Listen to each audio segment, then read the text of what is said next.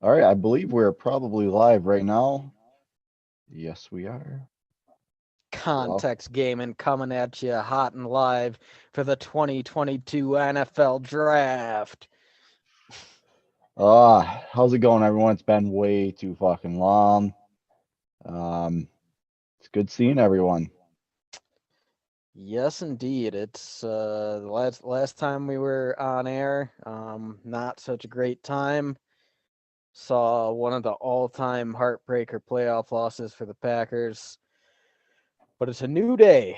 Got two first-round picks, two second-round picks. Gonna add a lot of talent to the team tonight and tomorrow and the next Also, day. also gonna have some probably some friends joining us in the podcast, just like we did last year. Hopefully, I'm sending an invite out to Ian right now. He was one of the people that joined us last year. Um, Yeah, he just texted me. He said he won't be home from work until 9, but he'll join after that. Sounds good. All right. Gonna go back to just sent the invite out to him, so hopefully we'll get him in when we get a chance. And in the meantime, me and you are gonna do a little pre-draft mock draft. Yeah. Checking out some of the prospects this year. Yeah, I've Hmm. I've been limited on time this year compared to last year, so I've had to restrict my focus mainly to wide receivers and tight ends. Um and typically I'm not that sort of guy. I really like guys in the trenches. But I haven't had time to watch all their tape. Uh Hmm. but yeah, I mean I've got my finger on the pulse in general. I think I've got a good enough idea for us to go through this first round mock, and I thought it was interesting last year when we went pick by pick for every team, and you kind of get some unique results that way rather than just letting the simulator handle all their Yeah, teams. and we got a pretty good feel on the entire landscape of the NFL. We know what other teams are generally needing and how their rosters kind of constructed. So, Actually, not that you bring it up, it's interesting because I remember last year we went heavy on the offensive line for Miami, hmm and then like after the fact, um, we're like I think your friend Mike, who's a Dolphins fan, he's like, oh, we don't need offensive linemen. And then of course this year they go out and sign a new starting left tackle and hmm like desperately need offensive linemen. So I yeah, we're dialed in. yeah, we got it. So the Jaguars are the first ones on the board, and obviously they take Trevor Lawrence. They're not looking quarterback here this year. Um, Anyone in particular you think? I mean, the consensus for the last couple months has been Aiden Hutchinson. However, Trayvon Walker's been kind of gaining some speed or some hype over this last week. Supposedly, the GM's kind of locked in on Hutchinson from what I'm hearing, but the owner of the Jaguars was really infatuated with Trayvon Walker. Personally, I'm not really buying into the Trayvon Walker. I've watched a little bit of tape on him. Certainly looks like a number one, like a high end number one pick, first round pick. But I mean, those edge rushers are just kind of worth their weight in gold. Not that Trayvon Walker, he's being listed as an edge, but I do feel he's more suited for like a 4-3 DE role, from what I've seen. Yeah, I mean also my understanding of Walker is that he's a bit of a combine superhero, Hmm. who didn't actually have a ton of production in college, whereas Hutchinson was a big producer. Um, so if it's gonna be a pass rusher, I lean toward it being Hutchinson. Yeah, same. But honestly, I actually think that they are gonna go the route of doing everything in their power to help Trevor Lawrence succeed. So I think they go offensive tackle. Um, and I would say they probably go with. I don't think his ceiling is quite as high as some of the other offensive tackles. But you take an Alabama guy that's a pretty safe, high floor if they go with Evan Neal at left tackle, and they could play him at right tackle as well. I know Yeah. they extended their current starting left tackle, but you can't have enough good offensive linemen. Yeah, they do have Cam Robinson at left tackle. They're at the moment their projected right tackle is Jawan Taylor, number 70, or he was number 75 from last year. He was drafted. I think last year. However, yeah, Evan Neal is a hell of a prospect. I mean, I watched a little bit. I might do a ton on him because I didn't think We're that not gonna there's, sniff him. Yeah. yeah, but yeah, he's pro ready, man. He is just like he reminds me a lot of like the Lions pick there last year. That one guy that won, he's Yeah. good, man. Penny Sewell. Um, yeah, I could see that. I mean, I think it's either Hutchinson or Neal. I would be salivating at the thought of pairing Hutchinson and Josh Allen as bookend rushers. I mean, Yeah. that's pretty nice too. Um, yeah, let's go with Evan Neal though. I would feel good. You got to protect the franchise. I would not be surprised to see Evan Neal go there. See that.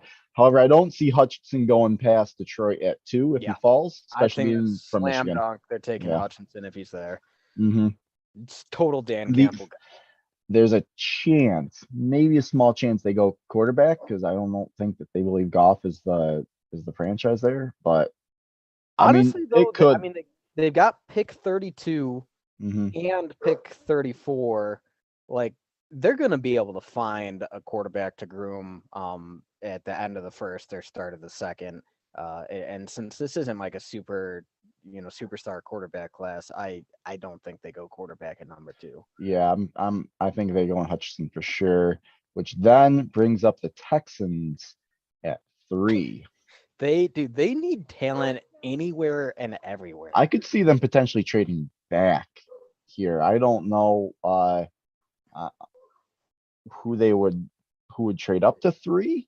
But Yeah, I mean that's an interesting possibility I hadn't considered. If there's someone sitting there that another team really wants to jump ahead of people and get, maybe like someone like Sauce Gardner or Kyle Hamilton or one of the offensive tackles. I could see potentially the Falcons or the Seahawks maybe moving up to 3. Um, because news broke today that the Giants are not picking up Daniel Jones's 5th-year option.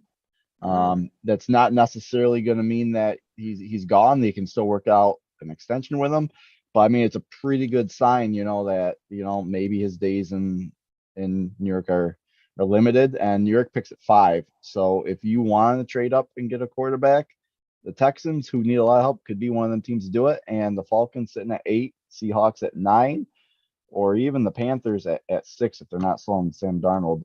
They're all That wouldn't take too much to move up and get that's that. pretty interesting what you read about the Giants there. I hadn't Mhm. heard that yet. That broke today. You got to consider Brian Dabble being their new head coach. He was there when the Bills drafted Josh Allen, a Mhm. super raw but talented prospect that a lot of people had questions about. And I've heard some people say that there's a little bit of Josh Allen and what's Malik Willis is the Mhm. quarterback. So that's a possibility. But for simplicity's sake, doing this mock draft, we should probably not do trades. Yeah, we're not gonna do trades on this one. So if we assume the Texans are staying put at 3, I'm gonna offensive go tackle, with yeah, Iquanu from yeah, North Carolina State. yeah, That Icky, Sauce whatever. Gardner was in some, but yeah, I see Iquanu. I'm cool with that. As And for the honestly, I think his ceiling is the highest of all the offensive tackles projected in mhm. the first. I like him. But yeah, Texans as are garbage. They they need help everywhere.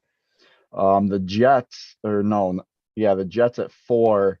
Man, I'm looking at their corners right now. I'm not loving what I'm seeing. Sauce Gardner looks like a pretty good prospect. I'm thinking Sauce Gardner at 4, also Yeah. known as Ahmed Gardner. Yeah, and Oh, defensive minded head coach Robert Sala, he had those 49ers teams mhm. with Richard Sherman. Corner makes a lot of sense there. Giants, 2 picks coming up here. They at 5th and 7th. Obviously the news broke today about Daniel Jones. It's quarterbacks completely on the board here. Um, they're another team who they have a few pieces here and there, but like they could use a good safety. Their safeties are Julian Love and Xavier McKinney. Um, they could use some outside rushers. They picked up Aziz Ojuari last year in the draft, He did and they well for them. I think he put up 8 or 9 sacks his rookie year. Yeah, on the other side is Quincy Roche, though. I mean, so Kayvon Thibodeau, who might not start the year off, playing, but later on in the year, he could. I do think Thibodeau might fall a little bit, though. I don't see them going Thibodeau here, or Kyle Hamilton, or Trayvon Walker. Pair him with Leonard Williams down there in the trenches. Yeah, I mean, Giants are another team that they have a ton of talent deficiencies. I mean, I Hmm. would say the one place where they actually do have some talent is their skill positions on offense. Hmm. They've got a pretty nice stable of guys there, but they could certainly go offensive line. They could go quarterback. I mean, you almost wonder if with this news breaking today, if it's legit, I could definitely see him taking like a Malik Willis, Hmm. but it could also be a smokescreen because it's the Giants. I know they are in a horrendous cap situation right now where the 5 and 7 picks combined, those salaries would exceed the salary cap space they have. Hmm. So the Giants really are a team that has it's pretty well known that they want to trade back. Maybe they're just trying to get a team desperate to bite on a QB with the news today. You never know. Um,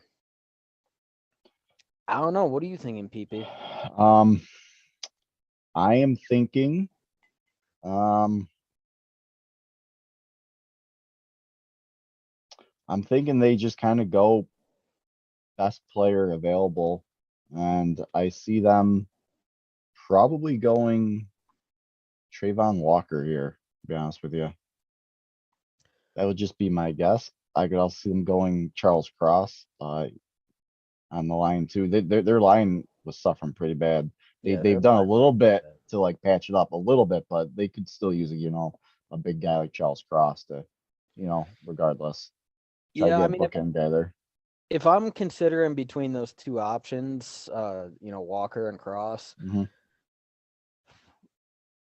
I think that maybe they go Cross with the hope that like, hey, they've got the skill positions. Daniel Jones has shown flashes. Maybe if you can give him the offensive line, he pulls through and grows. And if not, the next year's draft is supposed to be pretty good for quarterbacks. Hmm. I'll say they give Daniel Jones one last honest fair shake and take Charles Cross. What do you Yep. think? Yeah, I was kind of feeling lean towards Cross there. That brings us to the Panthers here, and Dude, Panthers are interesting because hands down, this is that coaching staff and front office's last chance. If they mhm. don't start winning this year, they're all out. So they're a desperate team. Um, So in terms of their defense, they got Brian Burns on the side for an edge rusher. He's a stud. He's good. Um, they do have Shaq Thompson on their team. They have Corey Littleton, who's their inside linebacker. The other ones don't really stand out. They could be just kind of be going best player available. Their safeties are Xavier Woods and Jeremy Chin. Kyle Hamilton, who can play, both in the box and, he's a rangy safety at the same time. He's in play there. Um, and they could use helps down low. They can probably, it's been a while since they've had those throwback days before you had those really big guys there in the middle down in the trenches there. So, yeah, and historically, whenever the Panthers have done well, um, it's been fueled by an elite defensive line. And when I look at their division, Tampa is mhm. obviously going to win that division. So Panthers got to be hoping for a wild card. And I wonder, a lot of mocks have them taking a quarterback, but is a quarterback that you get at 6 versus a quarterback at 38, I don't know how much of a difference there's going to be in this particular draft. Mhm. Maybe they go defense, hoping to keep games close and sneak into the playoffs as a wild card. Um, you got Kayvon Thibodeau there. You got I, Trayvon Walker, Kyle Hamilton. A lot of I, top. I personally think and this might be where we start seeing a little bit of a surprise here. I think Jordan Davis. I think he gets overdrafted in this draft. I mean, not that. I mean, who am I to say if he legitimately gets overdrafted before he even plays it down? Dude blew up the combine. He's massive. He's a huge mammoth of a human being, and his combine scores were off the charts. Like fastest defensive tackle ever. Those things sometimes get blown out of proportion, and they get hyped up, and they get guys drafted high and early. And Carolina's might be yearning for the days of back when they had Star Latu Lele and what's the other big tackle defensive tackle Kawan they had Short. there? Yeah, Kawan Short. They don't have any of those guys at the moment, and that's their style of football. So I mean, all right. So I'll say this. Like, yes, Jordan Davis is an athletic freak. Personally, I don't put a lot of stock into a defensive lineman's 40 time. Like, if your defensive lineman's running a 40, you got bigger problems on defense. Like, I think that Jordan Davis, he's not going to be an Aaron Donald. Like, his primary role, he might be if he fulfills his potential and has a superstar career, it's probably going to be as a Haloti Ngata type. mhm. I don't know how many teams take a Haloti Ngata in the top 10. He's more of a run stuffer, whereas like top 10, you're looking for pass rush. Maybe they go to Trayvon Walker there, with that high ceiling potential, maybe hoping to recapture the Julius Peppers days. Yeah. I definitely go with defense here, and my picks would be Thibodeau, Walker, Davis. I will say this. I'm not on board with Davis. I would go with Okay. either Walker or Thibodeau. What do you think? Let's go with Thibodeau. I think he probably comes off the board here. Otherwise, I think the Giants would probably take him next. Okay. So they take Thibodeau. Thibodeau comes off the board at 6 tonight. Who, was potentially a number 1 overall pick if he didn't get hurt. So brings us to the Giants next. Giants, I think they just straight up go best player available here. That and then it just depends who's on their board here. And I could see them straight up going Kyle Hamilton there. They did trade away Julius Peppers to the Browns a couple years ago. I don't think they ever truly replaced it. They've got Xavier Woods from Minnesota, but yeah, we'll go. I think we're going to see Kyle Hamilton go there. I'm surprised you can even name members of the Giants secondary because I can't.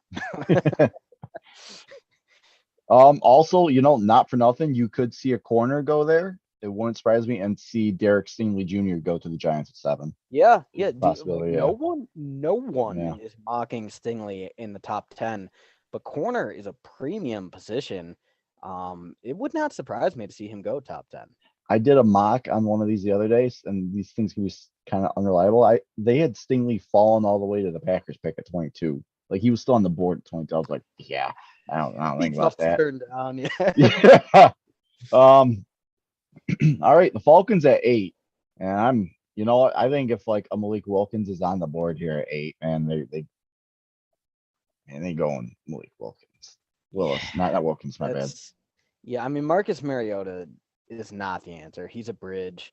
Malik Mhm. Willis, raw prospect, probably needs some time. Might do him good to sit behind Mariota for a year. Mhm. And quarterbacks get overdrafted every single year. I know the Falcons need a lot of help, a lot of places. Mhm. Most mocks have them taking a wide receiver because Calvin Mhm. Ridley suspended for a year, and they lost to Russell Gage in free agency. But it's a deep receiver draft. They can get a nice receiver in the Yeah. second. Like You I think can't win in this league without a quarterback. So, I mean, even if they don't find one this year, you at least gotta try. I think Willis is the pick here, and we I lock agree. in Willis at 8. Brings us to the Seahawks at 9, who traded away Russell Wilson. If Willis was on the board there, Willis is kind of that Russell Wilson type-ish player. I think he would have definitely probably gone to Seattle at 9. Dude, I think Seattle is gonna end up with Baker Mayfield, It and could. they're probably gonna get him way cheaper than they should. People are way down on Baker Mayfield. They forget that he came in and broke the rookie touchdown passing record. He took a terrible Browns team to the playoffs, and crushed the Steelers. Like, he played last year super hurt. hmm Yes, he's probably not, like, he's never going to be a top 5 QB. He's probably not top 10. He's like, what you can hope for out of Baker Mayfield is Kirk Cousins. But you can win with Kirk Cousins if you have the right team around him. hmm So I think Seahawks are going to end up with Mayfield for, like, I don't know, maybe a 4th or something. Yeah, I did see like a kind of like a proposed mock trade that said he probably can go for about 4th rounder.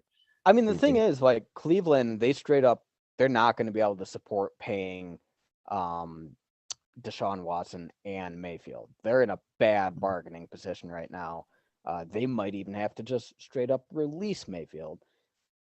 I don't think Seahawks go quarterback here.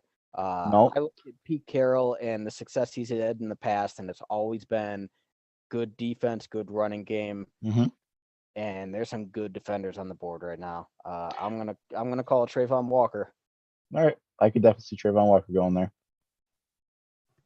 Jets at 10. They took Ahmad Gardner earlier in the draft. And now they're back on the board again here. So the Jets, I mean, they have a good offensive line. They don't need a tackle. So I don't see, a Trevor Penning being an option here. Um, you're in a conference that's got Josh Allen and the Bills. You got the Dolphins, who just reloaded up on offense a little bit more with picking up Tyreek Hill. And and the Patriots are just the Patriots, Uh, I think they just kind of, and they have Robert Saleh, who's a defensive head coach. It's just kind of continue to load up on the offense here. They got Matt Garner, the corner. I think they would have loved to have the safety maybe fall to him here, Kyle Yeah. Hamilton, but Yeah. he doesn't here. So let me take a quick look at the Jets depth chart to see. I mean, I who know they're- a lot of mocks I've seen have wanted to get some, like, receiver help for Zach Wilson, Mhm. but I don't see Oh that. shit! I'm thinking even Jermaine Johnson almost is an option here for them at 10. Well, I that's exactly what I was gonna do. Yeah, Because I think he's got the pass rush potential. So you yeah, go corner first, pass rusher Mhm. second, because you're playing in the same division with the Bills. Like, you Mhm. need to be able to stop the pass. yeah, Yeah, I think Jermaine Johnson. yeah, A little bit of a unpredicted shock, but I totally see that happening. yeah. And that's kind of where a lot of mocks have had him. Maybe not 10, but I've seen Jermaine Johnson mocked to Washington 11. I've also seen him mocked to Vikings. Vikings at 12 and the Ravens at 14. I don't see him falling. I haven't seen many mocks that hasn't fallen past 14. Dude, I So, remember yeah. real early in draft season, there were some mocks that had him falling to the Packers. Shit, man, I Hmm. would be so happy with that, but I haven't Yeah. seen a mock like that in months. Yeah. Anything can happen on draft night, but uh what's Washington's new name now that they changed? The What is- Commanders. That's it. Garrett Wilson. You think they take a receiver here? They do got They got him in McLaurin and Curtis Samuel. Oh yeah, I guess I forgot about Curtis Samuel. Yeah. And they drafted Diami Brown last year in the 2nd or 3rd round.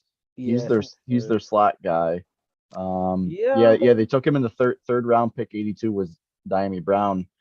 Their tackles are Charles Leno Jr. and Wes Schweitzer. Nope, and Sam Cosme.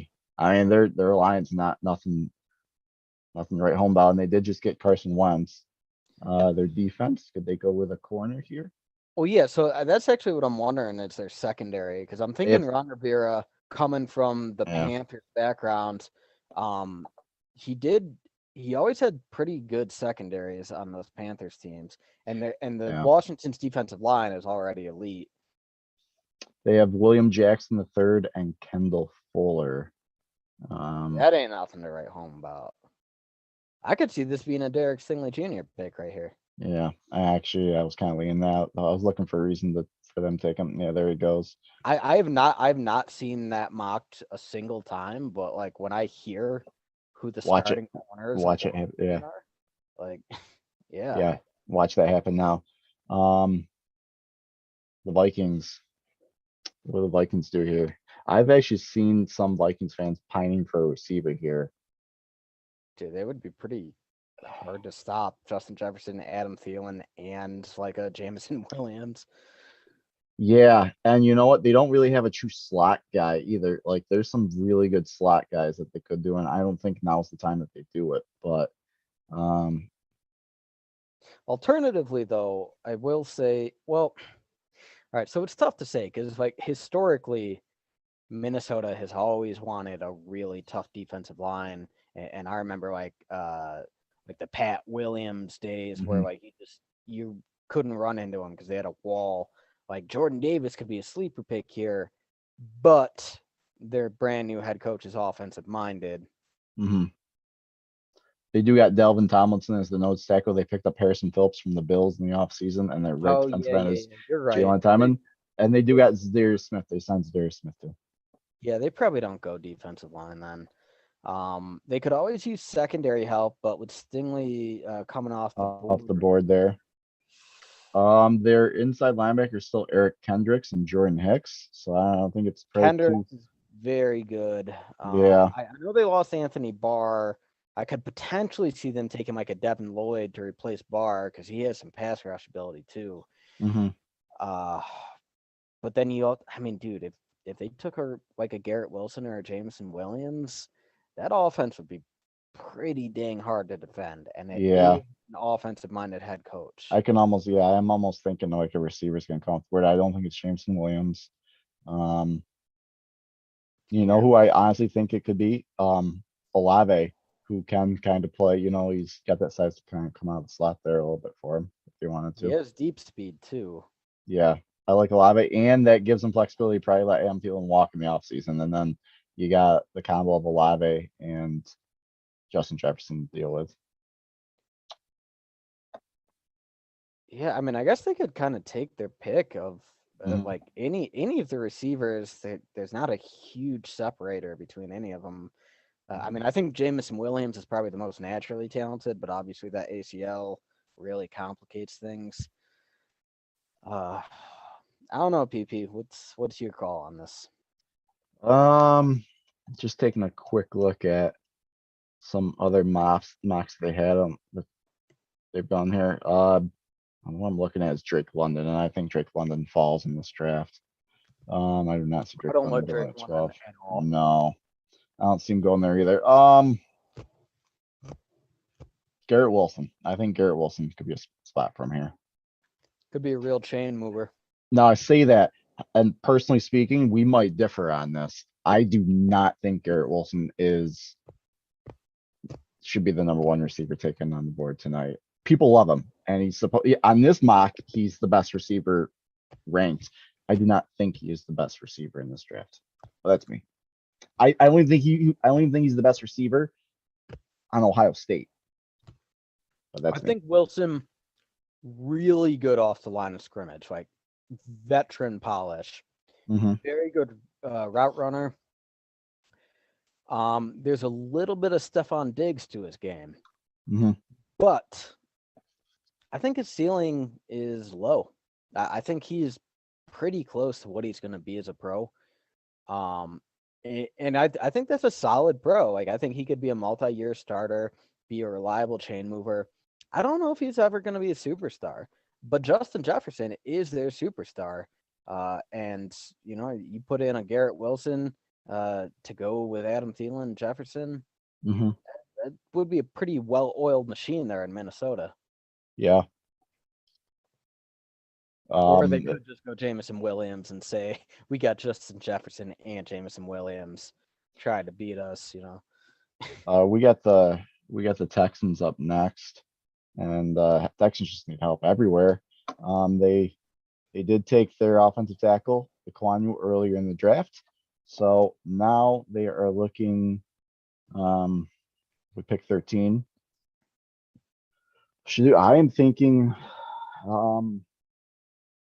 I'm sorry. I feel like a dummy right now for having to ask this, but who the hell is the Texans coach right now? They just got a new one. Is it Lovie Smith? Yes, it's Lovie Smith, defensive coach. Yep, finally he's finally back head coaching. Lovie Smith is the head coach of the Texans right now. Jordan Davis? If he doesn't go here, I was definitely going to mock Jordan Davis to the Ravens at 14. So I could also see them going with a speedy receiver here too to fill up, that Will Fuller type role, like Jameson Williams Yeah. maybe. I mean they've got Davis Mills at quarterback and they're still feeling him out to see whether or not he can grow into the guy. Mhm. But I pay I can see attention to the Jordan head Davis go here. coach and what kind of guy they are. And Lovie Mhm. Smith, he took Rex Grossman to a Super Bowl. So Well, now we got Yeah. the Ravens up, and honestly, I am thinking the Ravens are gonna go, they're probably gonna go corner. I think they probably go with a corner I on don't think this. so, man. I know. So last year they were super banged up because they had both Marcus Peters and Marlon Humphrey had season-ending injuries. Jimmy Smith as well. Like they've got talent. They just had terrible injury luck last year. Well, another one could be they could go with a receiver here to pair with Hollywood Brown. However, they do got Rashad Bateman still. I'm pretty high on Bateman. They did let Sammy Watkins walk, but Sammy Watkins was not a big part of their offense last year. And was hurt for a while. Let me ask you this: can you name the Ravens pass rushers right now? Off the top of my head, no. George Karlaftis there or whatever his name is. That Okay, might I'm be a gonna look up Raven there. I'm gonna look benefit. depth chart. Let's see. Odafe Owe and Calais Campbell, Derek Wolf, Tyus Bowser. Yeah, we should probably go with Karloftis here. They could use some pass rush, especially since they tried to sign Z and then he spurned them and went elsewhere. Yeah. So there you go. And like frankly, like they've tried to give Lamar Jackson receiving weapons and just I don't know if they're gonna keep trying to pour resources into that. Jackson might just he is what he is. I don't know if more receivers is gonna help him. hmm The Eagles are up next, and they have 2 picks coming up in the next 4 here. So let's see here. Let me just bring up their depth chart right here. Jalen Hurts, obviously the quarterback. Their offense is, fairly good. I could see them trying to solidify the offensive line a little bit though. I do believe their left tackle. They might be in need of a left tackle. Jordan Malata is their current left tackle. They can also use some corner help. They have Darius Slay on one side, but then they have Avante Maddox as their other cornerback too. So Now, I think they honestly, they probably just go best player receiver help available. too. I mean, they got Devonta Smith, who they took last year, but Uh, uh, who was the guy they took the year before? Jalen Rieger. He's kind of been a yeah, bust so far. he hasn't worked out too much for him so far. So like so So far, they made the playoffs last year based on being a very good running team. They don't have much of a receiving game. Their defense isn't really a difference-making defense, and actually their best players on defense are aging. They could go a lot of directions here. yeah, which is why I literally think they probably go best player available here. Um, Boy. And whoever they don't get now, they could, take later on in the draft. I can also see this maybe being a spot where you see like an inside linebacker going to like a Devin Lloyd. Their current inside linebacker is TJ Edwards. Or TJ Edwards? All right, so let me put this argument forward. They have the draft ammunition next year because of the deal they just made with the Saints, where they picked Mhm. up an extra pick next year. If they aren't sold on Jalen Hurts, they can move up and get a guy next year in a pretty loaded quarterback class. What if they are looking toward the future? they don't necessarily care that Jamison Williams won't start this year, but he'll get some experience so that he can be a reliable option next year, whether that's Jalen Hurts or a new quarterback. Yeah, I could see that. I know they're pretty high on Quez Watkins, who's an absolute fucking burner. I think he plays kind of similar to Jameson Williams, as Williams could be a complete receiver, but at the moment he's kind of a deep threat in my eyes. Right. But Well, all right. So let's think of it this way. Right now, the main threat in their division is Dallas. What kind of team is Dallas? It's a Mike McCarthy team, led by Dak Prescott, CeeDee Lamb. They're going to be a pass first team. And you pointed out that the Eagles' second corner isn't really great. So what's the corner board looking like? I guess corner or safety, really. so let's just click on defense here. A little corner. Andrew Booth Jr. from Clemson. I've seen, they kind of have him. A lot of mocks have him going like in the mid to late second round, but you can never have enough good corners. I've even seen Trent McDuffie kind of go. He's ranked mock 27th on this board here, but I don't think he goes that way. I think teams need corners in today's NFL. I think Trent McDuffie does not last till 27. I could see him being an option. I didn't love Elam's tape when I watched it, but I do think he's probably going to go in the first round somewhere tonight. That's about it for first round corners. So I do think once one of these guys go, you might see a run on some of the other ones too, though. So, What about edge rushers? um, Yeah, so there's definite drop off there. yeah, Right. and especially Boyd Mafe, who is coming off of an injury there. So I think Ojabo is too as well.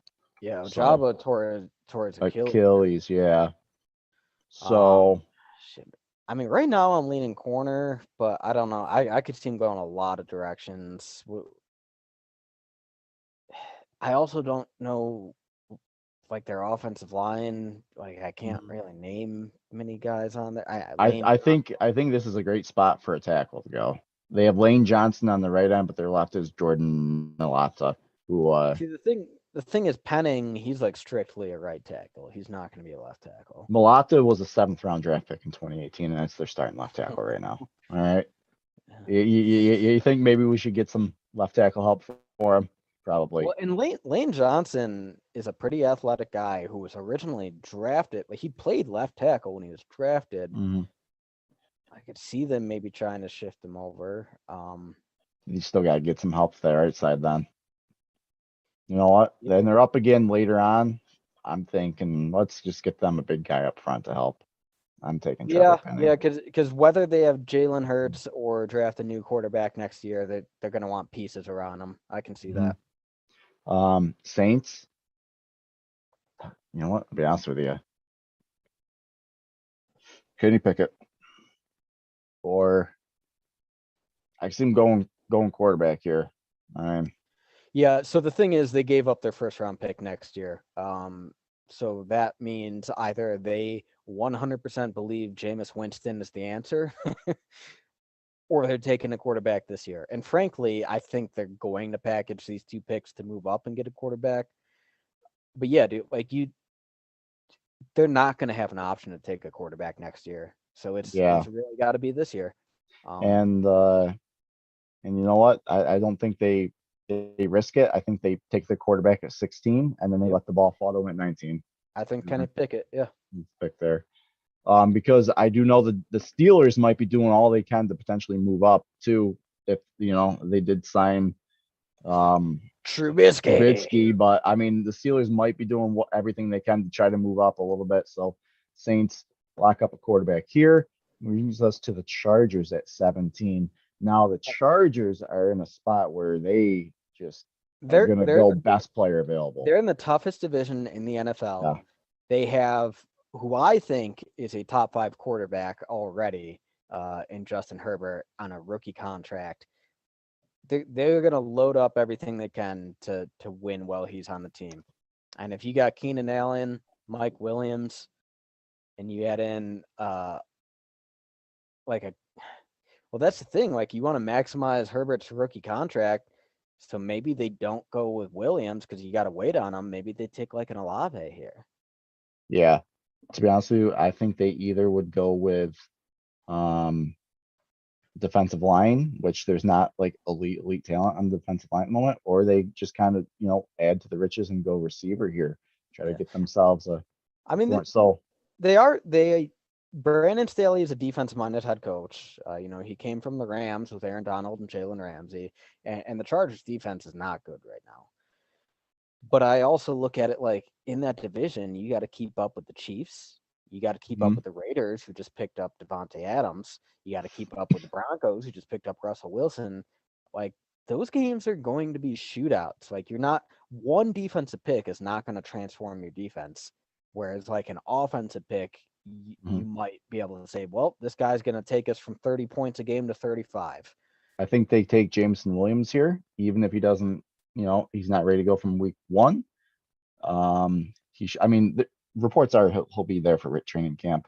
He's the type of guy that, you add that to that receiving core, you're cooking with gas there. Either Olave or Williams here, I'm thinking. So I would say Olave because they already have a number one receiver and because you want to maximize Herbert's rookie contract. But if you feel strongly about Williams, I would not fight that because Williams, I do think just on a talent level is probably the best receiver in the class. it, it's, I mean, his ACL might not be a concern for teams. If he didn't get hurt, he'd he'd be my number one receiver in this draft. His tape is fucking nice. Yeah, and actually, I mean, now that I think about it, both Keenan Allen and Mike Williams are aging. Mhm. You're going to want a guy to go long There was term. even some reports the Chargers might be willing to trade, um, uh, not Mike Williams, Keenan Allen. what's his Keenan Allen for the right price. So, I mean, it All could right, happen. Jameson Williams, Uh, damn, dude, that's scary offense. Scary offense. yeah, I'm taking a look at their defense right now. Holy hell, is that defense good? Joey Bosa, Kenneth Dude, the Murray, the Khalil the, Mack the trade first round, is huge. You put Bosa Khalil and Mack Mack. together, Yeah, and that's the thing. Like, if you have an offense that you're gonna put up 35 points a game and just let your pass rushers pin their ears back, oh man, they that's have they have a good starting secondary too if they stay healthy. Asante Samuel Jr., Derwin James, Nasir Adderley, and J.C. Jackson. it. Honestly, I'm surprised their defense was as bad as it was last year because they have talented pieces. Well, It's Asante really Samuel was a rookie. He was learning the ropes. Derwin James was coming back from major injury. They yeah. didn't have J.C. Jackson until this year, and I believe they were dealing with some injuries on their edge rushers a little bit Yeah. too. So Yeah, I think their defensive line is like their main weakness, but mhm. they could pick up some space heaters later in the draft. So yeah, I feel good about Williams in that slot. And then we bring it back to the Eagles again. We might have to pick up the pace a little bit here. We got about 20, 15, Yeah. 18 minutes for the draft. Uh, Andrew Who Booth. we have for the offensive tackle? I can see them. I'm gonna say Andrew Booth Jr. You got to be able to stop Dallas in that Yeah, division. that brings us to the Saints again. They take a quarterback. I think they could still use some receiver help. Yeah, You I know? was gonna say Olave. You get the Yeah. young quarterback, a new weapon, pair him Mhm. with Michael Thomas, which Uh, sucks to be the run on wide receivers here. Matt Curl's gotten some. I mean, I don't think he's maybe see three quarterbacks go, but I mean, Matt Curl, quarterback from Mississippi, they could. I mean, maybe if you're not sold on it, they could use some help on their offensive line. That's been aging a little bit over the years. Their defense is still, like they're still good, but could use some pieces on that line. I could see them honestly. Devontae Wyatt, the defensive tackle from Georgia, could be an option there for them if they want to go defense. So I know they like to build defense in the first round. So, all right, looking at them right now, like obviously quarterback is their biggest need, but there's been a drop off in quarterback talent. Anyone they take right now is not going to lead them to the playoffs, in my opinion. They already kind of have an elite defense, which, like you can always build strength on strength. But if I look after quarterback, offensive line is probably that team's biggest weakness. Hmm. I wonder if they just go with the best offensive lineman available. Like they could use offensive line help at any of those positions. Yeah. Yeah, let's take a look at the offensive line here. Tyler Linderbaum, I think is, even though he's ranked 34, I think he's a talent Well, I that's mean, way higher than that. well, I think Zion Johnson, pretty versatile guy who, he could probably slot in at They honestly did, I 4 or did 5 hear that positions. Zion could play at, like, all 5 spots across the line potentially, I think. So pretty I versatile. It wouldn't surprise me to see them go Zion Johnson here. All right, I'll take that one. Patriots at 21. What's the big board look like here? Devin Lloyd is a pretty Patriots pick. Yeah. But Uh, they got Mac Jones, young QB, not a whole lot of receiving talent around him. Like Yeah, they did get Parker. Devontae Parker and they signed Ty Montgomery. So that's it. But dude, And I don't know, man, like a Drake London on that team, like a young quarterback who oh, doesn't there have a you go. long arm, but if you just do toss ups, There's a chance for Drake London to go right there. Yep. I like, Yeah. since you threw out London, I like that.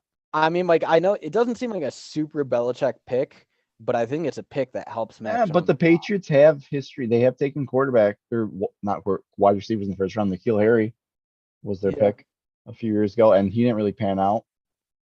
I don't know. Yeah, Drake London seems like a pick, and he's a physical corner, and he can block, and he can just go up and high point the ball, and you can do bubble screens with him, and he'll fight for those yards. Seems like a very Patriots way to play football. Yeah. Yep. Yeah. Slow, methodical drives where like you need a first down, just toss Mhm. it up to him on a 50-50. I think he's kind of overrated. Like I think his game is entirely 50-50s. But I see mocks that have Drake London as the first receiver off the board, and I'm like, I no. wouldn't want that. Nope. All If right. we traded up tonight for Drake London, I'd be not happy. I mean, I ain't gonna bash the kid to no end, before he takes an NFL snap. I'll give him the benefit of the doubt and trust their scouting department, but I love it. think I don't know. Like the dream is that he becomes a Mike Evans, which I Mhm. don't think that happens. More realistically, he's like a Devin Funchess or Alshon Jeffrey or Alan Lazard. It doesn't give us what we're lacking on offense. Well, it brings us to the Green Bay's first pick now, man. Yeah. The one we really care about. Matt Corral. Dude, holy hell. I just wanted to do it just to see what the fuck happens. Fuck it, let's do it. Let's take Matt Corral. I shit, we got 13 minutes. I do think there's a chance if we were to do bold predictions, my bold prediction would be that we trade Jordan Love tonight in a trade to move up. I don't see it happening, but I mean, maybe a bold prediction. possible. My pick here, my first pick, be Treylon Burks. That'd be my pick. Yeah. That's who I want. Well, before we commit to that, give me a quick look at the offensive tackles and the edge rushers who are available. Tackles would be Tyler Smith. Okay, Bernard so Raymond. we're on a talent drop off there. Mm-hmm. Yep. Edge rushers. Oh, edge rushers. Yeah, I think if George Karlaftis were to fall, there's a chance he could be the pick there. I don't see them taking an injured edge rusher with their first round pick. And Ebekite or whatever his name is there, he's pretty raw from what I hear. Mm-hmm. A lot of good tools, raw. And he doesn't exactly. He's a little bit on the smaller side. He would need to bulk up. He ain't gonna help us too much in year one. I do. So I'll say this, man. So like I said, I devoted most of my tape watching time to wide receivers. Mm-hmm. Watching tape, I really like Treylon Burks' tape. I've heard a couple concerning things about him. Like I've heard some stuff that he didn't know the playbook super well. Limited route tree. He didn't test great at the combine, but if you watch his tape, he plays way faster than he tested. Yeah. And dude, he's got size. Like he has the size. He can be a boundary #1 option. He's a playmaker. I think there's the potential there that's worth a shot. And that way it opens up the rest of the draft where we don't have to like be super worried about, oh no, are we gonna get our receiver? We've got one. Mhm. Yeah, I'm going Treylon Burks. I already picked him. Hopefully, I would be fine with that pick. There are some other receivers I did look like day two receivers that I really like too. Would not I'll tell you so this right now. I think Sky Moore, he's my favorite receiver in the draft. Dude's a little small. He's 5'10", but if you watch his tape, like the way he runs routes and breaks off the line, he creates yards of separation. Like he's going to be a good pro. Um, there were a few guys I did like. I liked Alec Pierce as a yeah, later round pick. dude, Alec Pierce, every ball he goes out and snags it with his he hand.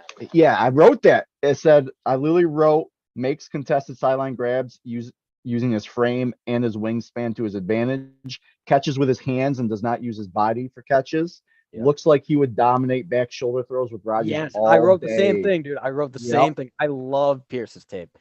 Kind of raw, but yeah. Yep. Tough upper body type. Looks like Jordy Nelson 2.0 is what I wrote. Yep. Yeah. I would be fine with that. All right. Alec Dubs all day. Arizona on the clock at 23. They lost Christian Kirk, Yeah. and they did bring back AJ Green. Who they got for safeties? There's some good They safeties got on. Isaiah Simmons and Buda Baker. They're pretty set at safety. They've loaded up on defensive line, like edge rushers in the recent past. I wonder if they lost Christian Kirk, and they've shown that they're willing to take small wide receivers in the past. I wonder if they look to like a Jonah Dotson. Yeah. Guy, Yeah, just and very I've small. seen lots of mocks that have Dotson going to the Cowboys at 24, so they could try to like maybe move up and take Dotson away from them. Yeah, I'm fine with that. Dotson's not Damn, someone I wow, think dude. we. This Pro Football Network got him ranked at 47. I've seen most Yeah, mocks have him in the first. yeah, I don't agree with these. I don't agree with their rankings at all on this. I mean, I personally I don't really like Dotson. He's too small for me. He's 180 pounds and like 5'9", 5'10". But the Cardinals, they've shown a history if they don't care about small receivers. Like they'll take them. They took Rondale Moore, who was like 5'8". Cowboys now though. Dude, can Who you you got? imagine Devin Lloyd on that defense? And they did get later Jalen Smith, and then they do love their two inside linebackers, like that trio that they went there. I could see that. I could definitely see that. Or Tyler Lindenbaum, best center on the board. yeah, they do need offensive line help. Yep. They lost 2 offensive line Yeah. starters, actually. And their heyday when they had what's his face as the center there when they drafted him in the first round. I think they might still have him actually. Do they still have him? Who's the one that retired? I think it was their center. Because of the illness Zach he had. Martin, is that it? Their current center is Tyler Dot. Yeah, you know what? I'm taking Tyler Lindenbaum. They're taking a center there. There you go. I made that decision. Bills are up on the board. I've seen the Bills get a lot of corners. Oh, well, actually, actually, before not. Oh yeah, Breece Hall. I can see him taking Breece Hall too. I was gonna say that at first because like you got to get more of a running game for Josh Allen, so he's not taking so many hits. But Tre'Davious White coming off an injury, they don't have a lot of corner depth. I could see this being a Trent McDuffie pick. I could also potentially. They did get rid of Cole Beasley. Take the best but one. They got what's his name? Davis. Gabriel Davis is an outside X receiver. Yeah, but dude, Stephon Diggs, Gabriel Davis, and I bet they take Sky Moore. Not in the first. Yeah, I see a lot of them taking his corner help here. Yeah. Titans. Defensive coach, Vrabel. I've seen Nakobe Dean mocked there a lot, but Devin Lloyd's probably a little more dynamic. I think if Devin Lloyd were to fall there, yeah, I could see that happening. We got about like 7 minutes, so I'm just kind of like flying through this next week. We'll go Lloyd, taking that Patriots background from Mike Vrabel. The Bucks. Could the Bucks go crazy and take Brees Hall here? They might be trying to get Brady some help. Try to get Brady some I extra help. know Sue is no longer on the defensive line. Oh crap! They could, Sue's not there. Devontae Wyatt, Oh fuck. Yeah. Yep. Devontae Wyatt. Travis That's Jones still on the board too. He's a massive of a human that could be the pick there. In fact, holy cow, Travis Jones could even be a pick for Green Bay at 28. yeah, because I mean we saw the offensive tackle, there's a real drop off right now. I Um, think, We I win think, offense. I think we go defense here. I think we either. I think we're going defense on this one, and honestly, man, Safety probably has the best value, man. Looking yeah. at Daxton Hill, he could play our star role hmm and then replace either Savage or Amos next year. Yeah, we might not even pick up Savage's fit. Green Bay said they were going to wait till after the draft to decide fifth-year options on Savage, which means that if we don't get a safety, we might pick it up. But if we get a chance to get impact safety, we don't pick it up. Before you pick him, though. Oh crap! Fuck. Well, I'm just curious, real quick. Can you look at the defensive line options? Oh yeah. Travis Jones would be a potential fit, but he's a real big guy. I mean, I think if Winfrey's good, but yeah, more of a second rounder. Edge, all those guys kind of look like second. Yeah, I feel good about Daxton Hill actually.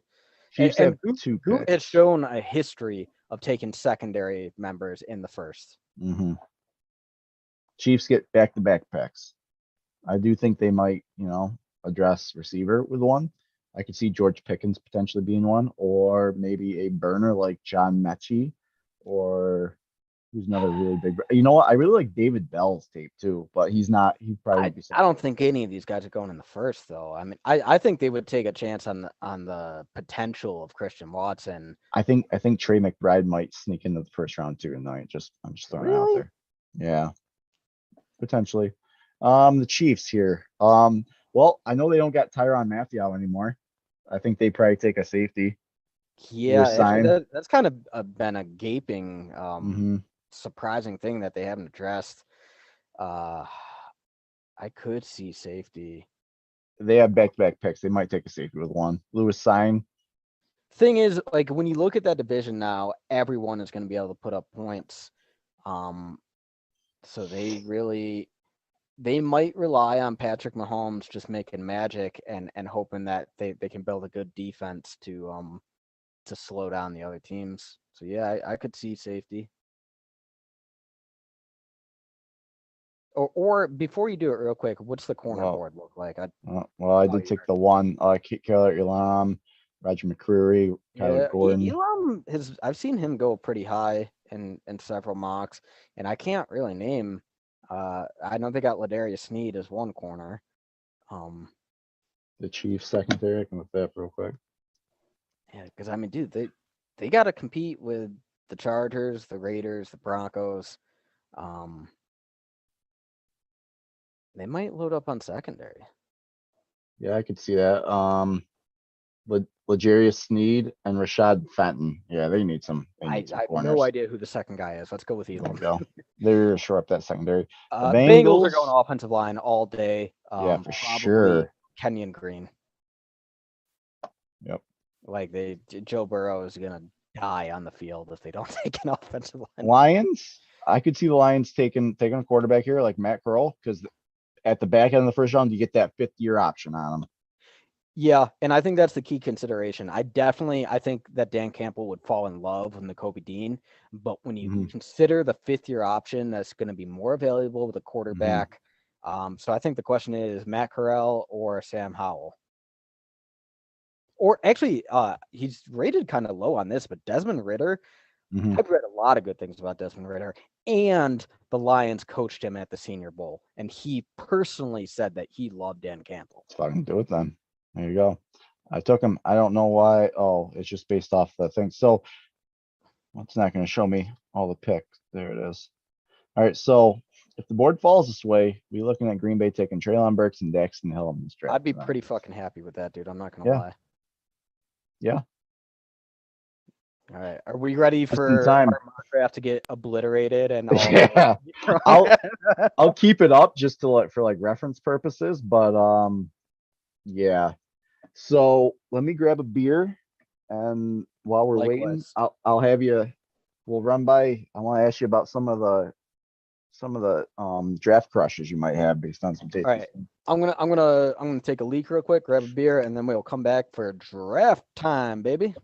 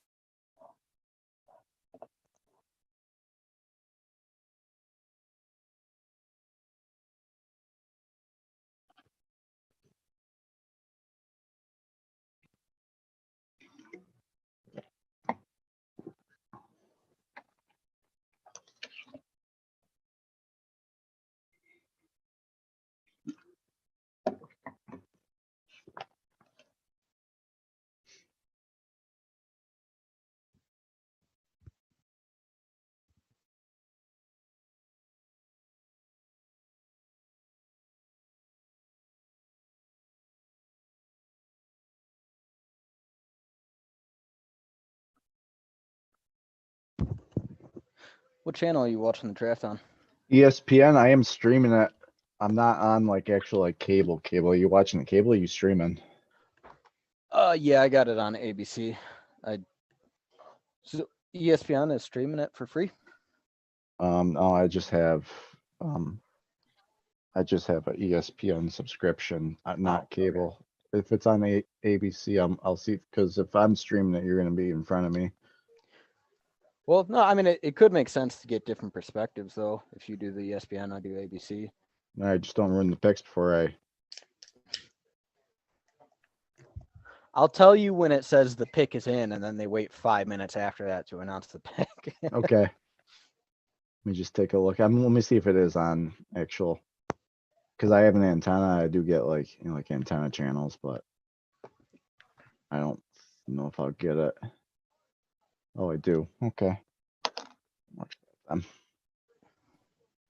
I'll test both and see if how far behind the stream is. Well, I can tell you this: what you're missing on ABC right now is apparently Chris Angel and Ice Cube performed at the draft. I don't really know what that's all about. So I didn't look into it too much. Did Green Bay not get the bid on the draft, or is that for the next year? Because Detroit got it. Mark Murphy was really confident that Green Bay was going to get it. Detroit got it. Which honestly, that like if you're willing to give it to the city of Detroit over Green Bay, that makes me pretty confident that Green Bay is never going to get it. The NFL probably just looks at it as there's not enough hotel space logistically; it wouldn't work. Because like who is traveling to Detroit? Yeah, just I did. Did you see that Aaron Rodgers is on going to be on the Pat McAfee show tonight? No. Should we bring that up too so we can get the real time reactions to the picks? So we can see Rogers' actual reaction when we take Matt Corral in the first round. Yeah, and he's just like, I'm gonna need a couple fifths of scotch. Oh, did you see that what the golfing is this year with them? Tom Brady and He is playing with Rogers Brady versus. again. Yeah. No, they played against each other last year, and they played with golf pros, like actual golf pros last year. This year, it's legitimately Tom Brady and Aaron Rodgers on the same team versus Josh Allen and Pat Mahomes. And I'll be honest, I don't love it because I'm too old school. And back in the day, you would never see players of opposing teams just being buddy buddy teaming up and doing like up like you would never see like Larry Bird and Michael Jordan just doing like a teaming up for like a pickup game or something like that. Like they would never do that.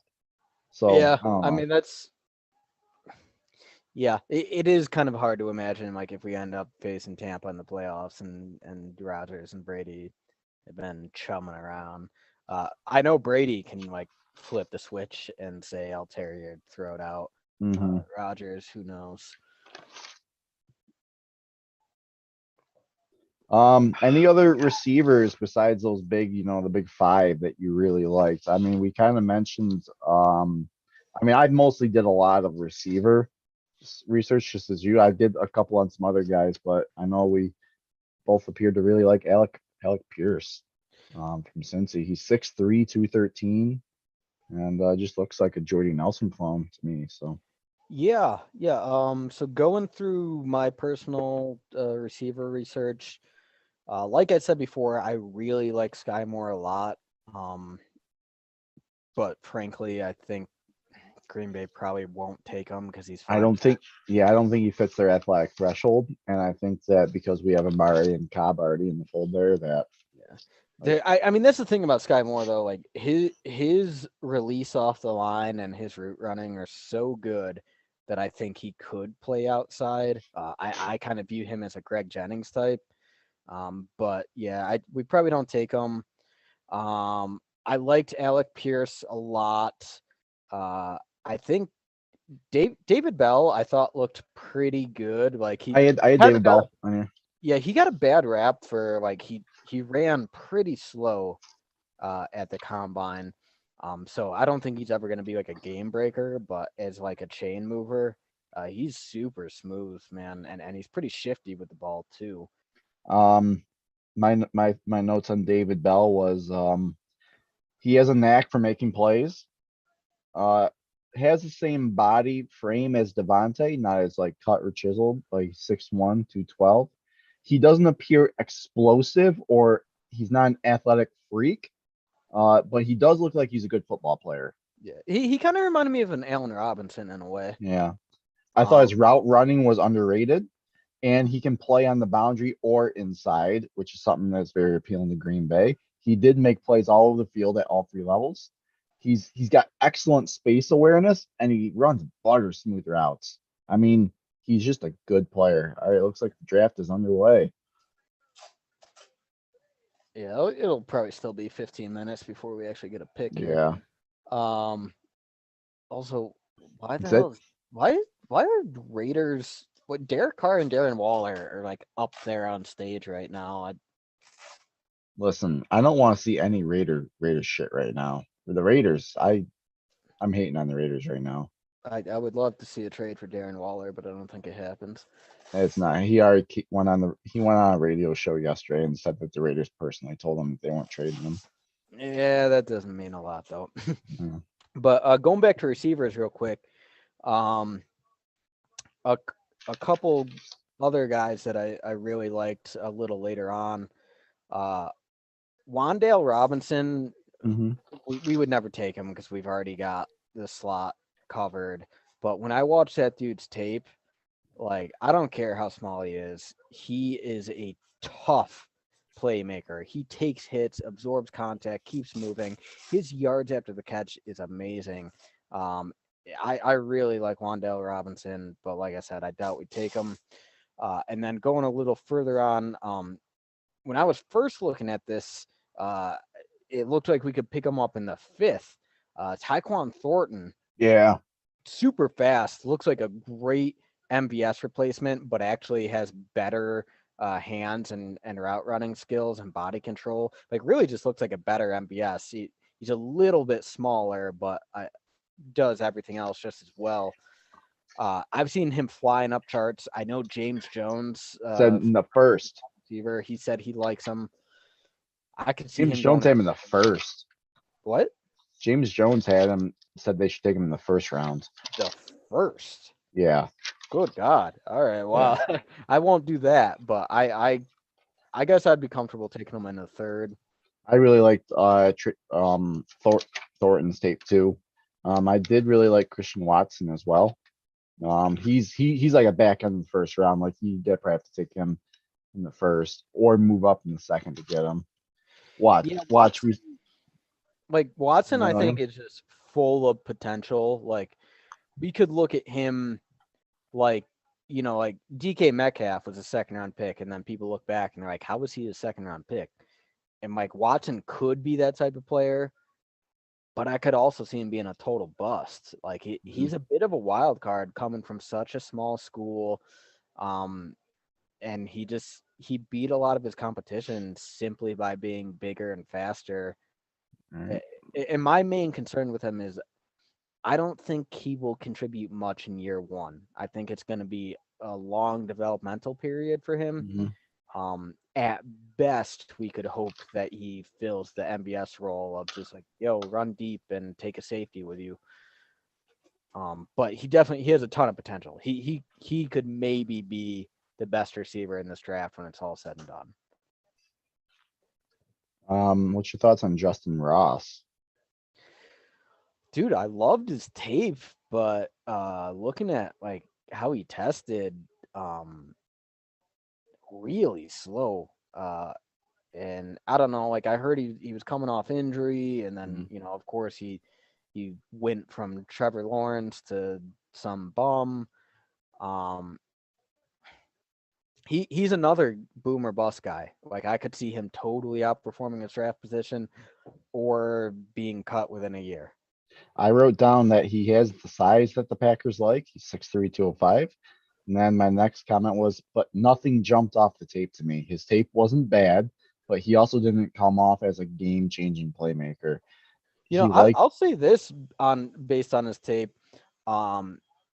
He like for a dude of his size, he moves very well. Like he is shifty in the open field.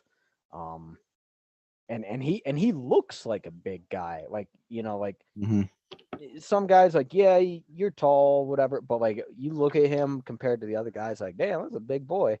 I mean, there was a lot of his tape that I really did like. I wouldn't be upset if the Packers took him, but I also wouldn't count on him contributing much the first year. I think he may be a little bit of a project. Before the draft gets too full in the swing, let's pivot real quick to strategy. I'm sorry. Is Green Before we pivot, I do have to ask your opinion on. I'm going to ask your opinion on one receiver, and then I want to get a quick, just high level overview of what you think of tight ends. Okay. Okay. All right. So the receiver, what do you think of George Pickens? I liked his tape.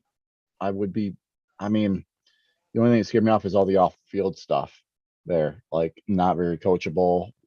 Had some qualms with the coaches. I think in terms of size, he kind of reminds me of AJ Green, man. I just get like some AJ Green vibes from him. Yeah. In fact, I think they even went to the same college. Didn't AJ Green also go to was it Georgia, I believe. Georgia, yeah. Yeah. I'm not sure where AJ Green went. But yeah, I mean, like physically speaking, Pickens has everything you want. Like his speed isn't elite, but it's good. It was a 4.47. Like he's got a lot of good stuff, and like when I watch his tape, he stands out as a guy who could be a legit number one. But I don't know if he'll ever be like a game breaker number one. He jumps out to me as like an Amari Cooper type. Who Cooper, yeah, he's a number one. He'll command number one coverage, but he won't absolutely wreck a game for you. Yeah. And yeah, like there are some personality concerns, and of course the injury concern. You know, he didn't play a full season.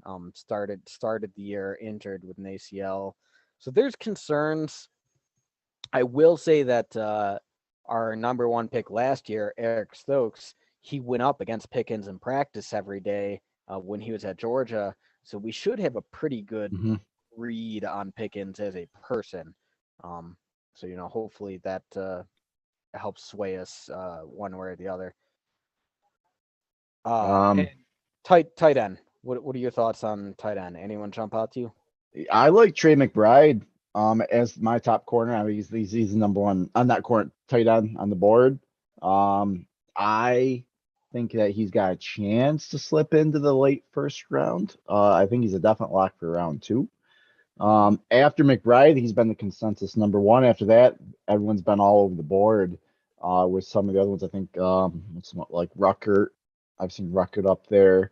I've seen not besides McBride, I've seen Weidemer and Ferguson kind of around there. But I think Isaiah Likely is the number two tight end for me on the board from Coastal Carolina, the tight end. I think in terms of like transition from college to the pros, it might take him a little while around in shape, but he could be a game-changing, explosive tight end if he develops right. Like he's my number two tight end, Yeah, followed by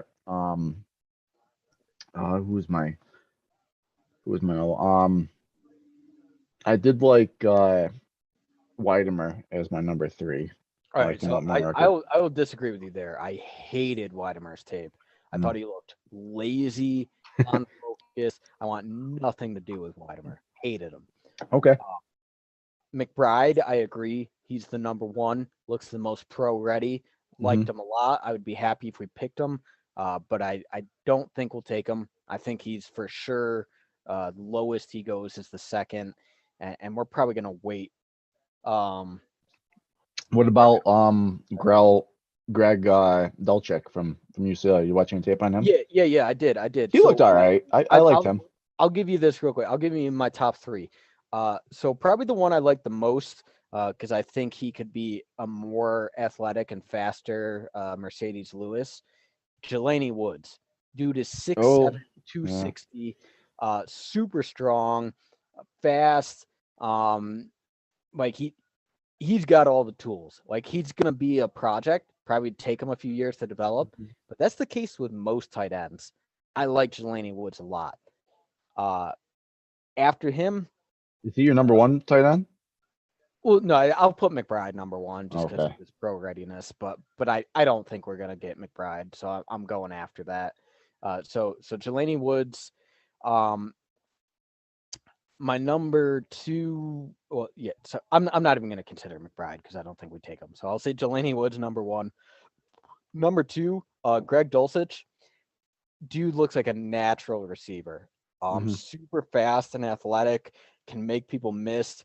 Has a wide variety in his route tree. Can catch in traffic. Like he's got to work on his blocking, but most young tight ends do. I think he could be a legit weapon. So I Picks like him. And then picks lastly, coming yeah, in right now for I Jags. know. Okay. Lastly, Isaiah Likely, I agree. He might have one of the highest ceilings of any tight end in the I class. love So Isaiah fast Likely's and tape. athletic. And the dude fucking loves to block. I saw him Yeah. just Trayvon. Oh, brackets busted already, man. Damn, Trayvon Walker. Dude looks like Kenny Clark. man, I am. Wow, I'm. If I'm Detroit, I am running to the board with Aiden Yeah, Hutchinson right now. yeah. Wow, that's. Sprinting. Dude, I mean, for a guy who didn't have a lot of college production on a stacked Georgia Yeah, I defense, think he only had 9.5 sacks his entire career. I think you I gotta read that. wonder is this because the Jacksonville owner? He's shown a history of interfering with football operations. He is not a sit back and let the football guys do their job kind of owner. You got to wonder if he just fell in love with Trayvon Walker's testing numbers. He might have. Man, that's wild. Um, which is wild. He like it's crazy that for months and months and months, the tape's there, the college, nothing changes tape wise, combine wise, and then dudes just fly up the boards like at the last week. Like, Yeah. No, I mean, I've oh yeah, always looked at it. the Lions pick is in already. Oh, They're yeah, they're just going like, Hutchinson oh all. yeah. Yeah, I mean, I've always looked at the draft like value tape first, see who you like on tape, Hmm. and then you use the combine to confirm, like, okay, this guy looks fast on tape, but maybe that's just because he's going against college competition. Let's confirm, is he Hmm. actually fast? Stuff like that. I would never change a guy's position based like everyone fell in love with Jordan Davis because he ran a fast 40. I don't care about a defensive lineman's 40. Like, Hmm. show me your tape. Like, how disruptive were you on the defensive line in college? Um, what do you think Green Bay does tonight? Do we stand pat or do we move up? I hope Did you see the notifications that were breaking in full force about 2 hours ago? no. According to, I forgot the beat writer's name, but Green Bay has been supposedly is actively pursuing a trade up to a spot where they can have their pick of any receiver that they want. I'm I not sure don't I'd like buy that. I'm I not sure don't I'd like buy that. the. I mean, Would Gutekunst you has would you shown. trade both your first to move up to like 10? Hell no. Okay. No. There's not a receiver in this class who is hands down above the rest. Like, that's the thing. Like, this class, there are Hmm. very few like just total blue chip elite guys. Hmm. It's like a big bunch of like, from the like 15 to 50 range. There isn't a huge difference in guys. Um, if a top guy were sliding and we wanted to move up to like 15, 16, I wouldn't hate it. But honestly, I think this draft is just better for trade down. I want to see us stay put at 22, and I want to see us trade back at 28. I would love to trade to the top of the second. I don't see us trading back and getting more picks because we already have 11 picks, and I don't think we use 11 picks. Well, dude, we can use the later round picks to maneuver up. Like, we got I two don't know. firsts. Use them to move up in the second We and the third. we have 11 picks. I bet we take 9 players in the Lions draft. take Hutchinson. Yeah, I figured that. All right. Well, he'll be a problem. Yeah, all I can hope is that he's like AJ Hawk for them. Just like, Right. yeah, he's gonna be a steady pro, but like never like an absolute game wrecker. I will say, watching him on television right now, he looks kind of thin Yeah. for a defensive Yeah, lineman. but so is TJ Watt, and Yeah. he's just a menace. So Dude, Lions. I said this last year when they hired their GM and head coach, and then I said it again after the draft, and then throughout the season, watching the way they played for their coach with a very under-talented team. They're building their team the right way. Like, yeah. they could be a team that they get the foundational pieces in place, and then if they get a quarterback, they could skyrocket. And the way that the NFL works these days, that might be the plan. They might say, fuck the quarterback. We're gonna build the team first, and then we'll just trade for a veteran quarterback or sign a free agent, and that's our ticket. Like that, a lot of teams are moving toward that direction. Hmm. Um, I'll be honest. When I was just looking at everyone, this is the first time in a long time where like I didn't see any like slam dunk home run first overall picks though. Like No. Like I didn't like almost always there's a quarterback that goes one. You're like, oh, that's easily the number one pick, that quarterback. There's no generational quarterbacks on tape so far. So team defensive, but even from a defensive standpoint, I'm not seeing like a Jadeveon Clowney type domination where like he would go type like first overall or you know I just Yeah. didn't. No, it really interesting draft because you're right. Like, the top level talent is not really there, Hmm. but probably one of the deepest drafts in a long time because COVID, like, it delayed so many players, and they decided to like stay an extra year and not come out during a COVID year. I've heard stuff like there are 400 players with draftable grades in this year, which, like, there's only 256 picks. So undrafted free agents could have a lot of luck there this year. Yeah. Our 3 7th round picks, they could be extra valuable this year. Texans pick is in. I have heard that, for the most part, front offices think there's only about 15 players worth a first round grade. So I mean, I could, if Green Bay wants if they want like a blue chip type player, have to potentially move up into that top 15, try to snag one. I don't know if that's like how legit that is, but honestly, given the Packers' history and given the fact that I honestly I do not see any of these receivers jumping out above the others, except for Jameson Williams, but his injury complicates everything. I don't see us moving up a lot for a receiver. I could see us moving up.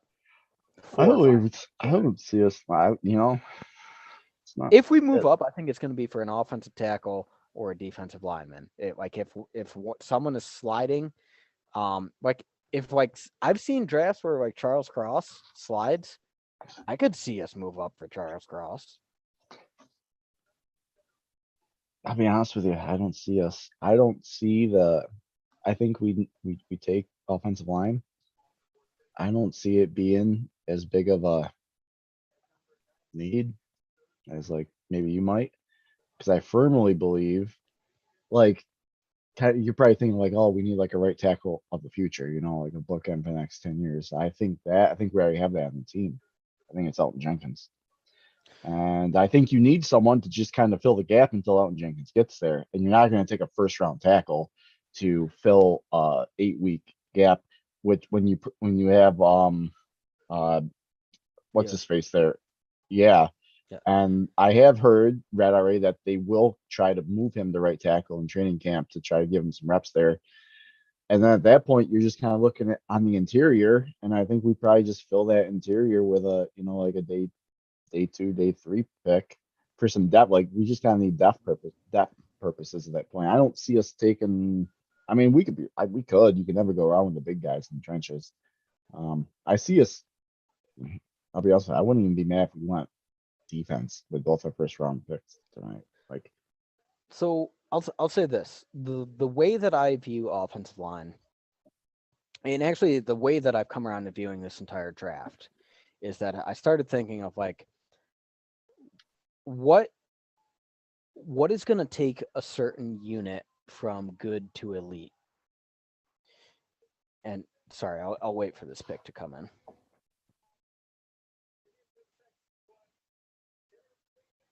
Holy shit. That is a surprise. Everyone's mock draft just broke. Yep. Derek Stingley Jr. to the Texans at number 3. I have a feeling we were going to see a lot of surprises tonight. That's definitely the big one. I mean, I saw almost no mocks, big boards that had him over Sauce Gardner. I didn't see a single one. I certainly never saw him as high as number 3. Did you see? So everyone's been.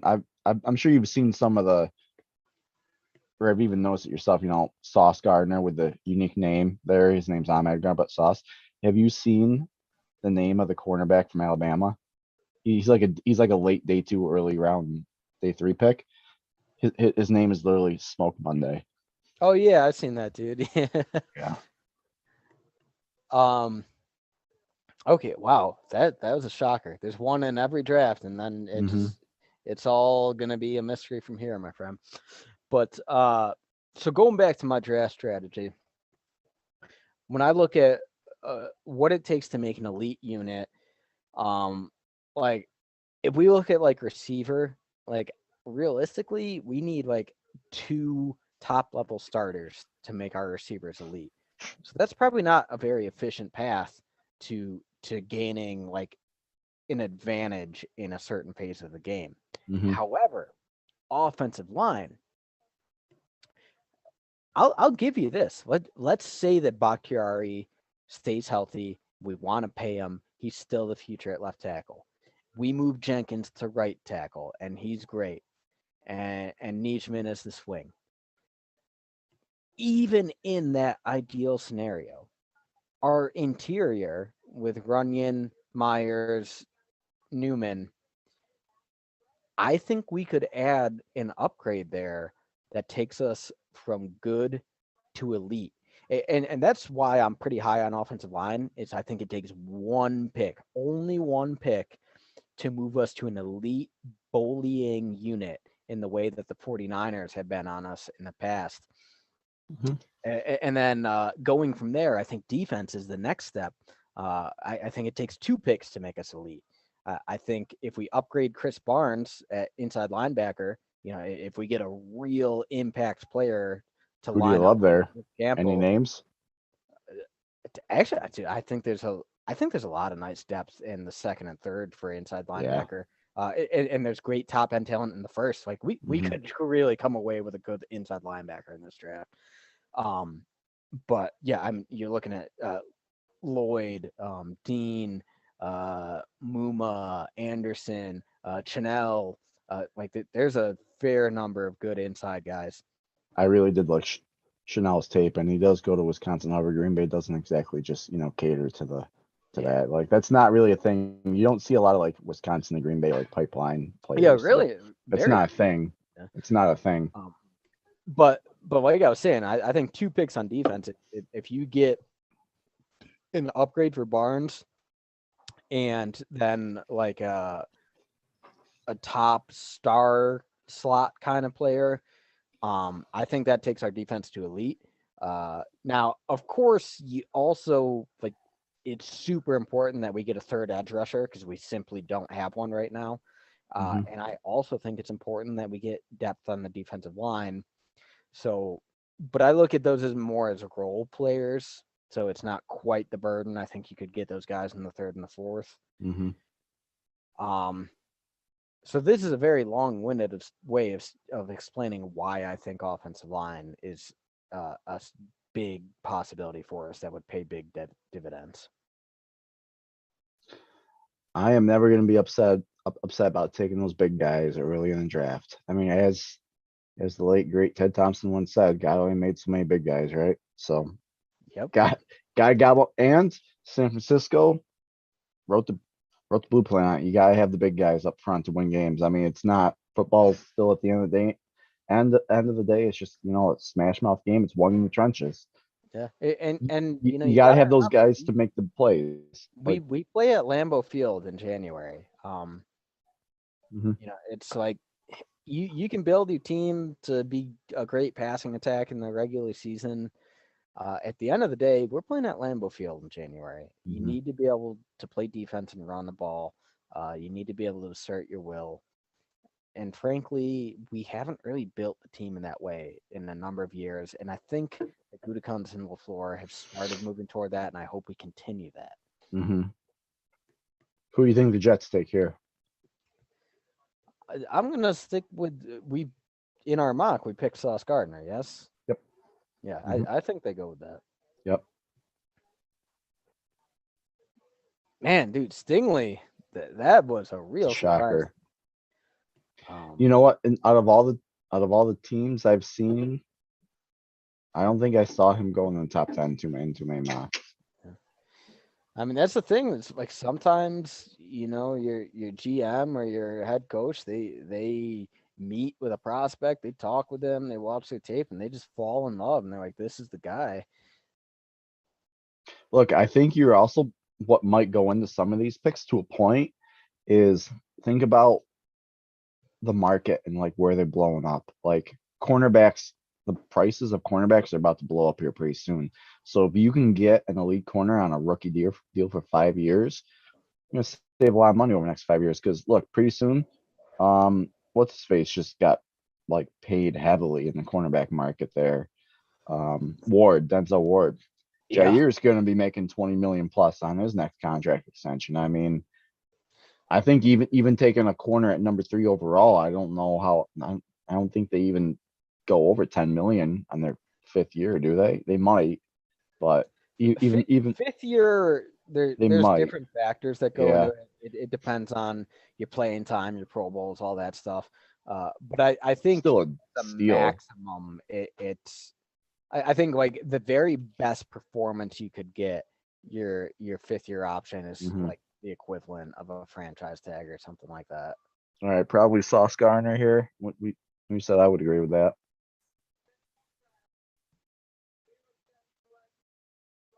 Yep. Okay. Yeah, I mean, And I did speaking say of it. I salary thought cap, that Thibodeau falls a little bit, and yeah, he's fallen a little more than many mocks did earlier in the year. And I do think that he continues to fall. I would not see him go. I wouldn't be surprised to see him go like 8, 9. If he falls to like 10, so he's on the board at 10, would you just trade up for a Thibodeau? dude, Would you do that? I think 2 first-round picks, especially when you consider like the cap situation we're going to be in post Rogers. Like, if you can ideally get 2 elite players on cheap rookie contracts for 5 years, I think there's a lot of value to that, and I don't think I give that up. Like, I am happy keeping those 2 picks. There are very few scenarios where I want to trade up. Very few. We should in between some of these picks tonight, we should sprinkle in a little bit before, especially before Ian gets here. Sprinkle in a little bit of the state of the Packers. We've done some off-season stuff that when we've never really had an off-season podcast Yeah. yet. Still kind of Yeah, we recovering. haven't even mentioned the fact that Devontae Adams has been traded. That's what I was gonna get to. I was like, are we gonna mention the Devontae Adams fucking trade tonight or no? Um, what made me think about it is I was looking at Devontae's contract, and I think in year 3 of his contract, he's making 13 million this year. It's a manageable number. Next year it goes to 30 million, and then the third year it goes up to 40 million dollars. He's making his cap it's 40 million. Derek Carr's is 44 that year in 3 years from now, and Devontae's is 40 million. Those two combined make 84 million 3 years from Yeah, now. man. Like the way the wide receiver market has just absolutely exploded this offseason. You're looking at Devontae Adams and Tyreek Hill. They're both averaging about 30 million a year. Hmm. Guys like Christian Kirk, who like, hey, he's a number 3. Dude's making Christian Kirk started that bullshit. he's 20 mil a year. Um, you talked about people drafting corners based on salary cap when the top guys are making 20 million a year. Wide receivers, I like the way the market has gone, I could see a real shift where teams start relying on rookies and not paying. Like we already saw 2 very successful teams, the Packers and Chiefs. They traded away number 1 receivers because they didn't want to pay them. Um, with Green Bay, it's a little more complicated due to Devontae's personal feelings about wanting to play for the Raiders. But yeah, Right? man, I could definitely see teams starting to move on from receivers sooner, and I Go could with see more of a more of an go with more emphasis of a on tight committee. ends because top tight Mhm. ends they're making half of what top receivers do. I don't. Are there any tight ends even making over 20 million? Oh no, absolutely No. not. It's literally like half. Yeah, like 15 million maxing out at. Which blows my mind because tight ends arguably, if you have like an elite tight end, they're fewer and far further between. There's only like 3. So if you find like a unicorn tight end, they should be worth their weight in gold. They should be worth way more than 15 million. And they do a whole lot more than receivers do. Yeah, no, I mean that's the thing. It's just so hard to find them. But most of the elite tight ends, uh, you actually find them later in the draft, and that's the thing about tight end. It's like you take a high potential guy, give him 3 years to develop. Like how many tight ends come in year 1 and just Hmm. dominate? It's so rare. Like I feel pretty good about taking a tight end in the 3rd, 4th, 5th, 6th round and hoping that they develop.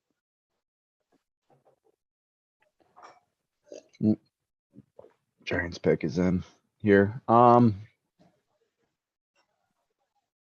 Yeah, yeah, it's gonna take me a while to still get over the Devontae trade. I mean, it sucks to lose him without a replacement. Um, Did I, you I listen? I wish the way that had gone down is I wish it happened a few days earlier when Allen Robinson was still on the market.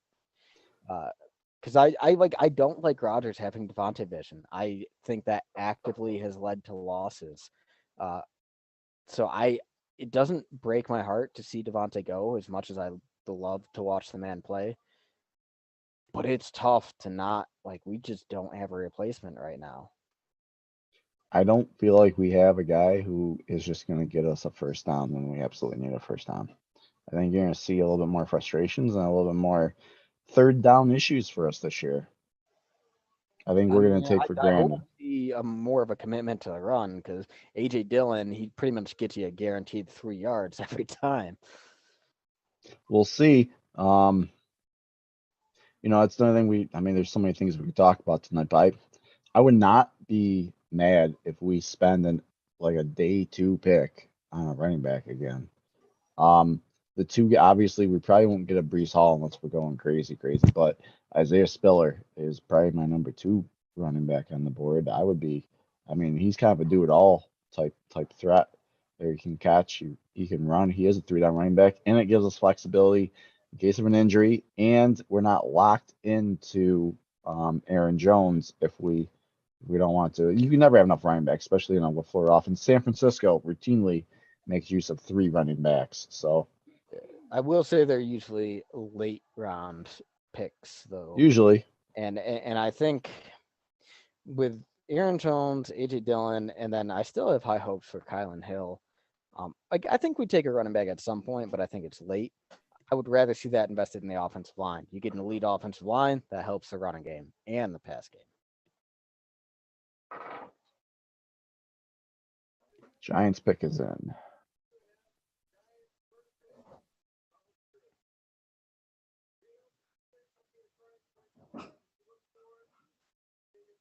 I hope the Vikings fuck their pick up so bad. That they literally just don't get it up in time like they've done in the past. In 2003 when they let the clock run out and another team came up and jumped in front of them.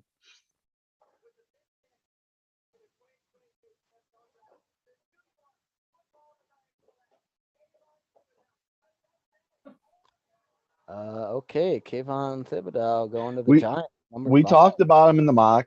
He was on the board. We did discuss it as a possibility. Okay. That, yeah, I mean that's a little surprising. Offensive head coach, um, offensive line issues last year, but they must think pretty highly of Thibodeau's potential. So much for all the speculation of his slide.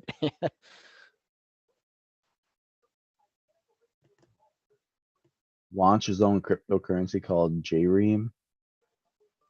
Man, I don't understand cryptocurrency at all anymore. Man, that kind of concerns me a little. As it like if I'm drafting a guy and he's out there launching cryptocurrencies, like that tells me this dude just wants to get paid. Rashawn Gary had his own company when we drafted him. It, yeah, well, we haven't had to pay past his rookie contract yet. We don't know how much he's gonna want. He's probably waiting until the very end because he keeps getting fucking better every year. He's gonna command a pretty penny. Yeah, I don't know. I'd call me old school. I like guys that eat, sleep, and breathe football and don't get involved in other stuff. You're an old school guy. You like the guys that play football and then in the off season they're used car salesmen. You call me crazy, man. I prefer Tom Brady over Aaron Rodgers. Mm. Surprised not a single offensive tackle off the board yet, though. I mean, we're on pick 6, but That is quite surprising. this is the first time in a long time I don't think we've seen an offensive tackle go in the top 5. And not a quarterback go in the first top 5 either. I mean, that was probably to be expected, but Atlanta, I think, is the first one that we'll see there. One surprising thing is we have not seen a trade so far. Yeah, you got one of probably the asking price so far has been just a little bit too much. The three teams, did you see that the report about the three teams making the most calls about trades? Whether it's either trading up or trading down, it didn't say. It just said they were calling about movement. The Jets, which makes sense. They have 2 firsts in the top 10. The Seahawks. I think the Seahawks are probably trying to acquire more picks, and the Packers.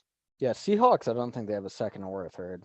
Yeah, they're probably looking to move back. They could be a trade partner for a team. Also, I wouldn't rule out a trade up from the Chiefs. They have 2 picks in the first. And you gotta imagine if they want a receiver, not that they necessarily need a receiver. They did sign Juju Smith-Schuster and they got MVS. And of course, they still have Kelsey. But if they wanted another receiver to add to that room, they could package their 2 first and move up for a top 5 receiver. Yeah, I mean, Or they could let the board follow them. you look at the history of like moving up for a wide receiver, and like to me, the example that stands out is Julio Jones. Like Falcons gave up a ton to move up for Julio Jones, and dude has a legit Hall of Fame career. Like, by any metric, you would say that pick probably paid off. But at the end of the day, did the Falcons get a Super Bowl out of it? No. Did they get Well, they should have. If they didn't, success? they would have had Super Bowl if they didn't play Tom Brady. I mean, but even like take that one season out. It's funny. And, like maybe that season is a bit of a fluke. The Falcons have not been particularly good since Julio Jones joined the team. I don't think I mean, up like multiple first round picks to go get a receiver. Well, I mean, you do got to do well with your other draft picks too. I mean, their success isn't predominantly just based on the picks they gave up to get Julio. They did a poor job of building a defense after around that. I mean it is ironic and funny in a way that when you think of moving up for a receiver, your first thought was Julio because my first thought was Sammy Watkins. The Bills gave up a ton for Sammy, and how did that work out for him? I totally forgot they traded up for him. They traded so much to move up, and they took him 4th overall. And he's arguably, and he was easily the worst first round receiver out of all they moved up when there's guys like DeAndre Hopkins who just fell to the Texans at like 11 or 12. And who else was on? There was another really good receiver too that fell. Or Odell Beckham was that same draft in the second. Odell Beckham was in that draft too. Yeah. Damn, that's a good draft for receivers. Yeah, all those receivers, Devontae Adams, Odell Beckham, DeAndre Hopkins, and the Bills traded up to take Sammy Watkins. Yeah, it's I don't know, man. It like yes, a top receiver, they're gonna dictate coverage and open up your offense in a lot of ways. But even so, like when you actually look at like their play-by-play impact, the very best receivers in the game, you're averaging maybe 10 catches a game. Whereas your offensive line, you impact 60 plays a game. Same for quarterback. Pass rushers, they impact a lot. Like your top receivers, you're getting maybe 10 catches, and then I'll like, hell, let's be super generous and let's triple that impact just based on their coverage.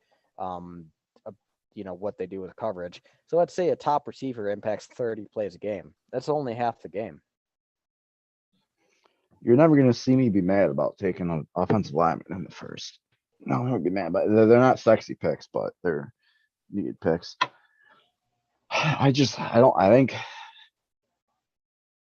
think we've done a good enough job. I think we have a good enough starting line at the moment, and we have enough affinity with our with our scouting department where we can, take a day two lineman and just focus on other positions. But I mean, we're kind of in a position where we can just kind of take best player available. I feel so. I mean, Whoever they feel is the best I'll player. say this, man. When's the last time the Green Bay Packers could rely on an elite defense carrying them? That was 2010, and we won a Super Bowl. Mhm. I really wouldn't mind just going defense heavy and saying like, hey, like Aaron Rodgers is getting older. Go with the Peyton Manning route. That's how he Yeah, won a Super Bowl with the Broncos. Elite defense, and they just like gave him people, enough weapons to get it done. I hate that people like just completely ignore the entire NFL history of quarterbacks. Take Tom Brady out of the equation. He's a complete outlier. Nobody else has ever been like him. Every other quarterback in NFL history, like Peyton Manning, had an all-time record-breaking season in 2013.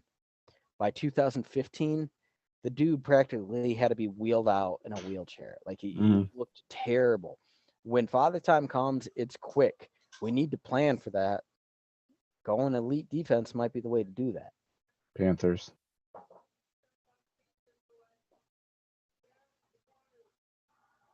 Okay, offensive tackle. There we go. I First mean, one's off the board. solid pick, but it's not Yeah. going to save your job, Matt Rule. It's a big man, though. Home state kid. Carolina boy. He looks like a Black Panther on steroids. That's probably what they're hoping for. Yeah, I mean, like I said, I think he's got the highest ceiling of the top offensive tackles. I like him. Looks like he's already wearing NFL pants right now. Dude, NFC South is so bad right now. Like, especially if Brady didn't come back from retirement, like you could be looking at an all-time bad division. You know what sucks too? I mean, it is what it is, but I was looking forward to playing Tampa in Tampa Bay this year against what's her face? The fifth round pick that they took last year. Kyle Trask. Yeah, I was looking forward to playing Kyle Trask in Tampa this year, not Tom Brady again. Yeah, I mean Brady. Maybe this is the year that Brady just, he has that Peyton Manning 2015 year and he just drops. Yeah. It could be, maybe it happens. You never know. And I mean, they do have a head coaching change. Bruce Arians retired like midway through the offseason, kind of unusual. And Todd Bowles taking over. We'll see. Anytime you like the team is set up for success, but anytime there's a head coaching change, you don't know what's going to happen. Mm-hmm.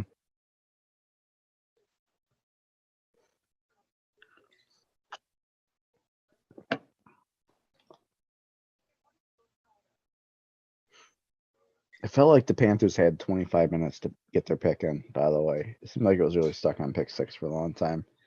They do such a bad job of actually like making teams adhere to the 10-minute time limit. Yeah.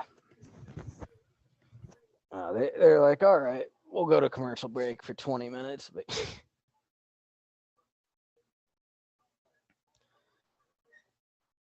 yeah, so our mock draft's not going so well so far. Go figure. Let's just hope it turns out for the Packers, because I actually quite liked who we came away with. What's some other Packer news we can talk about quickly here? MVS is gone. That one kind of sucks, too. Yeah, and kind of a small item. To start the offseason, we saw EQ, Equiminius St. Brown. He got signed by Chicago. Now, usually I wouldn't really care about him. I don't think he added much to the offense. But you got to think losing both Devontae Adams and MVS, it would have been nice to have one guy who's super experienced in the offense and has shown a few flashes. Yeah, and actually, I guess we can talk about that. The coaching changes. Yeah. Luke Getsy, our quarterback coach, he goes to Chicago as the offensive coordinator. Nathaniel Hackett, our offensive coordinator, he goes over to Denver as the head coach.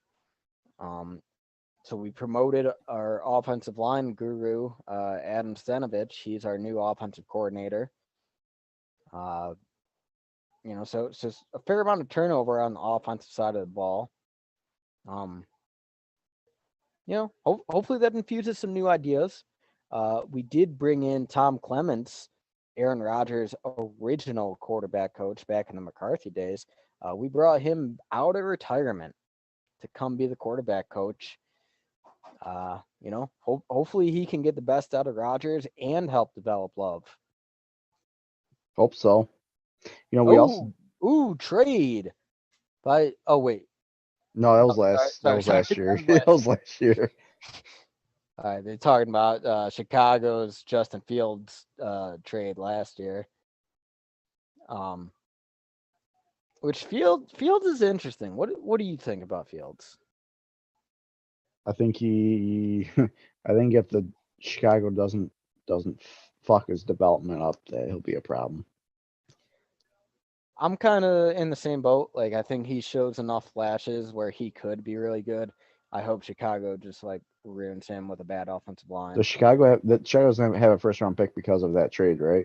Correct. Giants take Evan Neal, offensive tackle. Okay. All right, so they go defensive line, offensive line, building through the trenches.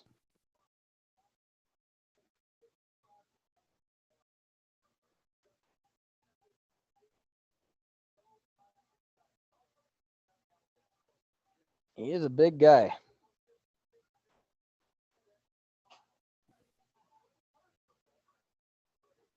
All right, so Falcons are up now. All right, here's mock drafts have put this as the most likely place where the first receiver goes off the board. But like you and I talked about during our mock, I think they go QB. Same. Are you convinced? Do you believe that Willis is, hands down the first quarterback taken off the board? I think his ceiling is the highest. And Kenny Pickett is he might be more pro ready, but you're taking a game manager. You don't spend a top 10 pick on a game manager. And they could use a receiver here, but you need a quarterback to Well, that's the ball thing. to the receiver. They'll be able to grab a good receiver with their second round pick. Quarterbacks very likely to be picked over by then. Do you think Calvin Ridley plays for them again? I mean, that was before he was suspended for the year. That was like a clear-cut target. I thought that we should, make a trade offer for he seemed like a perfect candidate. The Falcons needing some draft picks. They're in a rebuilding mode. Unload Calvin Ridley for some extra picks. He'd be the type of guy, who we could build around, but not going to happen this year. Yeah, man. I mean, Calvin Ridley is super talented. He came in, he learned from Julio Jones, and then he just straight up superseded Julio Jones as hey, I'm the new number one in this attack. So he's got a ton of talent, proven performer. All that said, it wouldn't surprise me if he never plays it down again, because last year, he just 5-6 games into the season or whatever, he just leaves the team, and it's I need to take personal time. And now this year, getting suspended for a year because of gambling. At the very least, I think the Falcons are done with him. I don't think they want to deal with him anymore. Maybe he'll get a second chance somewhere else.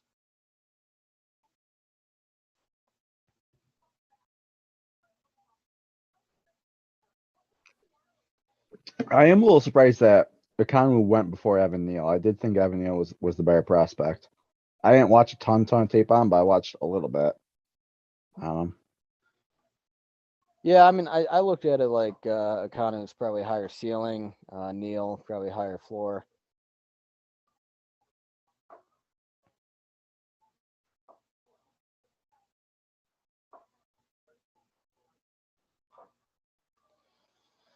Man, Yeah, I'm still surprised about that Derek Stingley pick to the Texans at third. I think it's gonna mess him. I mean, it's fine with me.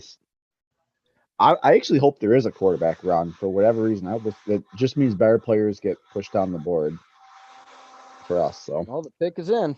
We'll see it in a you couple minutes here. know, we also didn't even address the fact that the last time we did a podcast, we were pretty much convinced to a reasonable amount, like level that was the last time we saw Aaron Rodgers play.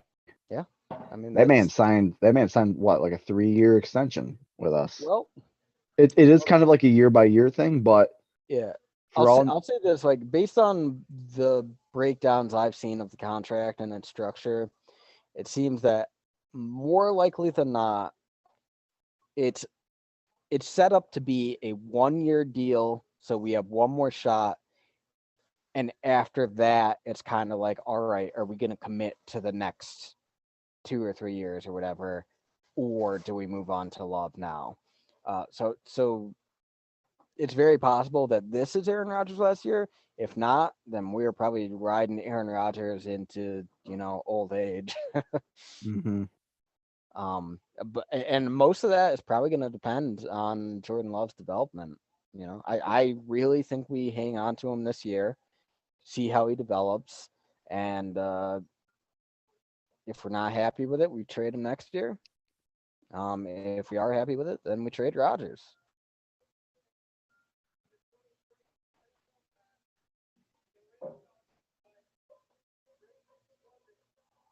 Damn. All right. Falcons take Drake London. Wow. I'm happy with Okay. that. Get him off the board because I didn't want the Packers having anything to do with him.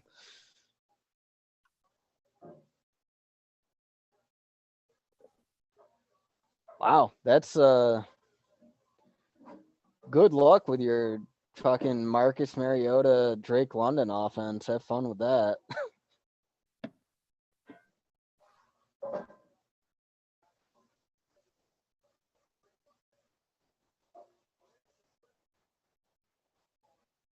I mean, I will say this with Kyle Pitts and Drake London, they'll be tough to defend in the red zone, but you got to get down there first.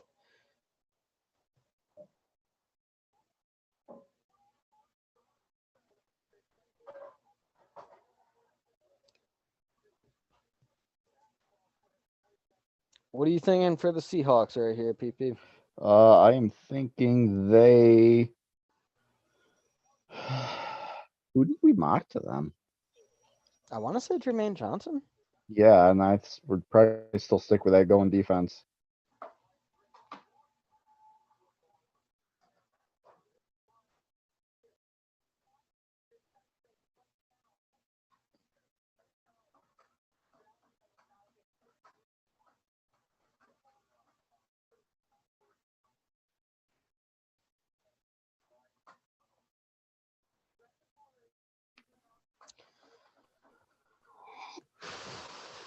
All right, let's see. Do you know who I think we take in the first round? Pick 22. Calvin Austin the third. Did you watch tape on him? I did. Dude is a jitterbug. Like he's lightning in a bottle fast, but he's F- also like He's 165 pounds, 5'8". 5'8", 170 pounds is what I have written here. You know what I wrote? Like I have. There's my. These are my notes on Calvin Austin the third. You probably can't even read that, can you? Way too small to meet the Packers thresholds. That's all I wrote. I watched like 3 plays from him, and I'm like, yep, I'm not watching anymore Dude, from I mean him. he's got crazy speed. If we could get him in like the fifth or sixth all day. But other than that, yeah, guys that small, I worry that they're going to get hurt. I mentioned Wandell Robinson earlier, who he's about similar size to Kelvin Austin, but when I watched his tape, he's way more thickly built, and he takes contact well. Like he can really take a hit and break tackles. So that was kind of like Amari Rogers. Like he's a shorter, smaller guy, but he's got a thick build and can absorb contact. And when I look at size, I put a lot more stock into weight than I do height. Because looking around the league, I was looking at number one receivers, and Tyreek Hill and Deontay Johnson were the only number one receivers under 195 pounds. Everyone else Mhm. was over. Height, you get a lot more variety though. You get like a Stephon Diggs, like 5'11". You know, I think 5'11" is there are a fair number of one receivers at that height. Of course, you want them to be taller, but height's not as damning to me as weight. Yeah. Seahawks might. This is also a spot where you might see a trade here. Seahawks were They trying need to. picks. They Yeah. really do need picks. Yeah. And you could see someone wanting to jump up with and maybe take a Malik Willis, get ahead of like Washington.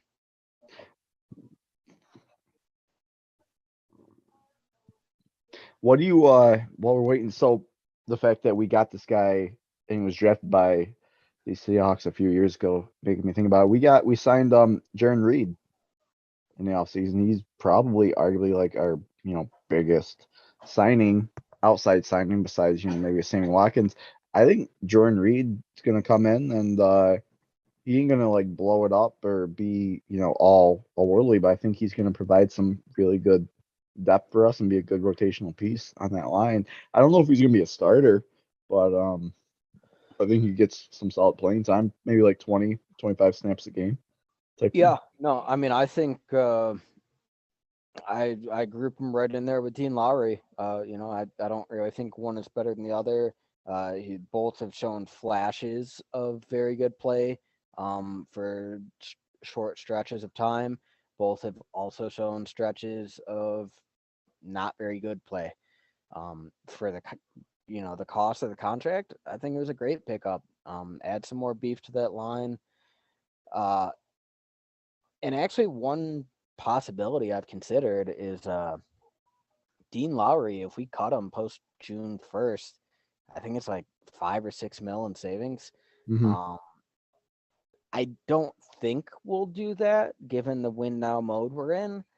But if we came away from this draft with a stud defensive lineman, and then we've got Reed there to supplement, and counting on the growth of TJ Slayton, I could see us cutting Dean Lowry post June 1st. Yeah, how much is he scheduled to make? Do you know? I looked it up last year. There's some significant savings. Yeah, I would I be think we could save surprised five if or we six cut million him. by cutting him. Like it's a pretty substantial chunk of change. I would still be surprised if we did cut him, but man, I just saw that again. I'm all over the place tonight, but I just saw that Drake London. I cannot believe Drake London was the first receiver taken on this draft. Well, I mean, when you and I were talking about receivers earlier in the offseason, you liked London a lot more than I did. Like, I don't really like London, but you said you saw a bit of Mike Evans in his game. And, like, if that's what he turns into, Mike Evans, his career numbers, like, I think, like, him and Randy Moss are in the same club as far as consecutive 1,000-yard seasons. He was really physical. He's almost like a tight end in like a receiver's body. Um, man, I didn't love his footwork off the line. Like once you get the ball in his hands, he's a load to bring down. But I don't know. I have questions about whether he can get separation in the NFL. Well, so that was my primary concern watching Hmm. London's tape is literally every play of his I saw, no separation. Like his Hmm. entire game is His being whole physical his and whole winning career is games. going to be contested catches. He's got to And fight that's for every well, reception. first of all, Aaron Rodgers, he's not going to throw contested catches. There's a proven history he doesn't do that. So Drake London wouldn't fit the Packers offense. Um, but yeah, like Drake London, like you get to the NFL level, I don't know if you're going to win those contested balls at the same rate. We got Mr. Ian Hurlbert coming in here too to shit on Drake London. Am I right? I'm gonna crush some food first. Uh, He's another thing, slow. He's slow. another thing I'll say about him is watching his tape. He plays a surprising amount from the slot. like almost exclusively from the slot. Mm-hmm. You He think probably won't Gardner play Minshew that in the NFL, but. All right, Seahawks pick is in. Malik Willis. Charles Cross. Damn it. All right. Well, it can't go wrong with the offensive line. I think we had Charles Cross going in the top 10. Then we have him going to the Jets at 10. I think he was off the board though already. Yeah, he was off the board at this point in our mock. I believe we had him going to the Giants. I can tell you in a second where You think the Jets take the swing and get Jameson Williams here? No. No, you don't think injury guy? I think they take Jermaine Johnson. That makes a lot of sense. Defensive-minded head coach, terrible defense. Got to play in the same division as the Bills. And that is what we mocked earlier, right? We had Charles Cross going number 5 to the Giants. The Giants, yeah. Because we had all the other offensive tackles going before that. In the top, yeah. We had where did we have Thibodeau falling to? The Panthers? Listen, Yeah. Joe Shane's first draft. That's an interesting pick. I thought he might have fallen a little bit farther than that. Who are you talking about right now? Former assistant GM for the Bills, new GM for the Giants. Giants. Okay, yeah. Like just yeah, an I mean, interesting pick. You know, maybe it'll work out, but I thought they'd take a tackle or something. You know, more stabilizing, I guess. yeah, I mean, you can't go wrong building through the trenches, and I guess you take what did they went Thibodeau and then Neal, right? Mhm. Like Thibodeau's coming off the injury still though. But And I mean, they ended up with the tackle anyways, you know, so. one interesting thing I read, I don't know if you saw this, Ian. Apparently the cost of the 5th and 7th picks, salary wise, the Giants currently do not have the cap space to pay for those 2 picks combined. So like Really? that was a lot of the motivation behind the rumors that they wanted to trade back. So you got to think at this point they made both picks. Cuts are coming. man, don't you know the salary cap's not real though? I mean, it's real. You make it work. They'll just manipulate some numbers. They'll restructure a contract and make it work. Okay, Brian Gutekunst. They just need so much that like they can release a veteran. Like Yeah. who knows? They might unload Barkley, you know, at some point in this draft. Is he even worth the first round pick? Who knows? But maybe that's part of what their thought process is.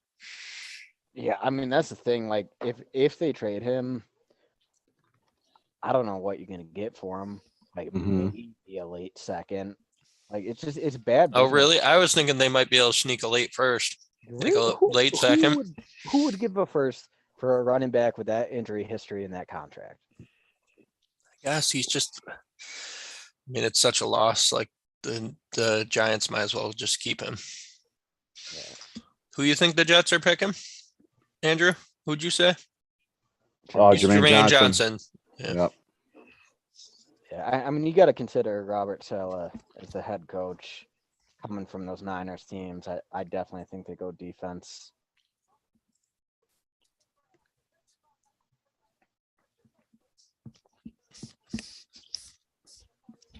Ian, who do you want the Bills to take? Not a running back. Not a running back. Andrew and I did a mock draft, like pick by pick for the first right before the draft started. We considered Breece Hall for you. I think we ended up going with Trent McDuffie, cornerback. I'd rather, you know, and I say this knowing nothing about the medicals. I'd rather Andrew Booth, but I think we had Andrew Booth off the board by then. Oh, he did. He's got some injury history, like double hernia stuff that like sometimes dudes just come back from. And so depending on how,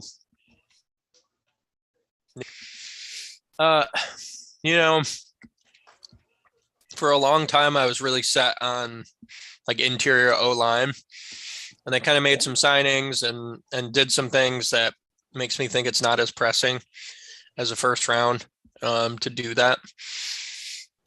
I really think they need a cornerback. I hate to draft so strongly for need, but even some of the stuff that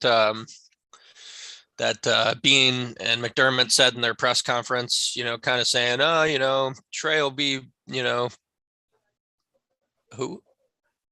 Garrett Wilson, not Jameson Williams. I'm fine with that.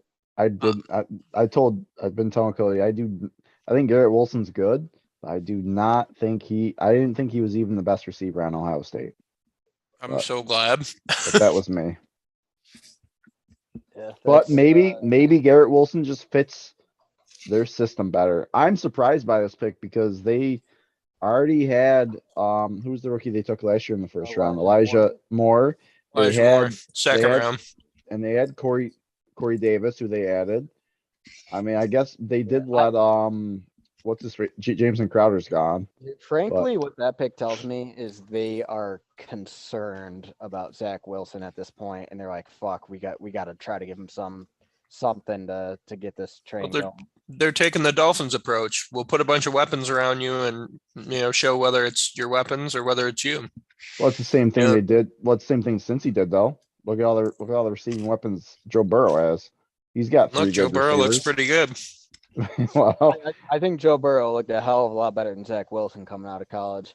Well, he also had better weapons than Zach Wilson had too. So, but I mean, actually, that's a good point. I wanted to step back to because when Ian was talking about the Bills, I look at like the mode that the Bills are in right now on the cusp of a Super Bowl. You got to look at who do you need to beat in the conference, and it's the Bengals and the Chiefs, and well, I guess you can kind of throw in the entire AFC West at this point. But you need to defend the pass. And Tre'Davious White coming off the ACL. Levi Wallace is he's solid, but he's gone. Wait, he's gone? Yeah, he signed with Pittsburgh. Yeah, he's with Pittsburgh now. Dane Jackson. All right, well, you're definitely taking a corner. You're taking a corner, dude. Von Miller's been trying to recruit Joe Hayden to Buffalo. I could see that. So that's the only thought is, if the Bills can get one of these vets that, is waiting until after the draft to sign. Oh, there's a pick. There's a trade. There's a trade. Stephon Gilmore still Saints moved up. Saints going up to get a quarterback. Quarterback, absolutely. Yeah, right. Yeah. Unless, they don't need Jermaine Johnson or. No, man. Andrew and I talked about this earlier. The fact that the Saints gave up their number one next year, unless you're 100% sold on Jameis Winston being the guy, you have to take a quarterback this draft because you're not. What do you think they just gave up? So they already gave up a pick for next year, and what'd they move up? Six spots? Yeah, they might probably give up a second. A second? Yeah. Yeah. Which, if they're giving up even more draft capital without a first next year, that further solidifies my thinking that they're taking a quarterback here. Now the question is, do they go high ceiling Malik Willis, or do they try to go for a Drew Brees 2.0 with Kenny Pickett? They could have stayed where they were at to get Kenny Pickett. Nobody was moving up to get him. Willis. If they want a guy like quarterbacks, they get overdrafted. They might have said hey, we got to go up and get our guy. It's Willis, especially considering the fact they tried to fucking turn Taysom Hill into a quarterback, man. Yeah. I mean, that was all Sean Payton. Nobody wants any of that. Did he land somewhere yet? Sean Payton? Or Who's that? Sean Payton. Retired for a year. He's probably gonna come back. I heard there were rumors that Jerry Jones really wanted him and he was going to try to get him on offensive coordinator of the Cowboys. Dude, how many conversations have you and I had about how we wish we got Sean Payton instead of Mike McCarthy? He was the other finalist for the job. Yeah. And we gave it to McCarthy. Even Sean Payton said that he was. Jerry Jones canned McCarthy for Payton, but I don't think it's happening. Sean Payton basically said he was heartbroken that we offered the gig to McCarthy. I mean, McCarthy got us a Super Bowl, so I guess you can't be too bad about it. Did McCarthy really do it, or did Charles Woodson? So who do you guys want? I don't know. I mean, you we- got the 2 picks. You got to pick one that's a wide receiver, right? So Not, so no, when not we necessarily. when What do you we mocked mean? when we mocked Necessarily. earlier, the way that the board fell, we ended up taking Traylon Burks with the first, and then Dax Hill with the second. We were I like both Dax Hill. I will say though, I don't feel like we need a wide receiver in the first. Like if there's like a really good offensive tackle or edge rusher, I'd be okay prioritizing that over wide receiver. Because Sammy Watkins is just gonna catch like 1,000 balls and actually prove that he was My worth. God. And he's gonna prove he was actually worth a 4th overall pick. And he's just gonna do it with a different team, not the team that actually traded up for him. With a busted foot, and, pulled hammy, and skill was never his issue. And yeah, he had terrible quarterbacks throwing in the ball in Buffalo, but he Well, was just not available. He's got no excuses because he had Pat Mahomes at one point in his career and he still didn't do anything. No, I think what we can expect out of Sammy Watkins is Kansas City. Sammy He's Watkins. playing. Yeah, I he's think playing it's the. better than it was for Baltimore because But Baltimore, like, Who's your number one? Sammy Watkins. No, but who's the Amari Rogers? Like Alan Lazard. No, yeah, only Alan number one. Lazard, Alan Lazard. I'll man. tell you who our number one Chain is. mover. Our number one Chris Olave. is Aaron Jones. Yeah, actually, legitimately, it's probably. Oh, you think they're gonna run him more out of the slot and 2 running back sets? Oh, No, they'll just throw him screens and just I like out think of Aaron backfield passes. catch 80 balls.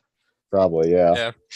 You think they're gonna run the 2 running backs at the same time or no? Oh, dude, I've been begging for that for the past 2 years. Like the rare times that they do it, it works very well. For some reason, they prefer a rotating approach instead of 2 at the same time. Their hand might be forced this year. There was a part of me, by the way, when I saw that trade go through. I'm like, this is it. Green Bay just traded up to 11. I'm not gonna do. I'll probably be pissed if we trade up. Like if I it's, don't it's like think we 4 or pick 5 11 picks, players in okay, this draft. but I don't want to trade up fucking 10 picks, give away a bunch of capital for. We Some- already got like 50 players under contract right now. Like we don't need 11 more players.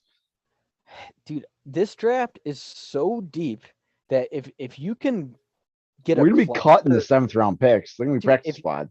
if you can get a cluster of picks between like the 2nd and 5th round this year, I think you're gonna find a ton of value in those picks. Maybe. We also have like a 1 or 2 year window that we need to maximize probably too. I know they don't use the draft to think. They use the draft to think long term, not short term. So they're not going to literally base their pick off, like a 1 year window. Hey man, we got to have some talented players on the team that we can afford after Aaron Rodgers. I blows am the gap. So to respond to Ian's thing. I'm with you, Cody. I am not convinced that we take a receiver in the first round because history doesn't always support that first round receivers even make a big impact year one. Literally, Jamar Chase and Justin Jefferson have ruined that whole ideology for every other receiver in the first round. There's so many receivers that, like, for every Jamar Chase, there's a Rashad Bateman who didn't do jack shit taken in the first round last year. Like, Yeah, I mean, receiver's probably not a good, 1 year, 2 year play for you guys. we Yeah. don't usually have we've had good receivers over the years and none of them have been in the first round. Like Devontae was 2nd round, Jordy Nelson was 2nd round. We do better in the 2nd round than we do in the first. no, I mean, I think the single best argument for taking a receiver in the first this year is like we need a guy, and you ensure that you're not desperate come the 2nd round. You also just put like ungodly pressure on that rookie receiver to come in and like be the next Devontae. If you tell a first round receiver, if you take a receiver in the first round, you're basically making that receiver feel like he's got to play just as good as Devontae Adams did. And the media is going to put pressure on the kid to play like Devontae Adams, and he's just gonna ought to put pressure on Aaron Rodgers to actually prove that he's an MVP. Like elevate the team around you, man. He ain't gonna win MVP again. Yeah, but you can only elevate so much. Like, you can only elevate guys so much. Devontae got him a couple of them, the last 2 MVPs. Yeah, Devontae was literally the only person he threw to in that playoff game. Yeah, that's why we lost. Because he's the only one who could get open besides Yeah. MVS at the Oh, end. Exactly, The which wide is- open Alan Lazard. Or On the Lazard at last the end. off- Which at is the my end. point of what are you guys gonna do? Traylon Burks. I already told you. Yeah. I would be fine with Burks. I like Burks. I want you ask We're gonna- what do I we're think the gonna- Bills are gonna do? I want the Bills to trade out. I want the Bills to be I want 2 second-round picks and 2 third-round picks in this draft. I don't even care about pick 25. Tony Gonzalez looking pretty good. We're gonna go sign Tony Gonzalez right after this draft. That's what we're gonna do. I bet you that dude can still. He'd be a red zone presence. Yep. Yeah, man. Dude, I keep going back to it. I still think the best strategy for this draft and the short term, winning in the Aaron Rodgers window, get an elite offensive line and an elite defense. Yeah, maybe if you guys kept Micah Hyde. God What was damn it. that all about? Were you guys listening to this? Like, what were they No. talking about? I don't have the sound on. I have my headset on. Yeah. Hey, man, they had Chris Angel and Ice Cube on here earlier, so God only knows what they're talking about. When I turned it on, Michael Bublé was on. Like, what is he doing on the draft? Vegas is a All right, pick is in. Barry Willis. They better be taking quarterback. Chris Chris Olave. Olave. Wow. Wow. They traded up. Wow. For a receiver, huh? Yeah, Wow. to number 11. Well, good. So Have fun in the basement of the NFC South for the next decade, New Orleans. him and Michael Thomas having Jameis Winston overthrow him. I'm sure it'll go well. Well, I guess they do need a receiver. I might be in the minority. I think Michael Thomas's days are just done. I think he's just shot. Minnesota They traded not to to the us. Lions.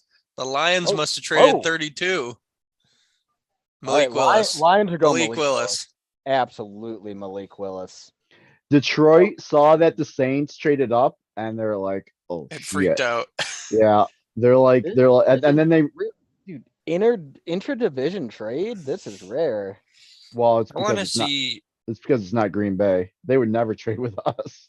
I want to see. I always like to see what they get for these picks, Yeah, I because I that don't really understand. makes a lot of it. yeah I don't. It's got to understand be why pick they're so 30. slow with It's the got to pick. be pick 32, and it's got to be their first rounder next year. I guarantee Do you It's gotta think be the 2 first first rounder. rounders? to They move did- up. They're only Oh, other. that's right. Yeah, They were at 32. Yeah. yeah. It's got to be their next year's first. Got to be. And that's got to be for a quarterback, right? Like, I mean, It has You to don't. Well, not. I mean, not the Saints. The Saints did trade what with us that one year. They traded like pick Mark 20. Davenport. Yeah, for Davenport, they traded 2 Yeah, howd firsts. that work out for him? I mean, not necessarily a first, but you would assume so. Wow, that dude. traded is that? pick 32 second and third rounders. Oh wow. So that That- I mean, dude, That their doesn't second feel like round- that much. Their No, second rounder is 34 though, so it's 32, 34, and then And 66. Yeah. No, is it that? Yeah. Hmm.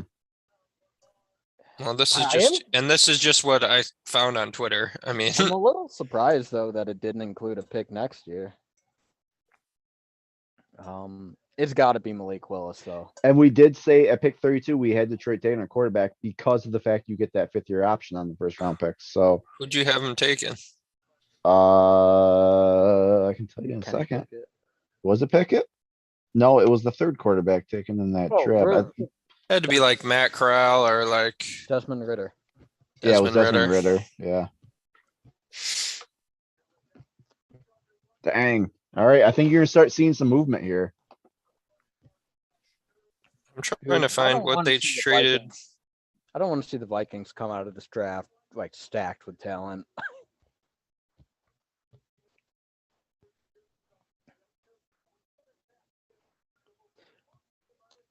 I can't believe the Saints traded up for Olave. I think he could be a good number 2. I don't think the dude's ever going to be in like a game breaking number 1. I'm trying to find out what they traded.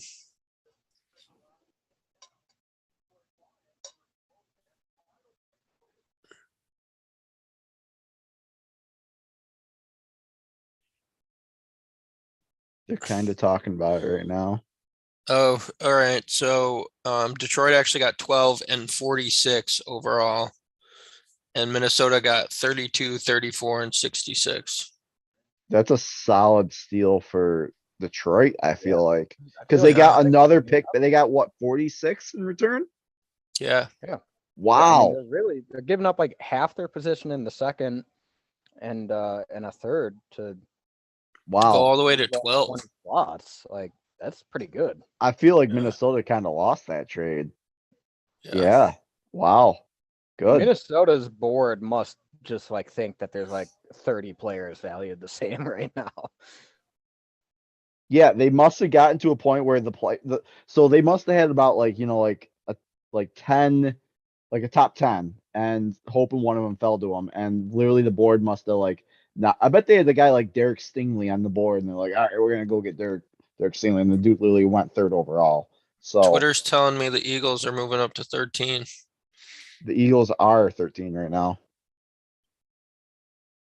Oh, Who was third? Oh, the Texans were 13 and they made a deal with Houston. Houston was 13.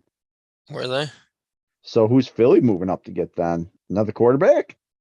No, that's I got to thought be you a were- receiver, right? To swing and it's a miss on run another now. receiver. Yeah, they're probably going on for Jameson Williams. Yeah. There was rumors that there was going to be a run on receivers in the middle, like the teens, and Which this is could be weird. it. Oh, they went up to get Jameson Williams. Wow.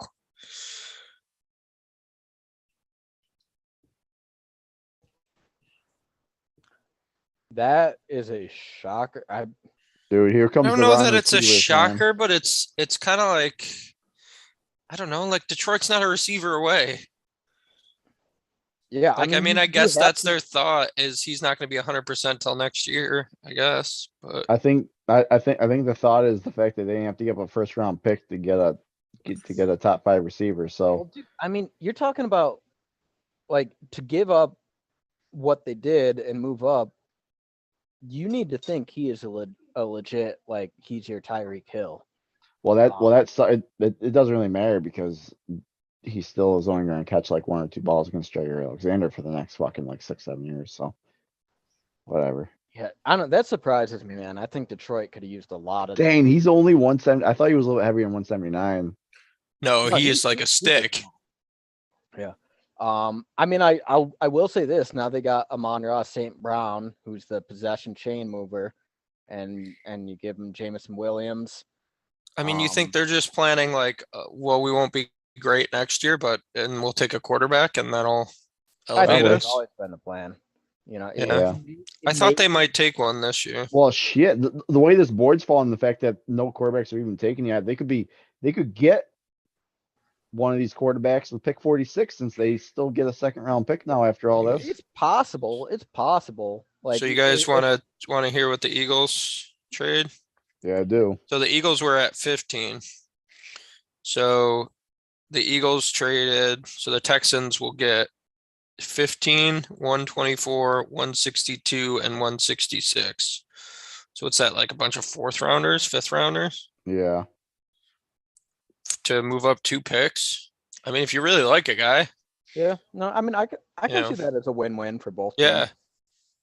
And the Texans need everything. Like the Texans are in like total like rebuild. Like they could use all the 4th, 5th, 6th round picks they can get to rebuild this roster. Mhm. Texans are the worst team in the NFL, hands down. I don't Yeah. care about the record.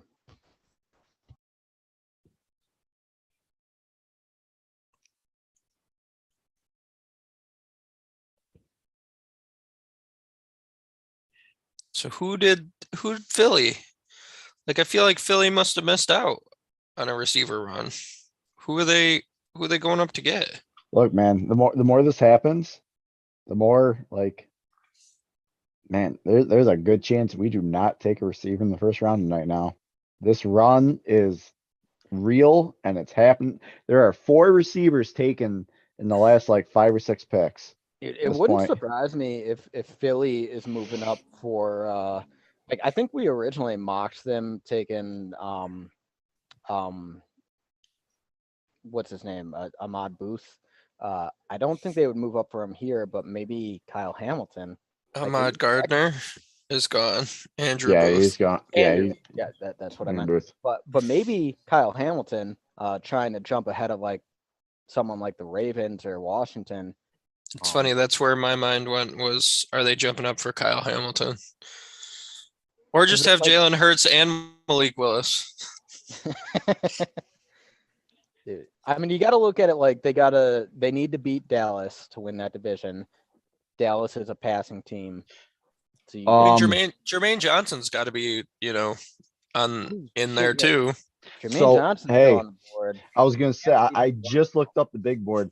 Jordan Davis is on the board. Jermaine Johnson's on the board. Trent McDuffie, Daxton Hill.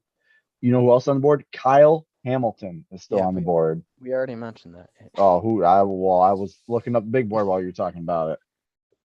I'm gonna say either Kyle Hamilton or Jermaine Johnson. It doesn't Yeah. matter because Green Bay's taking Kenny Pickett at 22. Book it. No, they're not. There's no way.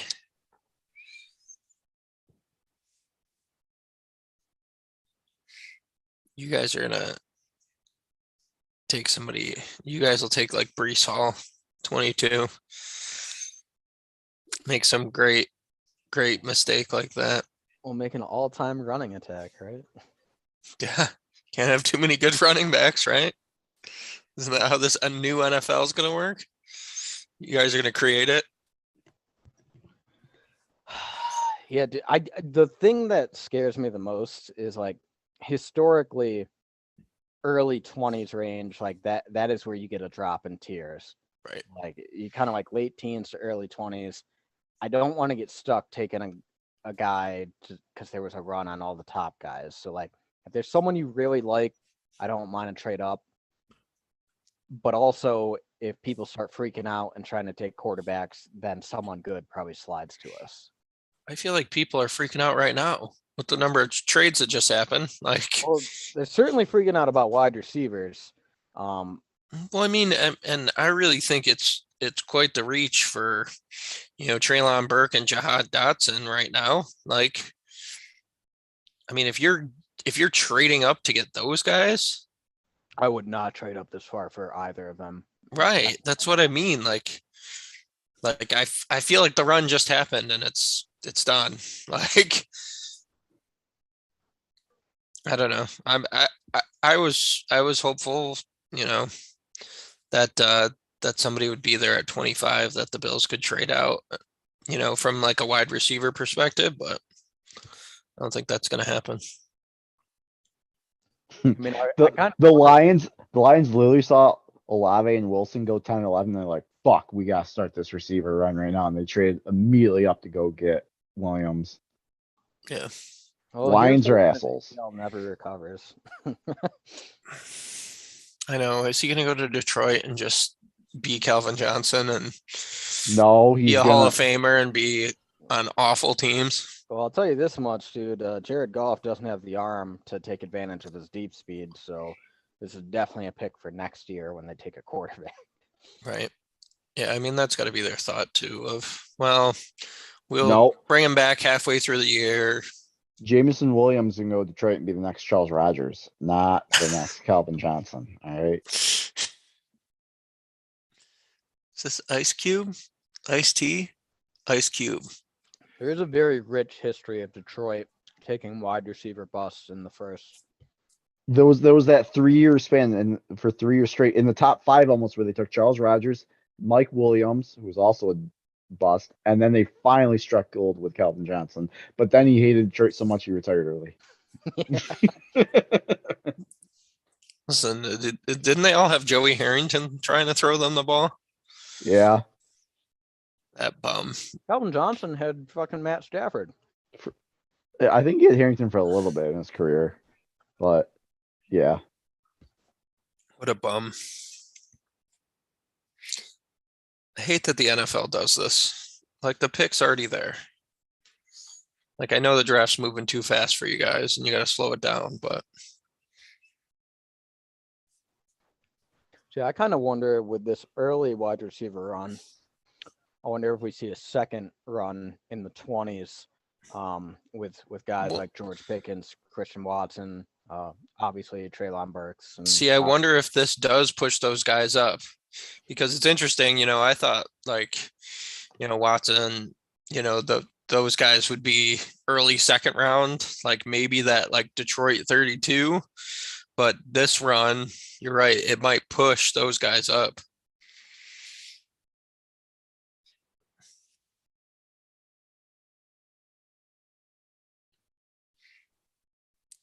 Yeah, were they worried that Houston or Baltimore? It's got to be Kyle Hamilton. Because they were like, Houston's going to take the best player available.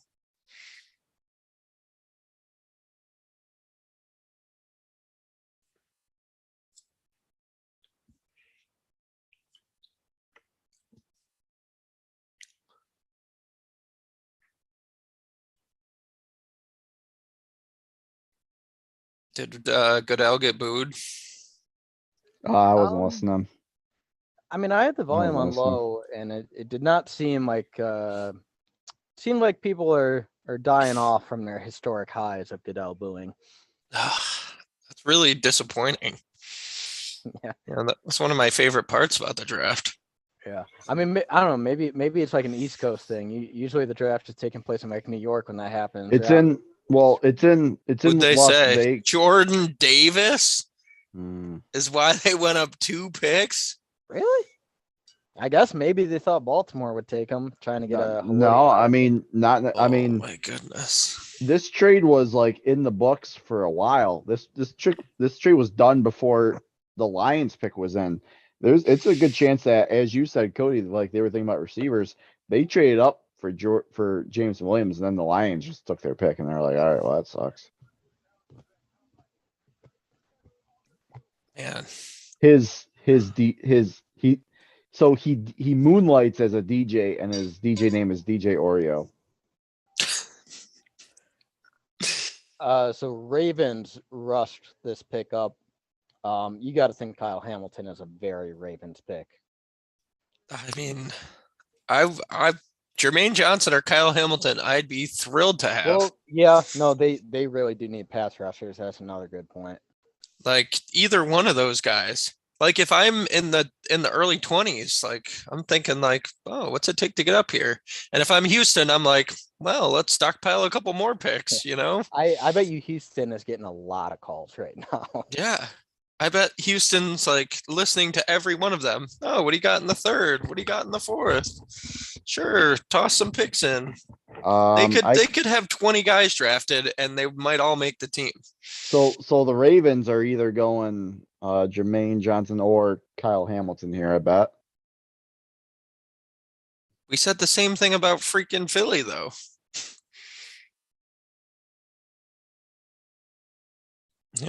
We just said Philly was definitely going Kyle Hamilton or Jermaine Johnson. And Cody, I liked, like there was a chance that Kyle Hamilton was like borderline top 5 pick at safety. He keeps slipping. But fuck a goddamn receiver. Go, Dude, I mean, go move up and get Kyle Hamilton. I did a fair Fuck amount. Savage. I did a fair amount of like looking at trade value stuff. And where it really starts to get to a nice value range is 17 with the Chargers.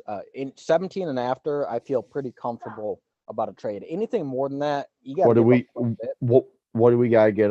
What do we have to give up to get to 17? I think a third would get us to 17. So 22 in our third round pick would get us to 17. Yeah. So you're basically giving up your third round pick to move up 5 slots. So you gotta really like a guy then though to still give up a third, even though it's probably nothing to be stuck with that third round picks. You're giving up a lot. Like I don't. Well, that might be your prime receiver spot. That third round. Well, there's really only one receiver left on the board that I think is worthy of a, like a 15, 16, 17 spot. Right. it'd be Traylon Burks. He's the only guy on the board that I would feel comfortable, happy, satisfied with moving up to get. In fact, I had Traylon Burks as like my number 2 or number 3 receiver in the draft. But I mean, that's me. So I know some dudes had like George Pickens pretty high, but I like George Pickens, but I don't like him enough to trade up to get him. Dude, I don't know, man. Seeing the the defensive talent and offensive line talent that's still on the board, I don't know if we go receiver in the first. I think we may have a better. I'll tell you value. one guy who I'll be really fucking pissed if we take is Bernard Rainman. I kind of don't want him. I don't think we take him. Dude's like 25 years old. Yeah, he's 25. I would be pretty happy with Trevor Penning though. Yeah. Yeah, I mean, the tackles did not go like I thought they would. There's three off the board. The best center is still on the board, that Lyndon Bother. I feel like the wide receiver run went earlier than I thought it was gonna. You know, because that was the early teens that run just happened. I thought it was going to happen in the, late teens. Everyone's seeing what wide receivers get paid now, and they're like, "Shit, we got to get some guys on rookie contracts." Yeah, might be something. What about linebacker? You guys could you guys use a linebacker? We just re-signed Devondre Campbell, and Green Bay doesn't value the inside linebacker position. I will say this though. I think upgrading our second linebacker is one of the key steps to jumping to an elite defense. And if a Devin Lloyd were sitting there, Quiet he Peach also has pass rush ability. Yeah. Yeah, I think I don't know. I think one of those picks, looking at what's there, like Devin Lloyd wouldn't be a terrible pick for you.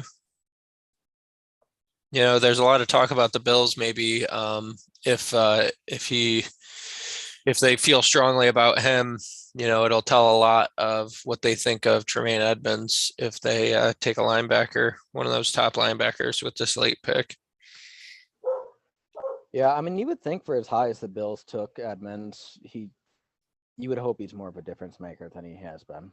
Yeah, I don't. I think there's a lot of stuff that doesn't happen because of him. Yeah, he doesn't make splash plays, but like just his length in the middle. I mean, he's like a freak, when it comes to his length. And I think there's a lot of windows that are either tighter that QBs don't throw into, or they're just gone because of his length in there. Kyle Hamilton. It's a great pick for the Ravens. Yeah, dude, they have a rich history of elite safety play. They've always valued it. Yeah. If I'm Houston, I'm trying to trade out again. It seems like a very Ravens pick. They love those versatile defensive type players, and man, that secondary needs some help for sure. He's got a 6 handicap, huh? Nice. Pick is already in. Texans must like someone. Well, Texans like Trevor Penning. Texans just need help everywhere. Yeah, I mean, they need help. Yeah, if I were the Texans, I would just keep trading that.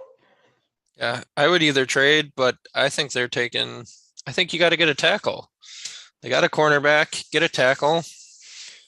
I mean, I guess this could be Jermaine Johnson, but that the tackles, they probably never thought he'd last this far.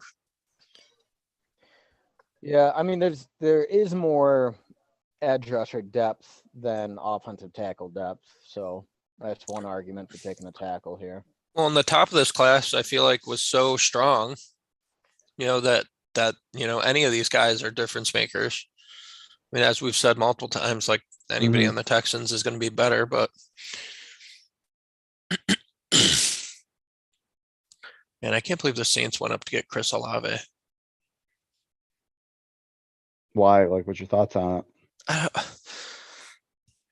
I just feel like he's not, and maybe he'll prove me wrong, he's not the difference maker to move up, to 11 to get. I thought he was better than Garrett Wilson based on his tape I saw. Yeah, I don't know. I think Jamison Williams was the best receiver in the draft if he didn't get hurt. And I would have figured if you're trading up, that's who you're going to get. Dude, Andrew and I were talking about it earlier, and I go back to the Julio Jones example and what the Falcons gave up for him, and like that worked out pretty much as best as you could possibly hope. Hall of Fame receiver. What did they get out of it? Didn't win a Super Bowl, barely had any playoff success. You don't give up that much for a receiver. I don't care how good the receiver is. Well, and I just think you talk there, the Falcons have done, or before this whole Ridley thing, had done a good job of having like stepping stones, Roddy White, Julio Jones, Ridley comes in. I almost thought it'd be nice for the Saints of bring Jamison Williams in, doesn't have to play right away. Michael Thomas is probably gone anyway. Is like, and then, you have him step in next year with who knows, maybe Jameis Winston does figure it out and has a good career in New Orleans. Maybe he doesn't. And, you kind of pair him with the next quarterback next year and you kind of ride those, he's on his rookie deal, quarterback on the rookie deal, and then you can build up the rest of the roster around him. I mean, maybe that's what they think of, Olave. Ian, I'm sorry if you already said this and I just don't recall. Did you see what the Saints gave up for that trade? No, I didn't find that one. I really want to Sure, know I if they can look. still have their other first. Because if they gave up both firsts in this transaction, they are totally committing to Jameis Winston for the foreseeable future. Kenyon Green? I mean, Hey, again, they need everything. hey, But- just to mention, because you mentioned that the Falcons never won with Julio Jones.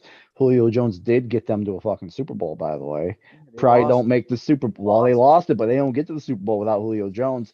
They don't get past Green Bay in the playoff in the AFC Championship game without Yeah. Julio Jones torching undrafted free agent all game But also, long. all right, so I'm looking at over the span of the player's entire career.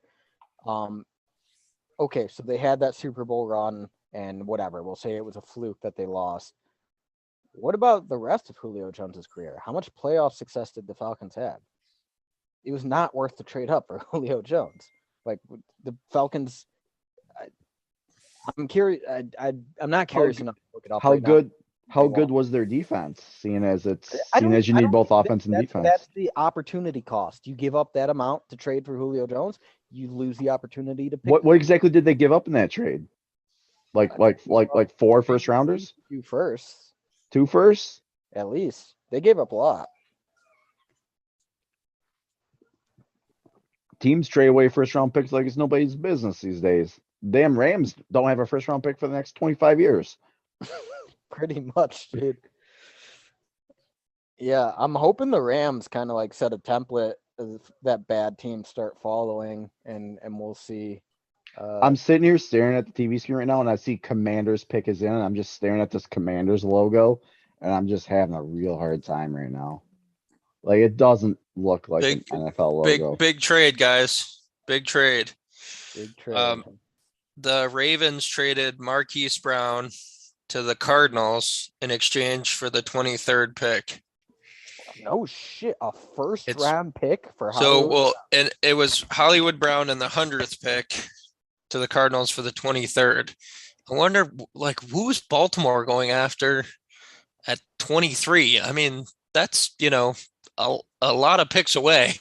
Hey, if any team in the NFL is a testament to being a good, consistent playoff team without having dick for receivers, it's the Ravens. Yeah. Like Hollywood Brown's not even a first round talent in my eyes. Like he's vastly underperformed. Yeah, I mean they have Mark Andrews who's really good, but none of the Ravens receivers over the last 20 years have they ever had a receiver that scares. I don't put that all on the receivers though. They've had dog shit at quarterback the whole time. Like Lamar Jackson, yes, he has special talents, but as a passer, I don't think he's elevating his receivers. Yeah, but I don't think that's their style. Yeah, no, Yeah. I don't hate what the Ravens just did. Like they were probably looking at it like, hey, Hollywood Brown ain't doing much for us. We just got a first round pick for him, and now we Right. can pick the best player available on a squad that, like, frankly, were perennial playoff contenders. Like I Well, and think the Ravens. doesn't this muddy Arizona's even more? Like, didn't they have like a well, ton of receivers? Well, they no, lost no, they lost Christian Kirk, so this AJ replacing Green Christian as a Kirk. dinosaur. Yeah, AJ Green shot. Like Yeah. he ain't anything. He might not even finish out the season with them at this point. They got DeAndre Hopkins, who's now on the other side of 30. Right. So I guess it makes sense. I mean, you're basically giving up the 23rd. Well, the downside of it is now you have to pay Marquise Brown now though. Like he's on his what? He's coming into a contract year just about. He's You on his know, fourth or fifth year. and you talk about the run on wide receivers, as Arizona saw that whole run happen as like, well, none of our guys are there. So we're going to trade this pick for a wide receiver that's established. All I know is if fucking Marquise Brown is going for a first round pick, I don't want the Packers trading for a veteran receiver. Yeah. No. Hey, Cody, to answer your question on the Saints. So they gave up 16, which the Commanders are on now. 98 and 120 for 11. They So still basically have a third, fourth, fifth, somewhere in there. And this pick. Yeah, well, I mean that still gives them their other first, so they're. I mean, I feel like what they've done communicates that they think Winston's the guy, and they're pushing all in on this year. So maybe they go defense with their other first round pick. I don't understand that. Like they really think Jameis Winston's the guy. I mean, maybe Not necessarily. There hasn't been a single available. quarterback taken in this draft yet. Like they could still make a play if a quarterback that they like falls enough, they could still move back up and get this guy. I mean, we're The- getting into the range where Pittsburgh, like, they got to be getting hard right now, thinking about a quarterback falling. They're- So they you're might getting- move up. You're getting Who's- into the range here where you almost don't even gotta give up a first round pick to move up and get like a quarterback in these later rounds. Like you can be giving up like your second this year and a second next year or something like that to move up and get and still keep your first round pick. Like Detroit just did it. Listen, and who's to say that Washington doesn't do it right here? I mean, they got Wentz, but like, come on. Hey, Wentz won an MVP. Yeah. And tore his ACL. I can't believe he won an MVP. Jahan Dotson. I don't like the tape on Dotson, I but don't either. I'm glad he's off the board. I didn't want the Same. Packers to play around him. I don't understand this. I mean, I know it's a passing league, but man, like if we've seen anything, it's how deep the wide receiver classes have been. Man, Shoot, this is- Gabe Davis is a 4th round pick. Like, man, this is insane. Like again, I think it's the receivers like Justin Jefferson, Jamar Chase that have absolutely ruined it for everyone. All of these receivers in the first round, not all in these the guys first are gonna be half Pro of the Bowlers. first round. Half these guys aren't. There might be one or two out of this entire group that actually separates themselves and actually turns into like a Pro Bowl type player. Hey, All these guys are not going to be studs. Andrews, let me ask you here. Commanders just take a wide receiver with their first pick. You think there's any possibility that precedes them trading Terry McLaurin away for a first round pick? I would much rather have Terry McLaurin for Yeah, maybe. Oh man, for pick 23. you guys want to hear this trade? Doesn't involve Green Bay. No, but the Eagles are involve Buffalo? trading for AJ Brown, and Tennessee will get the 18th pick and more. It says. Hold on, go back and say it again. They got AJ Brown. AJ Brown to the Eagles for the 18th pick, according to Ian Rappaport. I do. No one wants to pay receivers now. That is the theme of this draft. No one wants to pay receivers now. Somebody's gonna have to pay him. Yeah, I apparently the AJ Eagles- Brown's going to who? Eagles. So what's Tennessee gonna do? So hold on. Philly's got AJ Brown and Devonta Devonta Smith. And Whoa. who's the speedster dude the year before? Quez Watkins. Rager. No, Rager. Jalen Rager. He's right? a bum though. Rager's a bum though. But I mean, I know he's a bum, but he was a first round pick. Chargers. Oh, yeah, Zion we Johnson. we just established first round picks doesn't actually mean shit though. Zion Johnson. The expectations for first round receivers are high, but doesn't exactly mean you're good. It just means your expectations are high. Man, that's crazy. So who do the Titans have? They don't have Yeah, Julio. They don't have receivers, AJ. Dude, and Derrick Henry, his wheels are gonna fall off. They start What do Hey, you to- think their hey, thoughts hey, are? AJ Brown time was out. hurt all last year. Time out though. Cody, I'm fucking trading for AJ Brown if it takes the fucking first round pick though. Oh no, dude. Yeah, if it was only a first round pick all fucking day, I want to know what else was involved. I But know it AJ just Brown, says and more. he's a beast. I would love AJ Brown. We sitting here talking about Treylon Burks. We want Treylon Burks because he plays like AJ Brown. Fuck, if I can get AJ Brown, just go get the actual AJ Brown. I'll Yeah, pay I that wonder. guy. I wonder what the and more is. You think Yeah, it was I like mean, a first round next year or something? I don't know, man. The Eagles do have 2 first round picks. No, it Back- can't be a first round next year. There ain't no way Devontae Adams, the best receiver in football, gets traded for a first and a second, and AJ Brown Brown's a going lot for 2 younger, firsts. bro. Lot younger. Yeah, maybe. And he also he doesn't have to get paid right away like Devontae did. Okay, you get like 1 year out of him before you got to pay him then. 1 or 2. I mean, they might be looking at it like a Jalen Hurts window. It's kind of wild. The Eagles are again doing what Miami did with Tua and saying, you know what? Are you the man, Jalen Hurts? Because if you're not, we got enough picks next year to figure it out. Yeah, well, Dude. that's assuming they didn't trade away picks from next year. Like, Hey, if they Green- give away shit for Cody- next year, Cody, banking Green Bay on ain't Jalen taking a Hurts, fucking they're receiver in the safe. first round. Green Bay ain't taking a receiver in the first round. We're Oh, gonna no. Burks is the only dude left. Burks is probably gonna go before we even get to him. I bet. Yeah, He right might. at this rate. Dude, we're gonna have a nice Oh, defender fall into our laps. I'll tell you that. Tennessee might. Jermaine Johnson Tennessee's gonna take Burks right now. They're gonna take their AJ Brown replacement right now. on a rookie that deal, makes- maybe. Yeah. That makes sense actually.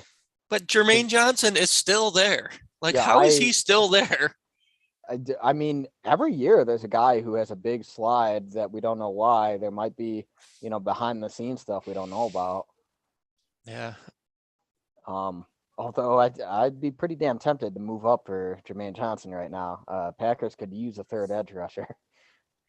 Yeah, but I mean, who's like, okay, say they fall past Tennessee. Like, New Orleans isn't going to take him.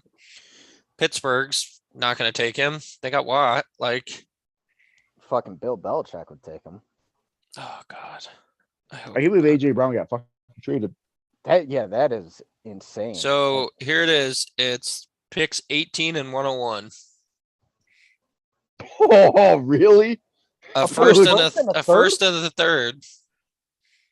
Cody, there is after AJ Brown, like he was the last receiver. Hey, the only other guy we could possibly target is DK Metcalf. Like if I'd we're gonna rather trade have for a AJ receiver, I would. Yeah, love but to- what's Metcalf gonna take though? 22 and 28 for you guys or whatever? fuck no. AJ Brown's way better than Metcalf is. a first and a third for AJ Brown. Yeah. I would have done that all day long. Same, All day. same. You guys I would have would've- had to done a I first and would've a even- second. I would have even done it for our first and our other second. I mean, yeah. At that point, you're essentially You're basically trading Devontae Adams for AJ Brown at that point. you're trading old Devontae Adams for young AJ Brown. I would have done that. Yeah, Fuck. which that would be great. I probably would too. Yeah. He's not as established yet as Devontae. You got to pay the man, but probably not as much as Devontae. You could probably get him for about 25 mil a year, maybe.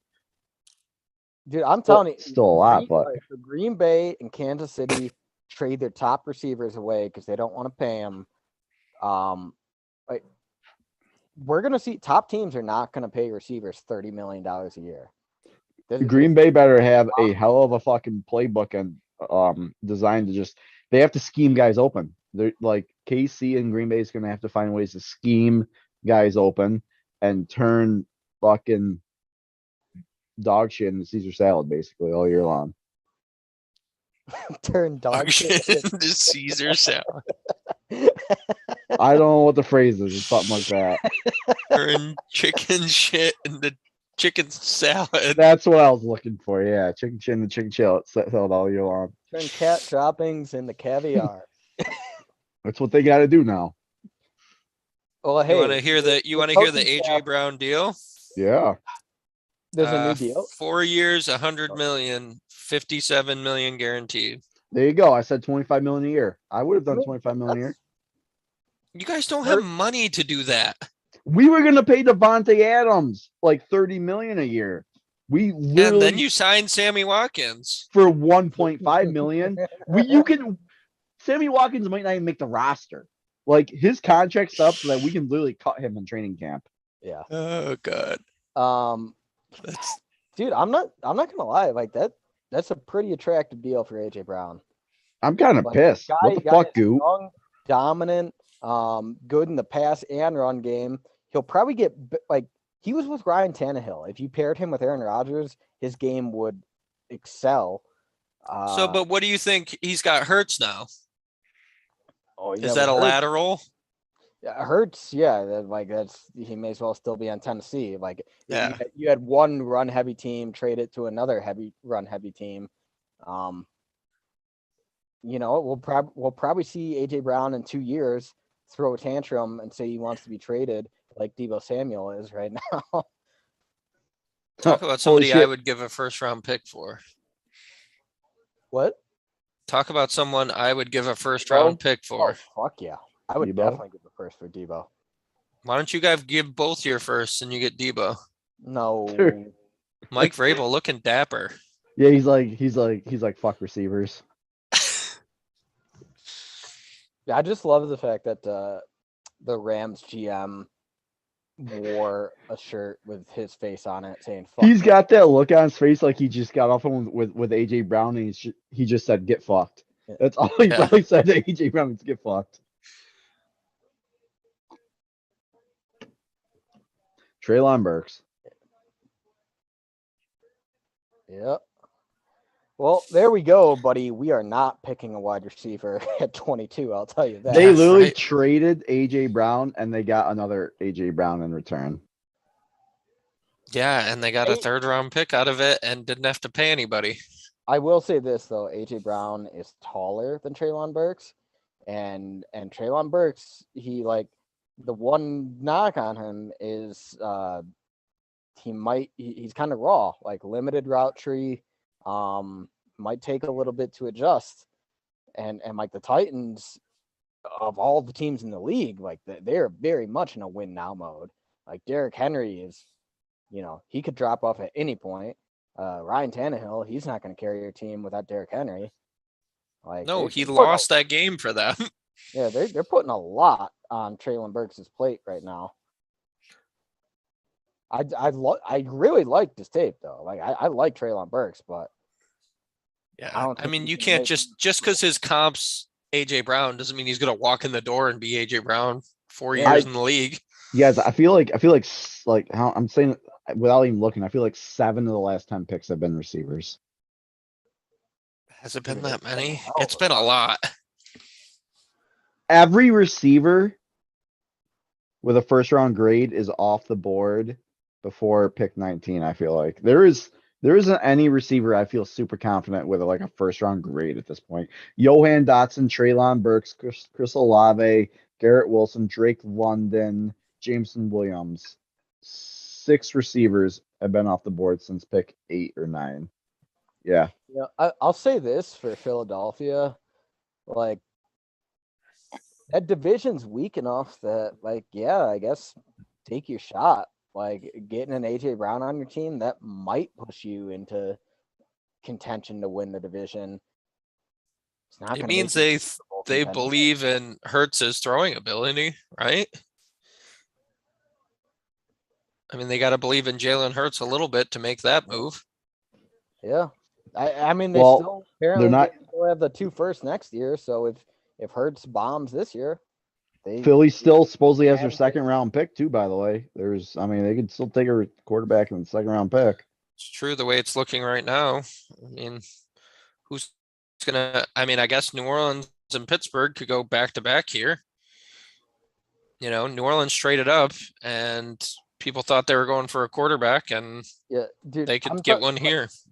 If anybody wants a QB, this is the trade spot right here because there's no way Pittsburgh passes on a QB. If I'm, right? by the way, if I'm San Francisco and I'm seeing this run on receivers and dudes are panicking and stuff like that, I'm calling. I'm being like, I'm seeing if a team's going to overpay for Debo Samuel on a trade right now. Yeah, but what do they want? Like, that's the thing. If you're going to trade back into this first round and trade Debo, I mean, there's nothing left to trade back in as far as receiver goes. San Francisco doesn't even use Debo as a receiver. They just use him as a running back, which is why he's pissed. He doesn't want to be a running back. That's arguably why he's so valuable is because they like all of his like stats came from like rushing attack stuff. And Debo's like, fuck that. Don't use me as a running back anymore. I'm done. Call up the Bills at 25. You can have 25 for Debo. Who do you think the Saints are picking? Fuck that. Buffalo ain't paying fucking Debo and Stephon Diggs 25 milli plus a year. You ain't paying two receivers over 25 million. You can't afford that cheddar. That's fine. We'll have Debo for 1 year rental. Debo's I gonna mean, say, that- get that's- fucked. Honestly, that's a viable strategy. I was looking at the past. Like you look at like the Patriots traded for Brandon Cooks, got a Pro Bowl year out of him. Like they traded a first round pick for him, Pro Bowl year. Then the next year they traded him for a first round pick. Like sometimes you can get a 1 year rental and just recoup your value the next year. Yeah, and a guy like Debo, you know, his value's not likely to decrease all that much. The Saints, Yeah. the I Saints, can just imagine how that conversation goes with Brandon being on the phone with Debo. I'll be like, hey, you want to come over to Buffalo for a 1 year rental? Yeah, get fucked, man. I ain't OJ Simpson in reverse right now. I think the Saints take an offensive lineman since they traded Teron Armstead away. I Or think Trevor Michael. Penning's there. I think the Saints take Let's go Pelicans. Dax. I think they take Dax. Really? Yep. It's just a thought. Or they take Jermaine Johnson to pair him with Marcus Man, Davenport. Johnson's sitting there right now. Like Don't they still have Cam Jordan? they He's do, he, but he's old. defensive end though. He plays fingers in the Cam- dirt. Cam Jermaine Jordan's, Johnson like, could probably be an 30 edge. years old, I think. He's Yeah. up there. Also, you need more than two good edge rushers in today's NFL.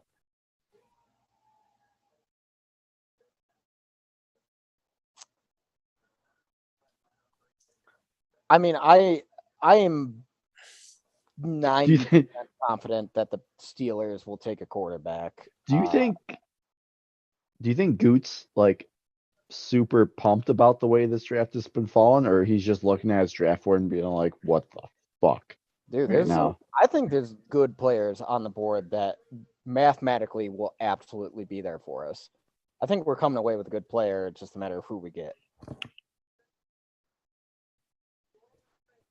Trevor Penning. I think they were like, this is a top 10 talent dropping to us. I did like Trevor Penning. His tape was really Yeah. good.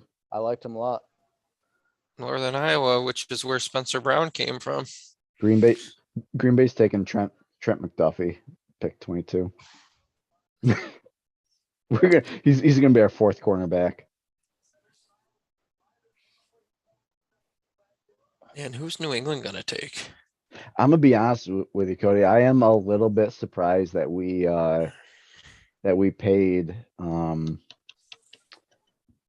shit, what's his name? The money we did there. Douglas. No, Rasul Douglas. He's making like $7.5 million a Dude year. came in and had like 5 picks in like 11 games. Like Yeah, that's one of those things where it's like picks are like touchdowns to me. They'll like like they come and go. They come in bunches. Like he could have like 0 fucking picks next year. Dude, I don't know. I mean, we paid him like $7 million a year for a guy who could legitimately he could be a starting number 2 corner for most teams. I'm pretty happy with that. Like I think it really strengthens our secondary, and it doesn't seem like a lot of money to me. I hope Pittsburgh's taking Brees Hall.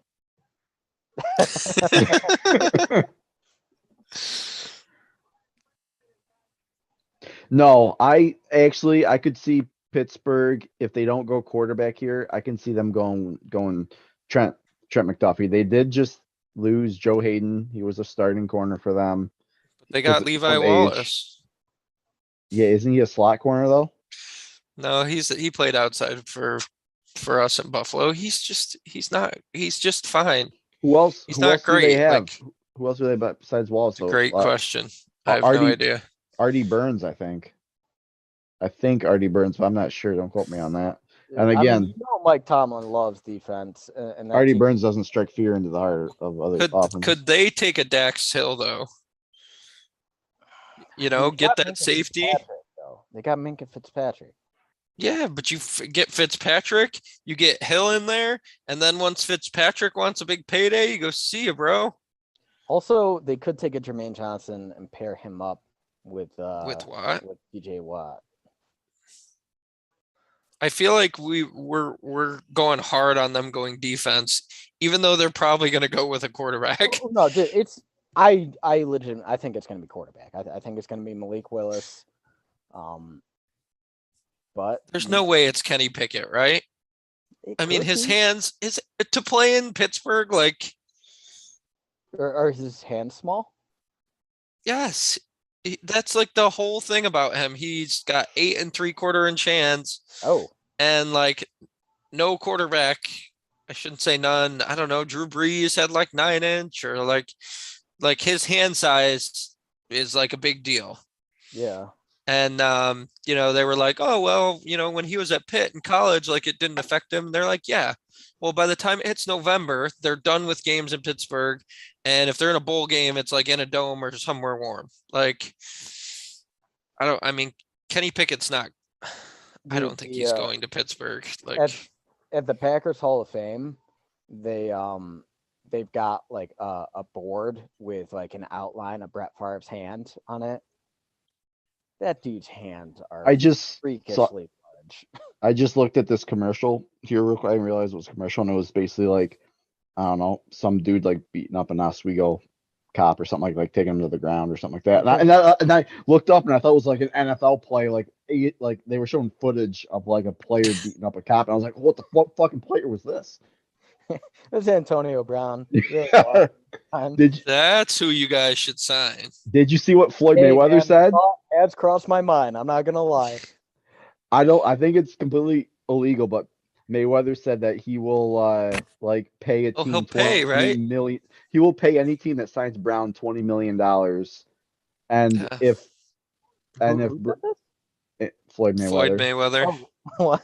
Are they friends or something? Apparently. Yeah, man, dude, we're gonna sign Antonio Brown and Henry Ruggs III. We'll be set. Yeah, pair him with Sammy Watkins. Listen, that's your guys' best bet at this point. Might bring you to a Super Bowl. So what I want to see happen here is at 22 we just take an impact player, and 28 you trade back to the top of the second to get a little bit of maneuverability to take a receiver you want early in the second. I don't want to be waiting to the end of the second, desperate to get a receiver. Like that scares me. But I think we could trade back and get some value. What you just said right now just made me think about it. And any deal can be had for a price. But a part of me, even before you said this, has always made me like just kind of laugh and wonder.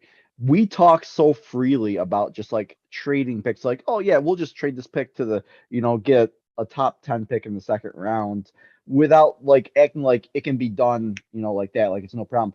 What if the top 10 teams are like, fuck that, we're not fucking trading? Like you can't just like make any trade and like make it work. Yeah, Like, I'm there could be a guessing. chance that like no team wants to do it, but Why is again, it's Franco the NFL. You Harris? could Franco Harris. Oh, He's looking at this card like, I don't know what that says. he's probably like, I'm not saying that name. Look at Yeah, him. What I don't is wrong? authorize this pick. He's like, I don't like it. I don't like it. It's probably N'Kobe Dean and he can't say it. It's probably that Karolofka. They're the other edge. George Oh, Karloff. George Karloftis. Yeah. Yeah, I mean, it Who just is they have to go quarterback, right? who is opposite of TJ Watt for their edge rushers? Melvin Ingram. Oh, wait. I don't know. Yeah. I couldn't tell you. Yeah, they could be Which going says a another lot edge about rusher. which says a lot about their need, but Plus Jermaine Johnson on the board. They could go either.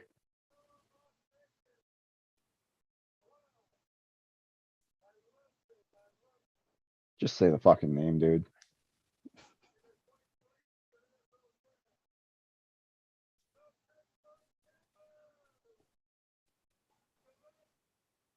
Kenny Pickett. Oh God. Okay. And he went to Pittsburgh too, huh? Hometown Yeah. boy. Should have known. All right, dude. You know the It's too Patriots straight of a will line to draw. trade back and stockpile. I wonder if the Patriots. Talk about could use a defensive end. Like they could use Jermaine Johnson to get after, I don't know, any of the quarterbacks. Yo, shit. You know who's still So on the board, does Andrew? Jermaine Johnson look like a Patriot type pick? Because if not, Jermaine Johnson just fell to us at 22. Well, yeah. So I'm looking at the board right now, and regardless of what the Patriots do, so we got Trent McDuffie, Daxton Hill, N'Kobe Dean, Devin Lloyd, Devontae Wyatt. That could be a good one. Like this. There's character concerns with him. Really? All right. Well, I don't know, man. I think we got a good defender, regardless of what happens. We take an Andrew Booth Jr. Yeah, like it's You not. guys don't need quarterback. No, but the thing is, it's not. You can never have enough.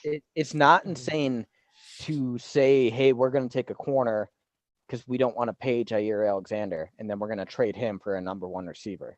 I could definitely see that happening. You are not going to trade a cornerback for a number one receiver. We Cody, just saw what it took Cody, and this how is many people not- traded up. This is not Madden. That's a Madden trade. Are you serious? Jair Alexander is a top 5 cornerback in the NFL. When's the last time you've seen a corner traded for a wide receiver? A in the receiver. NFL? I'm just saying it's possible. If you want to They would trade do it. him and trade 28, The Maybe last time that happened was Clinton Portis, who was a running back for what's his Champ face Hill. there. Yeah. That was the last time a trade like that happened. I would trade Clinton Portis every day of the week for Champ Bailey. I think the Bills should get Malik Willis. What's Travis Henry up to these days? Is he out of jail yet? Who knows? Doesn't he Yeah. have like 8 kids? Patriots trade the pick to the Chiefs. Oh, Chiefs traded up. Chiefs want a wide receiver. They want to jump the Packers. Mm-mm. What do you mean? A wide receiver? Who? No. Christian Watson? Yeah, Or no, I could see them going Christian Watson here. Dude, they let Tyreek Hill go. Like they need to keep up in that division. There's been a run. I think they jumped the Packers for a wide receiver, Christian Watson. no. Bro, we taking Who fucking are they Alec. jumping up for? Cody, we Jermaine taking- Johnson? We taking fucking Alec Pierce in the first round pick with the way this board's falling right now. Oh my god. I had like on this sheet, I'm like, I'd be completely cool with him as like a 4th or 5th round pick. Like a 4th or 5th round pick steal. This dude's going in the first round. Well, when I studied Alec Pierce, I liked him in the 3rd. I've seen him shooting up charts into the 2nd. The way You got this 2 seconds. dude, he could be like fucking top 10 in the 2nd. Yeah. Hey, we still got like what 13 picks to go in this first. There, I mean, You think the Chiefs could be looking at Sky Moore for speed? I love Sky Moore, dude. I studied a lot of wide receiver tape for this draft. honestly, I liked his tape more than anyone else. If he was 1 inch taller, he would be a slam dunk first round If pick. you like this tape more than anyone else, why didn't you have Green Bay taking him in the first round? Like you said, like a third or fourth rounder? No. I consistently said I wanted us to trade 28 to the top of the second and grab Sky Moore Okay. just to get value. Like honestly, the way this draft has gone, I'd be happy taking him in at 28. Yeah, shoot, the way this draft's gone, he might not be there. Dude, I mean, like the dude, like he's short, but everything else, like he's stout. Like he's not a small guy. It And, might and be the Chiefs could be moving up for him. dude, like You know, Tyreek Hill's not a big guy. Like, the thing I loved about Sky Moore's tape is like his route running and his break off the line of scrimmage. He literally creates yards of separation. Like he is so sharp with his movement. He really separates very well. Is Kenny that? Pickett high right now? Is that his girlfriend? Is that his mom? Well, who is this? I like for the evening. I like that you can't tell the difference between like his girlfriend, like you're like, is that his girlfriend and that his mom, or is that his mom? Like it could go either way. It could be his girlfriend, it could be his Zach mom. Wilson's mom that was smoking hot? Does Zach Wilson got a hot mom? I have no idea. I don't know. I feel Zach like Wilson comes from the Utah, the Mormon lines. They got those purebred blonde hotties.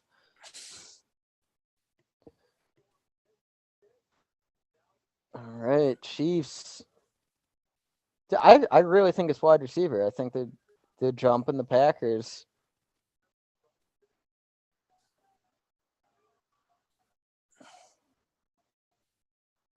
Zach Wilson mom is like one of the first thing that comes up. Yeah, she's smoking.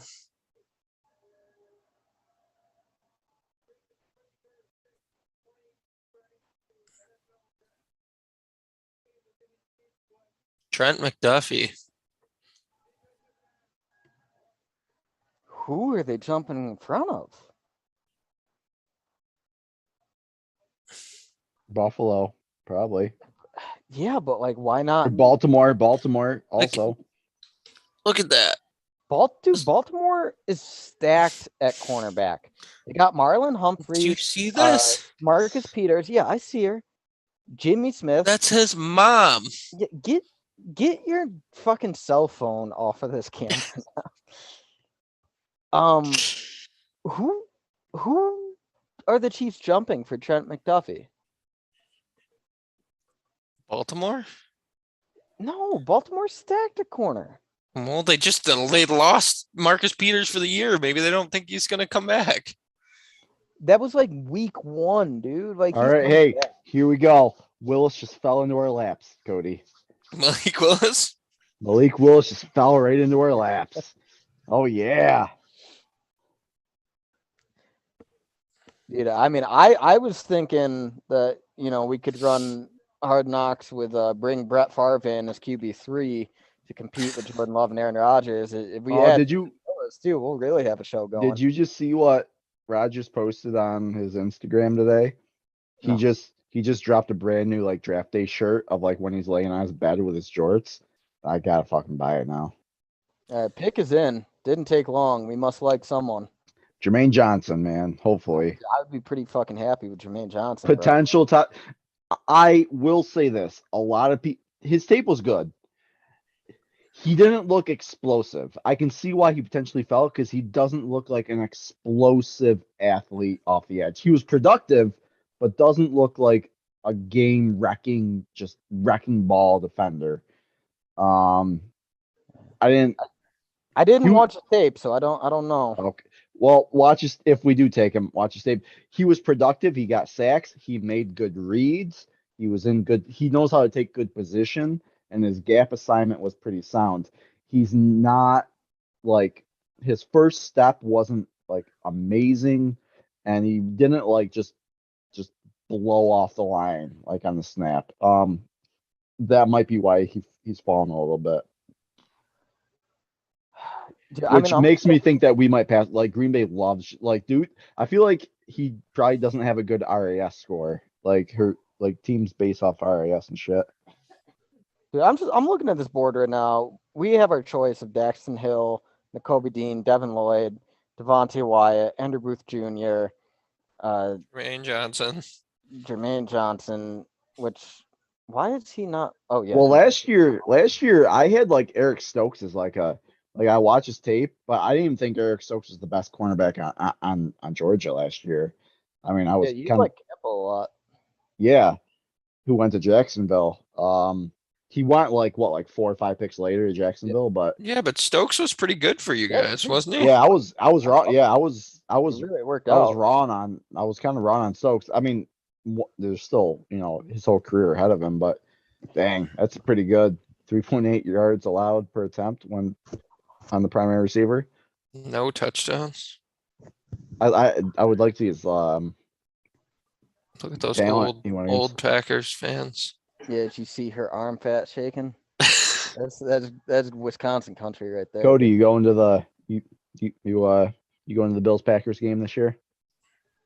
I live in Utah, bro. No. Not New York. Oh, did I say Cody? I meant Ian. My bad. Oh, I don't know. I don't know. My days of like planning out going to games is probably over. It'd be like last minute. All right, here we go. Shut the fuck up, guys. Malik Willis. What did he say? Oh, wow. We took an inside linebacker. Well, and you didn't take either of the ones that I thought might be worth it.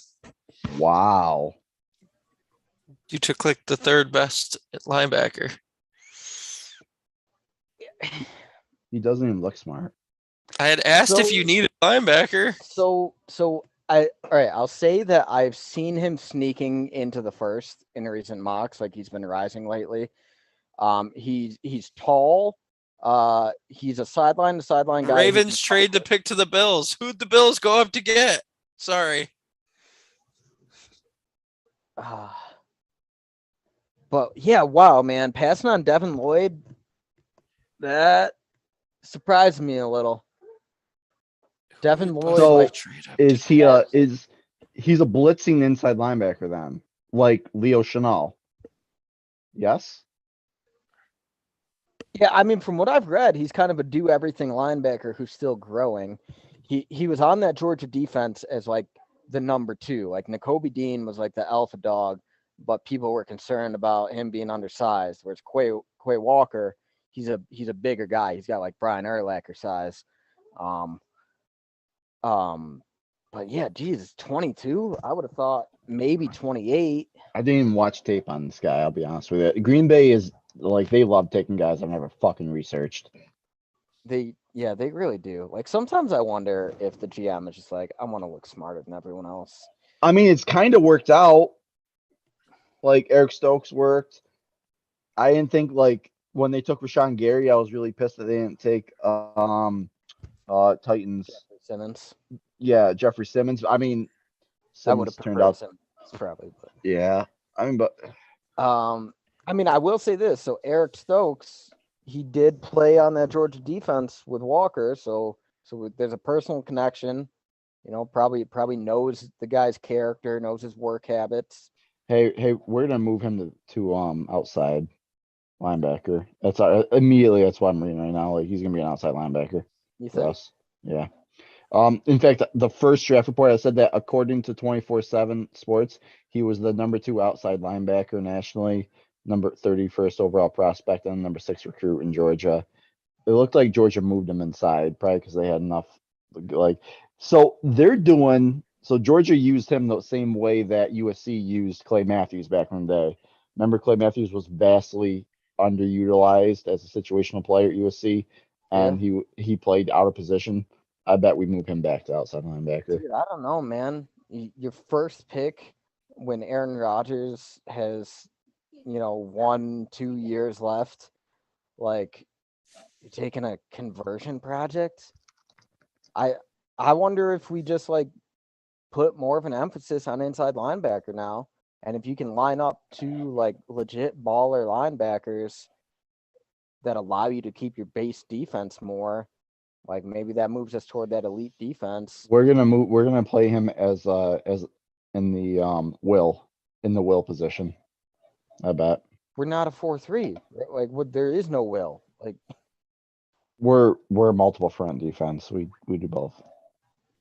Why are the Bills taking forever?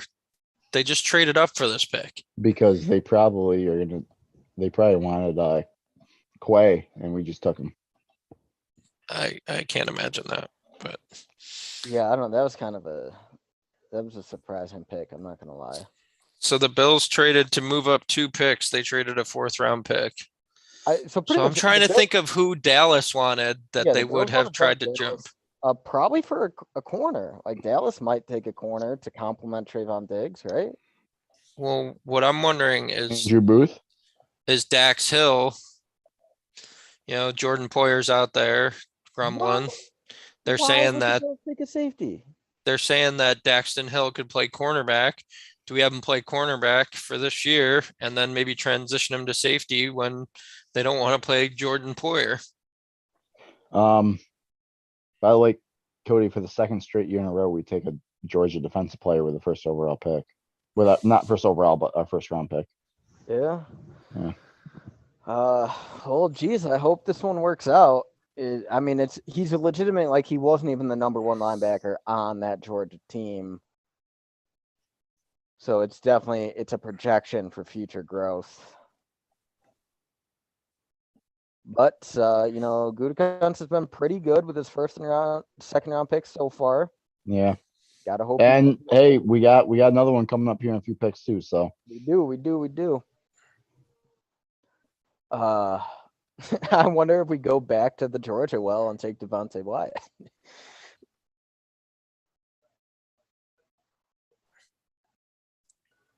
I hope the Bills traded up for Andrew Booth. Listen, man, and I said I didn't want them making all their picks. Go up and get your guy. It's surprising that we took Quay Walker when there were some other guys. Like Nakobe Dean was still on the board. I would have thought Devin Lloyd. Like Devin Lloyd has pass rush ability, like proven pass rush ability. I would have thought him. Frankly, I saw more than one mock with him mocked like in the top 15. But we'll see, man. The draft is a mystery every year. You never know. Draft position doesn't determine everything. Cody, before the Bills pick comes in, I'll read you this paragraph I'm reading right now. It should make you feel better. You better read it quick. Staying at 6'4", 240, Walker truly looks like an edge rusher playing off-ball linebacker. Nevertheless, there are times you have to remind yourself how big he is because he actually moves exceptionally well for his size. Washer flashes high in explosiveness out of his stance, and he's well put together NFL athlete. He's an explosive, smooth lateral mover who can traverse gaps with ease. Once he's in position, Walker swallows up running backs with his large frame. It's positive.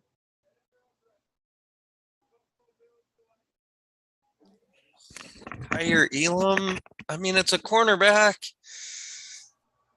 Kaiir Elam. You know what?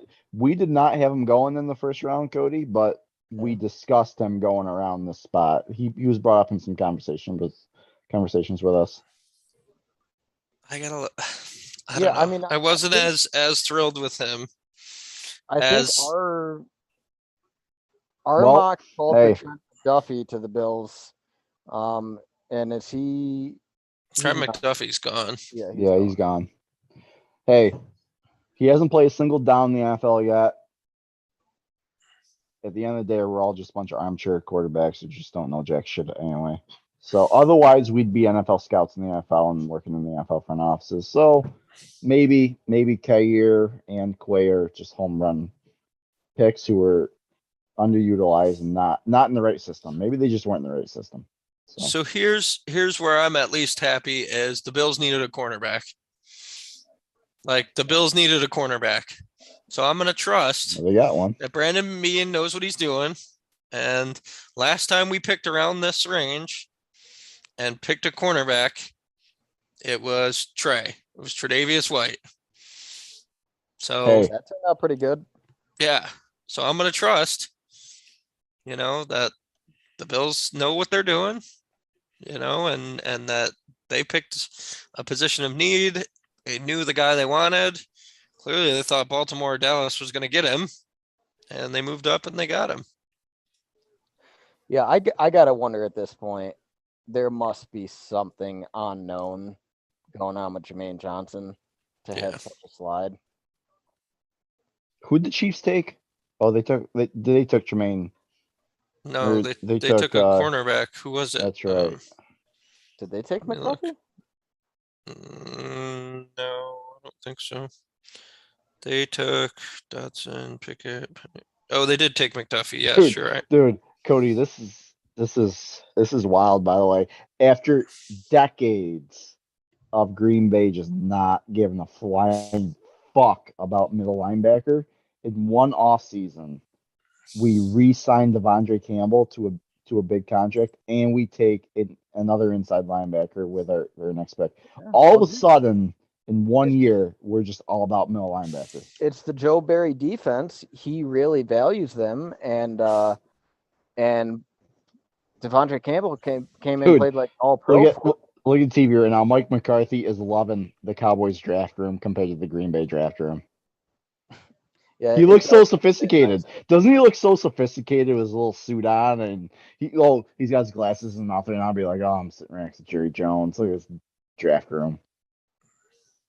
I fucking hate the Cowboys. I'll say this, man. The Cowboys they've been drafting pretty well in recent years, which is very on Cowboys like.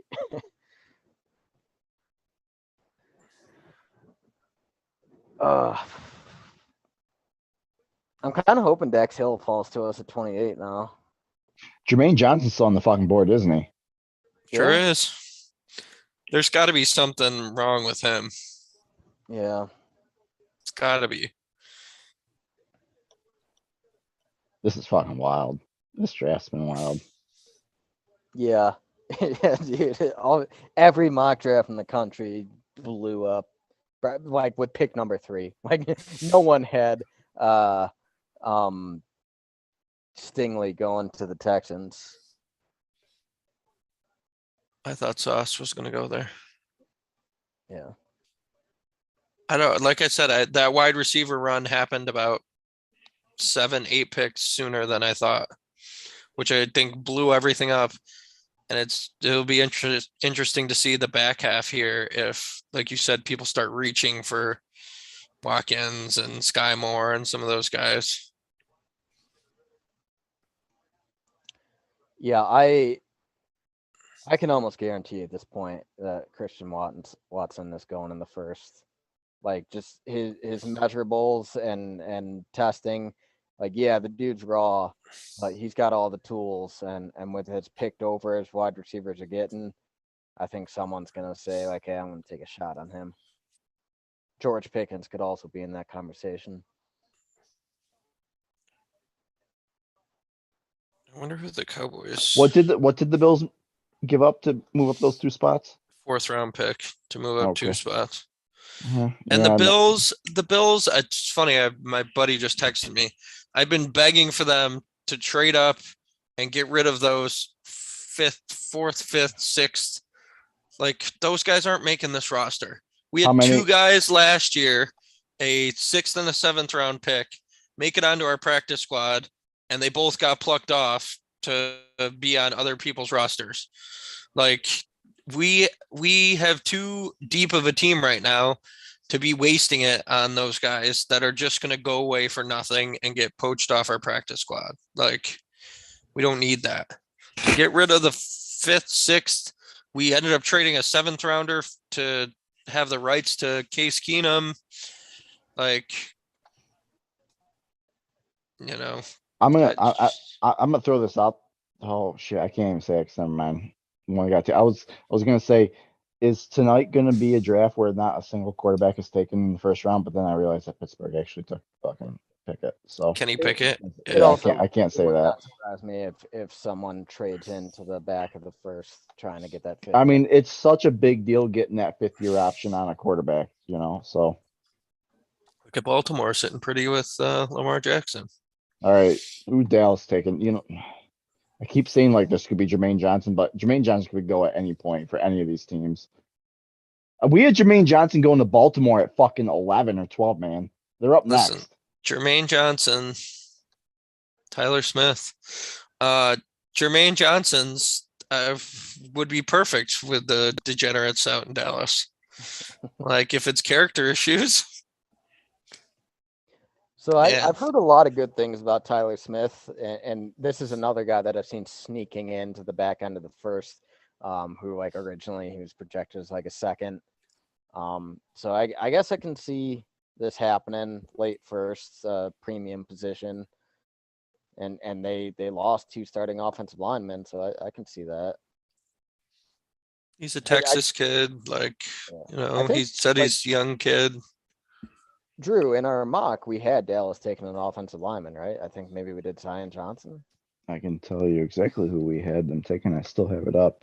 Just give me a quick. Zion Johnson went to the Chargers too at 17. Yeah.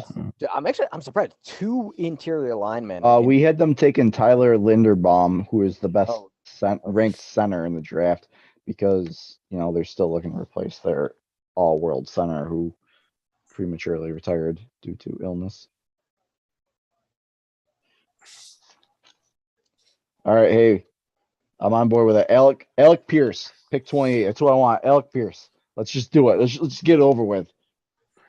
Go get your guy. Go get your guy. I would not hate trading back, if we could find a partner. There's For still who? some. I'm just to get some value, and I think there's a lot of, you know, evenly ranked players right now, so I wouldn't mind trading back. Yeah, I mean that's the thing. It's finding, you know, like Andrew said, finding that trade partner. Like, you It know, can be tough. Yeah. the dudes that are in the back end of the second round, you know, aren't looking for probably a quarterback, which you got to imagine at this point is what people are going to sneak back in for. Yeah. You know, are they really going to give you, you know, one of the early second round picks? You know, plus what? You know, to move in the back end of the first round.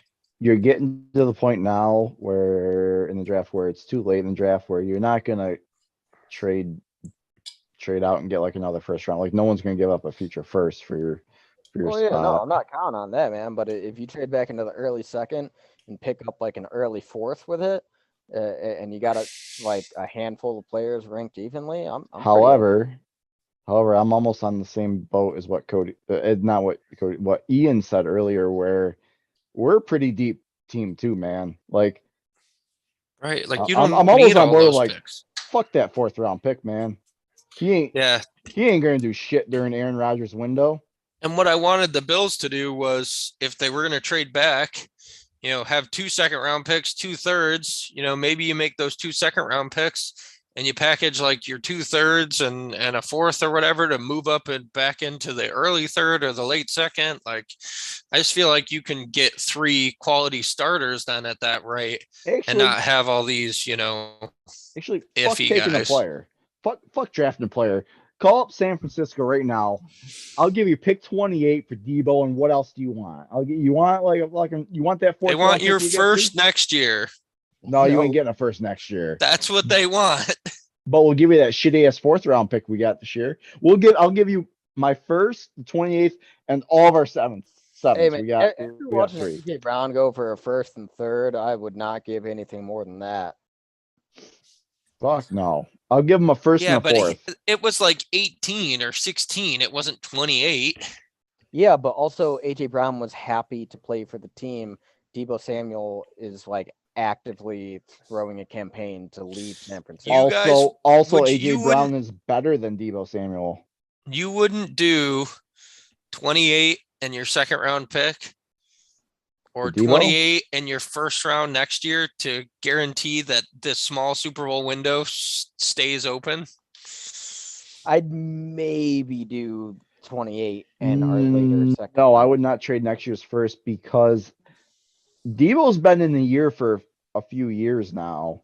Yeah, but wouldn't you hope that like this It's- pushes you to a Super Bowl and that pick's 32 and you don't care anyways. Debo's good, but all of his hype came from his fucking running shit that he did. Like that's how much cool shit did Debo do last year as an actual receiver? He's pretty good. Yeah, at- but like Matt was LaFleur would know how to use that.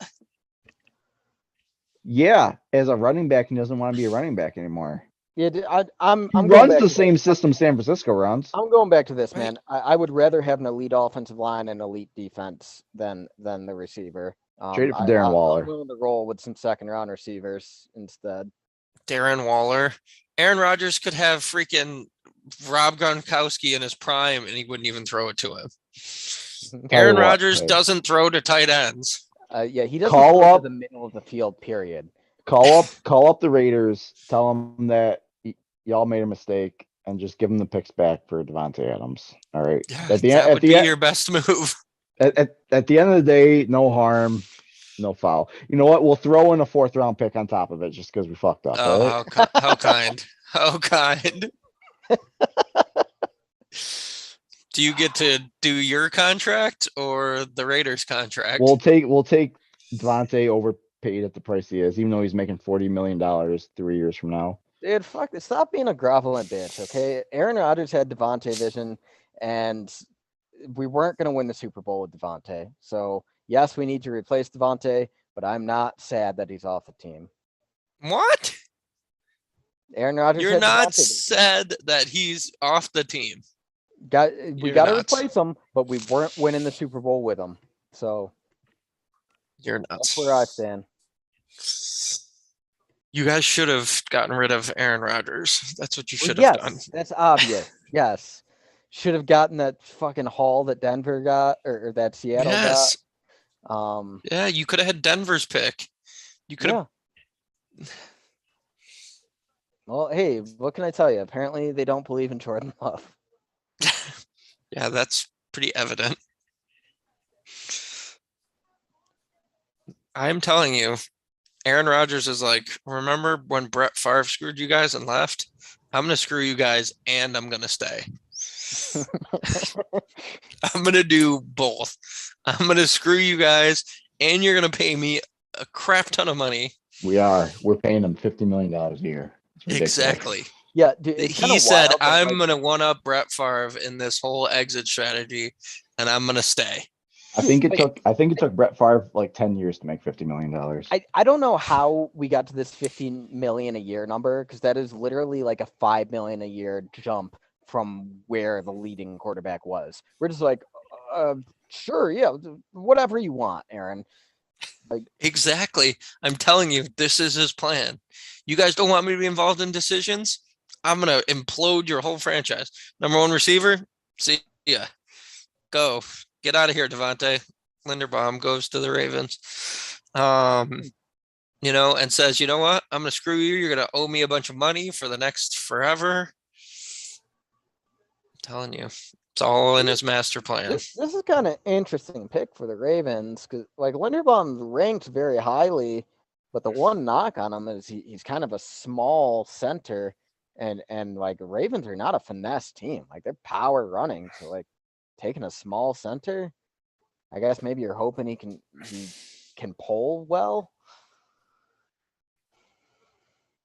Yeah, I mean, I don't know if they have thoughts of trying to push him to guard. I don't know who they have at center either. You think Tennessee takes a quarterback here? Quarter or corner? Quarter. No. They're just gonna keep riding with Tannehill. Yeah, they're gonna ride it until him and see, they're trading it, so it doesn't even matter.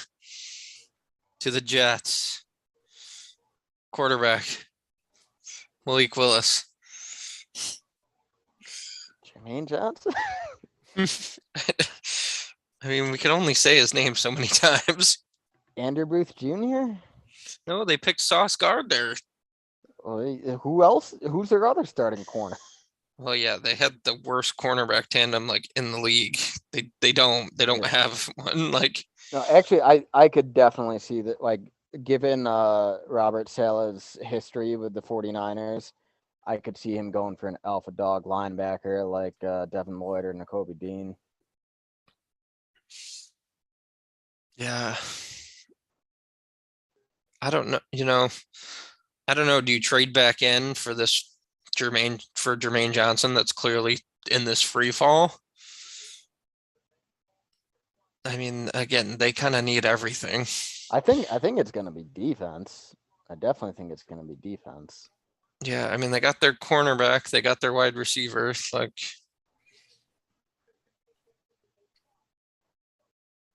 Imagine they take another cornerback. Hey, it's not unprecedented. No, and I mean, and it's, a passing league. You got to be able to stop the pass. So, Well, I mean, that's the thing. I always look at who do you have to beat in your division, and Jets got to beat the Bills. and now the Dolphins with all their wide receivers. Oh, come on, dude. The Dolphins just gave up a massive draft haul to not even make the playoffs. Like, they're garbage. Tyreek Hill's going to demand a trade within 2 years. Think so? They're about to be sanctioned for all these picks anyways from their owner tanking or whatever. Or trying to get what's his face to tank Flores. Yeah.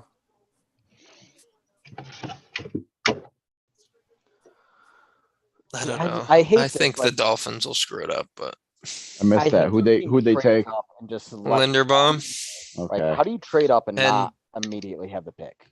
the Jets moved up. They traded with the Titans. Jets. Oh, sorry. Well, I can tell you the pick, but the terms were 26 and 101 for 35, 69 and 130, 163. So the Titans get 35 and 69 and then like a 6th rounder. It's not a bad deal. Yeah, for 26 101.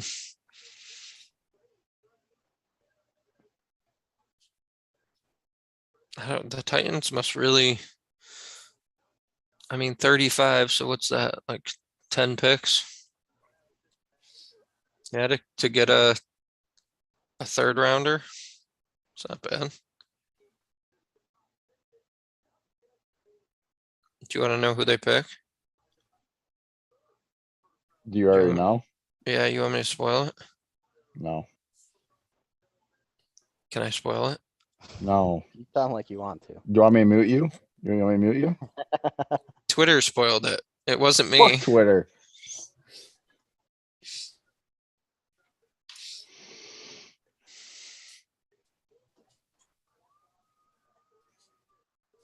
Who are you guys gonna pick?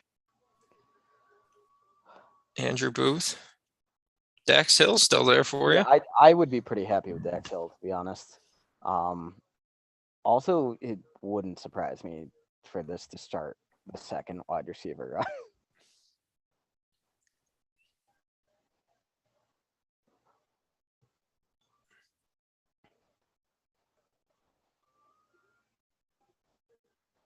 Dude, there's been a lot of trades in this draft. Yeah.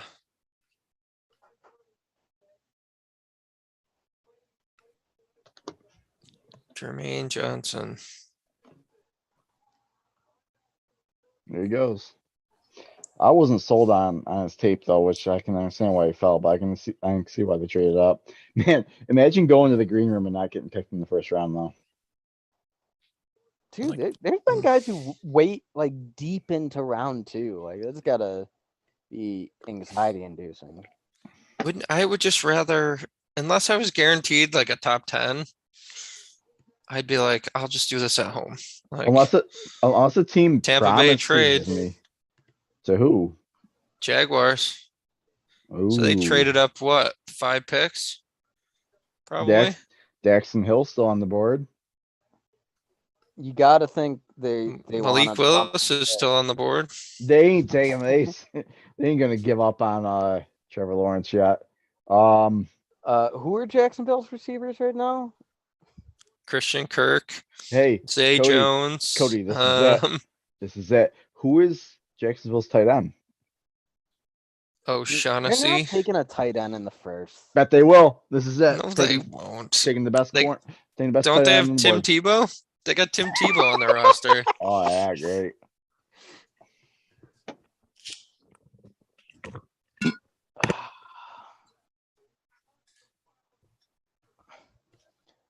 ABC is doing a dog shit job of showing me who remains on the big board.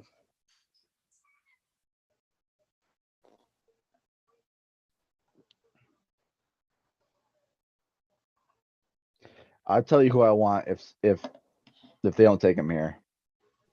Devontae Wyatt. I'd be happy with Wyatt. Yep, same. Dude, That's it would not surprise me if we take Dax Hill though. I could definitely see Dax Hill. hey, let's solidify the defense.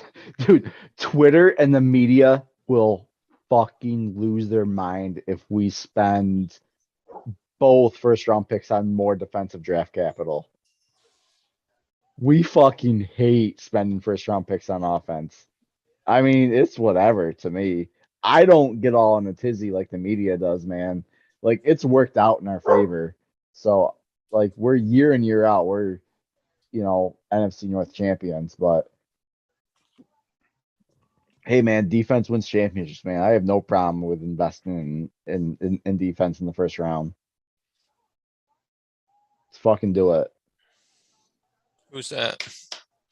I was just telling Cody that if Green Bay drafts another defensive player here next, that the media and Twitter and all other media outlets are gonna lose their fucking mind Yeah, that but Green Bay didn't what's spend left on money. offense? That's what I'm thinking. Also, like, just you take best player available and defense wins championships. Like, Look at the board. Or do you sec- do what Cody said?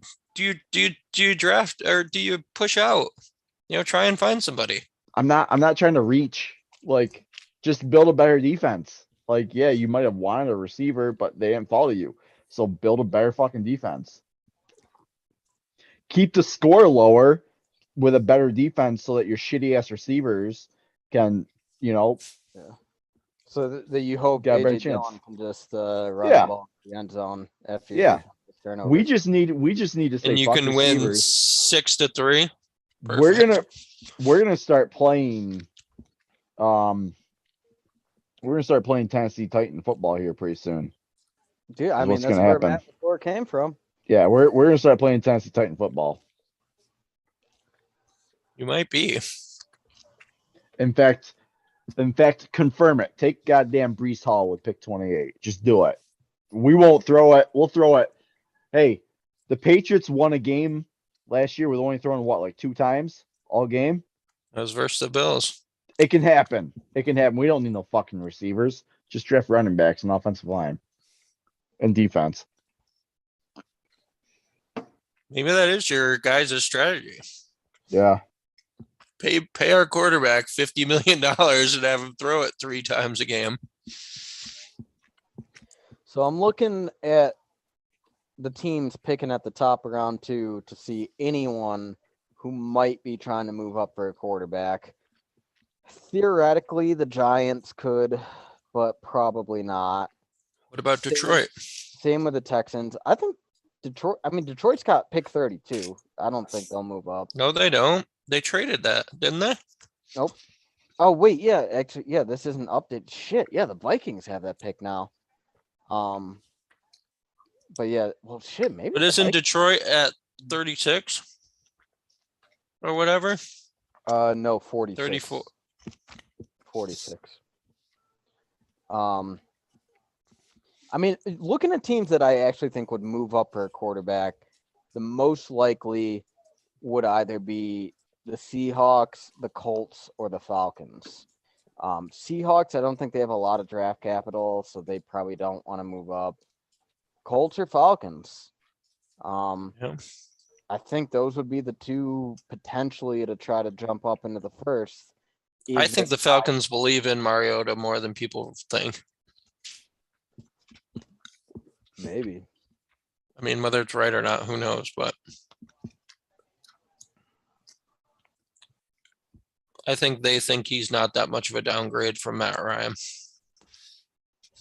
Yeah, what did Matt Ryan get him? I know.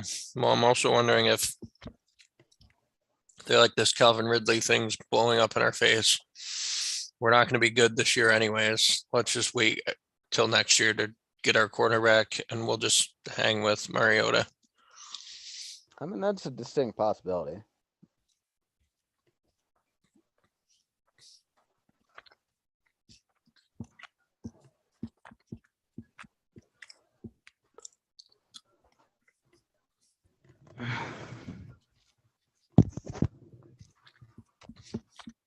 I hope the Jets have no clue what they're doing.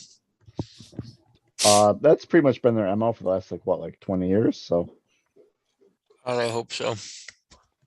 however, I will say this: back during the Tom Brady era, there, for whatever reason, the Jets seem to have Tom Brady's number more than anyone else in that division. Yeah, But back in it- the Rex Ryan days. Yeah, but it was still meaningless because even at the end of the day, Tom Brady still won a Super Bowl, so it didn't matter. Well, I mean, dude, they had think about it, they used to have like Darrell Revis. Like they hadn't They had a good defense, but their offense but sucked. yeah, you put Mark Sanchez out there in the AFC Championship game, probably not going to take you to the promised land. Well, hey, maybe that's our strategy. Build a defense like the Rex Ryan defense, but we don't got Mark Sanchez. We got Aaron Rodgers. We could maybe make this thing work. Yeah, I think that's a totally viable strategy. Yeah. Like you have a quarterback who is literally the best all time at not turning the ball over. If you build an elite defense and running game around him, I've been saying this all night. Elite offensive line, elite defense. That is the fastest path to Green Bay Who's- winning in the Aaron Rodgers win. Who's left on the offensive line, by the way? Is there any studs we can bank No, on? on? man, it's kind of it's down a tier now. Yeah, the Mhm. first one. Bernard Rain. I did see that Abraham Lucas is on the board, and we did bring him in for a visit. I don't think I've seen him as projected as a late second round pick. Yeah. Wouldn't surprise me to see him in the early second at this point, but I see Cole Strange is the best one. I seen that we were particularly interested in Sean Ryan. We had some interest in him. It looked like yeah, I read about that a bit. he has played. He played 31 games at left tackle, but he's listed as a guard. So he's Devin Lloyd. Devin Lloyd looking for a leader on the defense there. not. That's their Miles Jack Miles Jack. replacement, who is now a Steeler, I believe, right? All right, man. Well, it will be interesting to watch the careers of Quay Walker and Devin Lloyd and compare them. Yeah. It's going to be interesting to watch Trayvon Walker and Devin Lloyd. Yeah, That's who the Jags picked one overall. Oh, all right, Green Bay. I'm hoping you trade back. If not, I'll be happy with Dax Hill or Devontae Wyatt. Yeah, honestly, after Wait, that, it's like, So like when everyone- Green Bay's on the clock, I like to actually watch the clock ticking down. If they get their pick in somewhat early, There it makes is. me all right. Hey, they knew who they wanted. They knew who they wanted real quick. Like Great. 45 seconds. I bet you it's Dax Hill. You Yeah, know, they- does the NFL draft have it set up yet for these teams that like it's like a fantasy football draft where they just like pick them on the computer, or you think like they got to call in and do all this stupid stuff still? Call in and like enter a launch code. Probably, Right. yeah. They're like, oh Um, no, I forgot my passcode. Oh, that's why the Vikings missed their pick all those years ago. Mhm. Like I feel like why don't they just have it set up like a fantasy football draft? Dude, you know someone would be trying to hack it and just I'll say it. totally fuck things up. With the Maybe times that is that why. was, I loved watching the draft the year that we were like the first year COVID hit, and we got to like the whole thing was done in fucking Roger Goodell's basement. And we Basement. just- yeah, I love that We draft. That saw was just Bill Belichick just leave his dog in charge. that was the most entertaining NFL draft ever. Yeah. I loved watching Bill Belichick in his kitchen when he got up and walked away and the dog was just there. What was it? There was that other one too. The one who he got they show the picture, but you can like see the person in the bathroom, like taking a shit in the bathroom or something like I that. didn't see that one. Yeah. Sean McVay had some like bougie LA house that he was in. It was awesome. There was so much entertainment. All right, Yeah. Andrew, pick is going to be coming in shortly here. Like I said, I'd be happy with Dax Hill or Devontae Wyatt. Do you have anyone you'd be happy with, or like any dark horses? I can kind of see Christian Watson as a dark horse. Malik But- Willis. Trey McBride. Trey McBride. I mean, a good tight end would elevate this offense, but Hey, we traditional suppose tight ends don't contribute year one. we supposedly took the best inside linebacker in the draft. Supposedly, if like we had the pick of the litter, and that's who we went with. So, and whoever it is, we took 45 seconds to get the pick, and like we knew who we wanted. Like he was on the board, and we called it in immediately. We weren't even trying to entertain like trading back or anything. So whoever it is, we feel super confident about. Yeah. I guess, hey, in Goot we trust, man. In Goot we trust. Yeah, I mean he's done excellent with his first and second round pick so far, and many of them have been, kind of shocker, like not projected stuff. Like no one was talking about Jair Alexander as high as he was picked. We wanted Josh Jackson over Jair in that spot. So I mean, yeah, Gutekunst, he's done pretty good in the early round. He typically knows the guy he wants and is willing to target him. So I'll give him the benefit of the doubt. I got to go watch some tape on Quay Walker. I haven't watched. Same. I'm gonna watch it like for a bit. It seems like in the first round we just take elite athletes. We take massively good elite athletes, and then Ian, have you watched any tape on Elam there for the Bills? No, not really. I mean, I don't know much about him, but like I've pretty consistently seen him mocked at the end of the first. So Yeah, I mean, and he had been mocked to the Bills a lot. I had seen if they stayed at 25. It certainly is not a reach. I think this is right where, the mid to late 20s is right where most people saw him going. So I'm certainly not upset with the pick. It was a need, and from everything I had seen with mock drafts, it was a pretty reasonable spot for him. So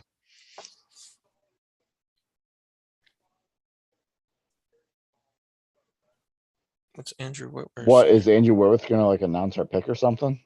looks Yeah, like it. he's your pick. Oh, You nice. take a 40-year-old left tackle. Mhm. We're gonna move him inside. Dude, what a good story for him. Guy gets a Super Bowl at the end of his career. Good for him. It only took him till he only had to look like Elvis Dumbledore by the time he got it. All right.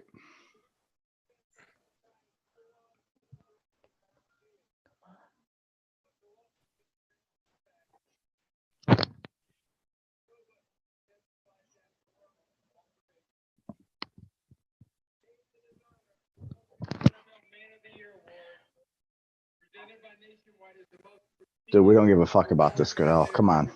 Would you really have to do this during the Packer Pack? Right. Kyrie Elam ran a 4.3940. His measurables are pretty similar to Andrew Booth. How tall is he? 6'1", 6'1", 191. Good size. Good size. Gave up 2 touchdowns, had 1 interception.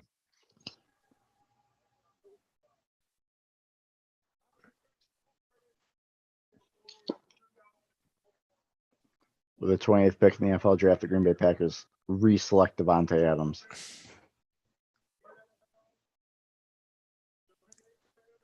Come on, bro. Why is he doing this? Like, he's not even a Packer. Like, Oh my god, what the fuck? oh, stop man. Look back. Why'd they pick 28? Seems so random. Well, I Was guess the he- Rams don't have a first round pick, so Was he like the pick 28 in the draft or something like that? Who I don't knows? know. Oh, come on.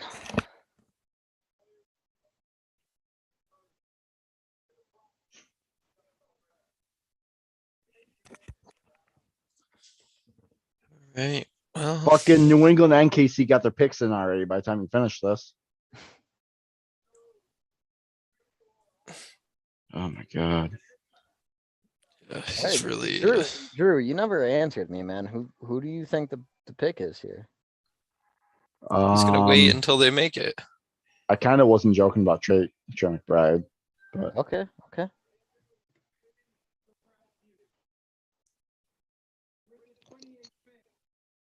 Dex Hill. Devontae Wyatt. Okay, I'm I'll happy. take it. I'm cool with that. I am cool with that pick. We got two Georgia Bulldogs in the first round. Green Bay don't take a receiver. We didn't take a fucking receiver. Of course you Dude, didn't. this is 3 first round picks in a row. Defensive Georgia Bulldogs. All right, this is the path. We're building an elite defense. You I put him really next to think Kenny it's Clark? just. I think you guys are. It's just you can never take a first round receiver at this point. It's just like a running joke that's like gone too far, but like you guys are just have to ride with it. It would not surprise me one bit if we packaged both second round picks to move up and snag a receiver in the early second. Yeah, I mean that would be, more in the range. I think where those guys are, like where they should go. How late are your second rounds? Like 52 and yeah. 59. Oh, so they're late. Like those, those good guys aren't dropping that far. Right. You're talking like John Menchie, maybe, or Yeah, man, I would love to get up in the early second, maybe snag a Watson or a Pickens, or I mean, like I love Sky Right. Moore, but I just like I Hey, don't know the number one. Cody. Do you know what college Devontae Wyatt went to? Georgia.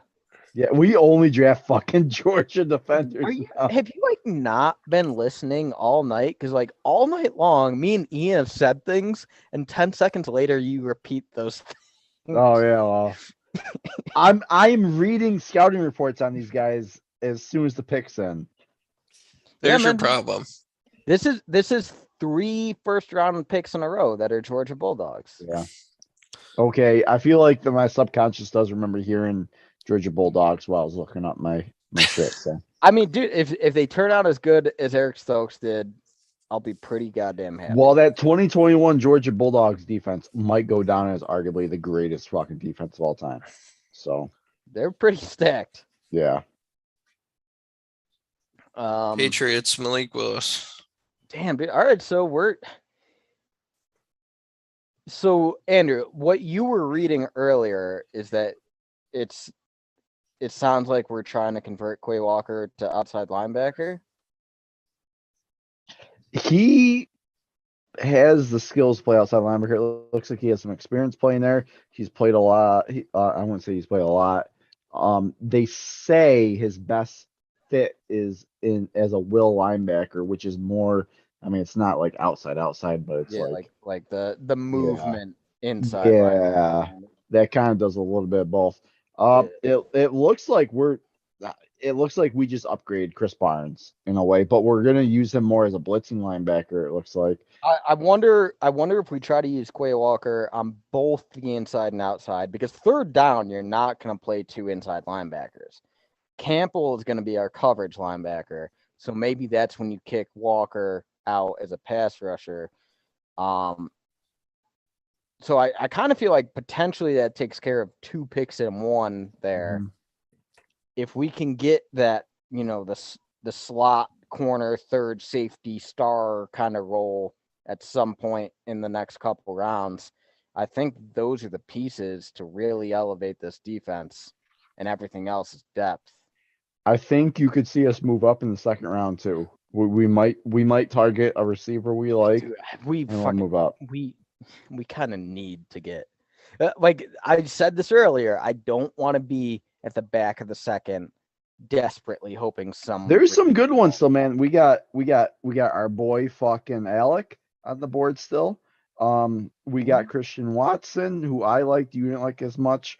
We have David Bell, who I liked as well. Jalen Tolbert, he's another Jalen Tolbert. We have I didn't like Justin Ross's tape. I thought I won't be happy if we take him. I did like Tyquan Thornton, and I also kind of liked. We haven't even mentioned him once yet tonight, but I also kind of like Romeo Dubes tape too. I didn't watch any of his tape. I wanted to, but I just ran out of time. I will just read you my quick notes on Romeo Dubes. He was the last player I watched the other day. Catches with his so he does catch with his body and not with his hands at times. He needs to add some lean muscle at the NFL level, but he does have experience returning kicks, both kickoff returns and punt returns. He does make catches at all three levels, short, intermediate, and deep. Pretty good speed. Like all the elite burners are going to be off the board by now. He does come off as more of a possession receiver than a deep threat, but he can make plays deep. And he does come off as just an average athlete, which is why, he wouldn't be a first round pick. I said I like him enough to take him early on day 3. Okay. So I wouldn't be pumped if we took him first on day 2. But if we're gonna take 2 receivers, I would be fine if we take him as our second receiver. Yeah, honestly, I really, the more I think about it, I think we're packaging both seconds to move up. Watch. We might package both fucking seconds and move up and 31 or 32 here. Who knows? I don't know if that'd be enough to get us to 30. It would not be enough. Cole Strange from Chattanooga. What an unfortunate name. Like, dude sounds like he should be driving a van with tinted windows. Yeah, he's getting some strange.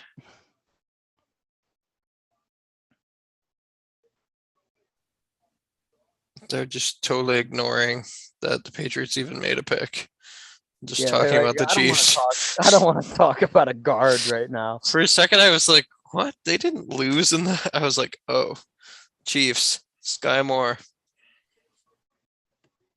Sky Moore would fit. Oh, They have 12 picks. Lamar Jackson is pissed right now. Why? After they trade Hollywood Brown, he just tweeted out, "What the fuck?" Yeah. Yeah. That's funny. That's all it said was WTF after the Hollywood Brown trade.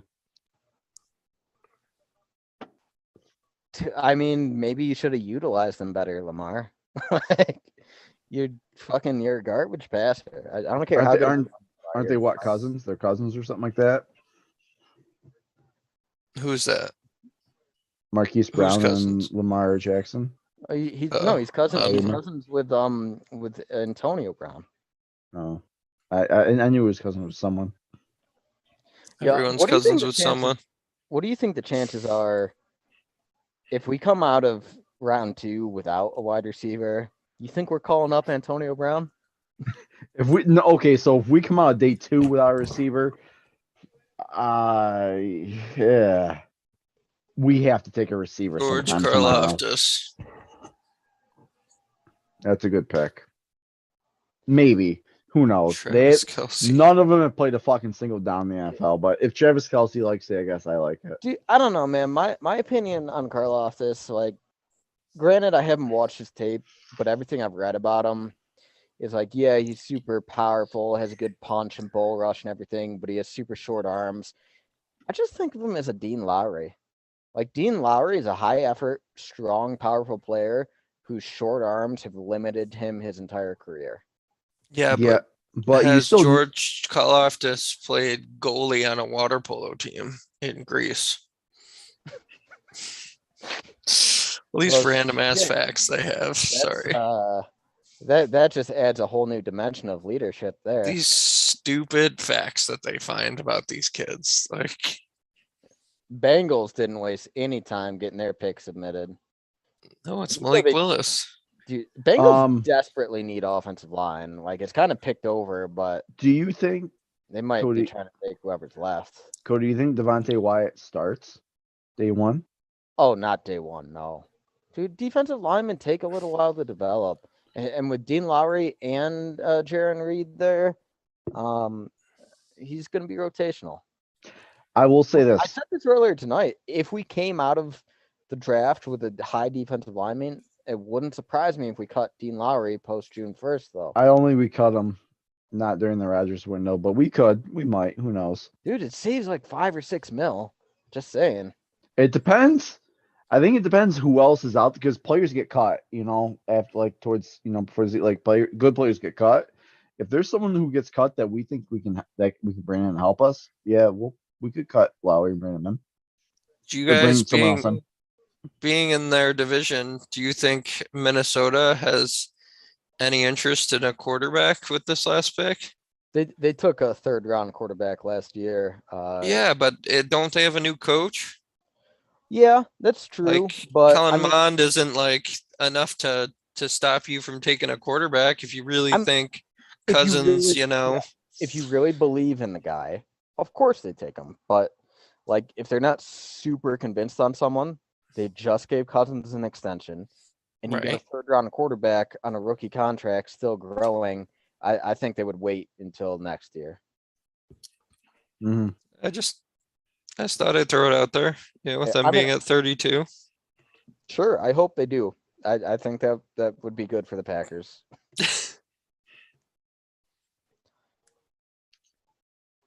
Tell you Honestly, what, Cody, I kind of like the defense right now. It takes like Andrew Booth Jr. I could see that. Who? Kind of like our defense Andrew right now. Booth Jr. No, who taking him? Minnesota. Yeah. What were you saying, Drew? He likes your defense. I think I'm just gonna show you instead. Just give me like 2 seconds to bring it up.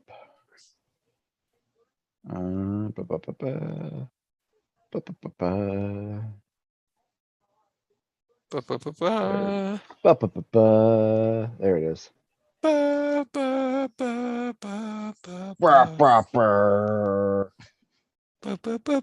There it is. That's our depth chart potentially going into next year. I mean, it's a pretty nice rotation on the defensive line. Yeah, we finally have some depth on the defensive line, man. We got Wyatt, Lowry, Clark, Slayton, Reed, and Heflin, who might make the team. Who we would probably get rid of Heflin. I think we keep probably 5 on that line, but maybe not. I still think we need a 3rd edge rusher, and we really. I do think that like the target position for defense is going to be that like 3rd safety slot cornerback star role. Because we don't Jair Alexander can play the slot, but like we don't want him there every down. Nice. Can Rasul Douglas play there or no? He hasn't in the past. Yeah, I think he can. Andrew thinks he can't. Yeah, I don't think he can. I think he's super instinctive and would do well in the slot, but Andrew thinks he doesn't have like the twitch quickness. Fast twitch, lateral movement. I think you see Jair play mostly out of the star role, slot role. Why would you have him wasted there? Yeah, I mean that's the thing. It's like I want him. I don't think it's wasted. Do you know how many teams move their premier wide receiver into the slot these days? Jamar Chase plays out of the slot. They all go everywhere. They scheme guys to go in those slots. Like, all right. So they probably will just have Jair shadow the best receiver then. Yeah, but so when the best receiver's on the outside, who do we put in the slot? I think the way the NFL is trending, I remember all of Devontae's big plays came from him in the fucking slot. Like I feel like the best players go in the slot these days because it's close to the line of scrimmage and the quarterback can get them the ball a whole lot quicker than they can to the boundary. I mean, the Bills just paid a slot only corner like $12 million? I've seen the Bills put Stephon Diggs in the slot a ton of times too. Yeah, Taron Johnson is our slot only corner. Our base package is like a 4-2 like nickel. You basically have to have 3 starting cornerbacks to like Yeah. even have a shot these days. You have to have 3 good cornerbacks these days.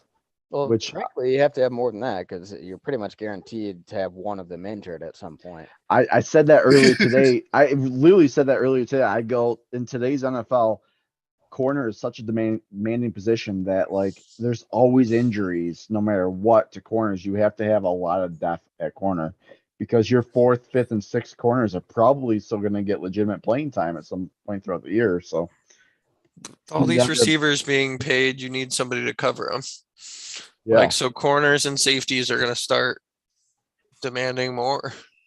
And it's going to be like linebacker that goes to the wayside. Linebacker is going to be the running back of the defense. Yeah, and then you'll have teams like the Patriots like figuring out like, all right, how do we make a winning team out of cheap positions like they did with the 2 tight end sets in the early 2010s. dude. Yeah.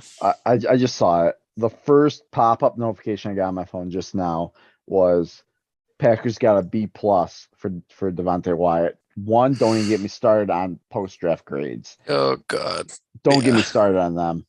But 2, oh my God, the people are gonna have a field day with the fact that the Packers didn't take a fucking receiver again in the first round. They They- didn't. There was nothing there to take. That's the thing. There was nothing there, man. That Like line here, so this year, I could see it. Out of What any you do? other year, like What you there do, was fucking nobody reach? there. There was nobody there. Like I'm not gonna complain about the Packers. Desmond not Ritter, is that what they said? Oh, Daxton Hill. Jackson Hill. Okay, pair him with Jesse Bates. That's pretty nice. But you need offensive line help, or Joe Burrow is gonna die on the field. But talk about reach. I mean, it would have been another reach. It would Yeah. have been just another reach. You know, there just wasn't people there. I I'll can't say believe this, Daxton Hill hey, went this far. Hey, Bengals have a fucking dirty safety duo now. Potentially. Potentially. I mean, I'm not going to say that before the kid even plays it down in the NFL. He could be a bust. Who knows? But you take a first round safety, expectations are high. You take Hill, pair him with fucking Jesse Bates, who's already arguably a top 3 safety in the league right now, based on his play. Yeah. Both Green Bay, Buffalo. What's another good safety duo in the NFL? Could give them a run for their money. But actually, what is the best safety duo in the NFL? It's Buffalo, hands The down. Bills. What's second then? I don't know. I don't pay attention to safeties, bro.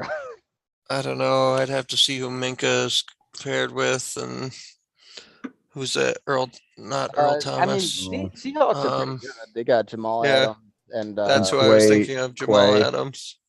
They have Quandre Diggs. yeah, that's his name. Yeah. Minnesota wasted no time getting their pick in though. It was like less than a minute, so they must really like someone left on the board. Which It's quarterback. Is it? Is it? They did just extend I Kirk. bet you it's Andrew Bruce Jr. Quarterback. It's gonna Corner? be Desmond Ritter. I was gonna say I can't tell if you're saying corner or quarter. Corner. Ritter. Okay. You're saying corner. Ian is saying quarter. Yes. It's fucking me up over here, you guys. Desmond Ritter. Also, there's quite a few pass rushers left they're kind of a tier down, but this could start to like get your pick of the litter on the next tier. Yeah. They could use N'Kobe Dean. No, dude, they got Eric Kendricks. He's a beast. One of the best coverage linebackers in the NFL, and he can play all 3 downs. Brees Hall if they don't care about Dalvin Cook. Eh. David Ojabu if they think once he heals that he'll be fine. Yeah, I mean that's the thing. They need pass rush help right now, so I could definitely see them going edge. To matter of who they would go with. Boy They also Mafe. need secondary help. Yeah, I mean, they could do Kyler Gordon.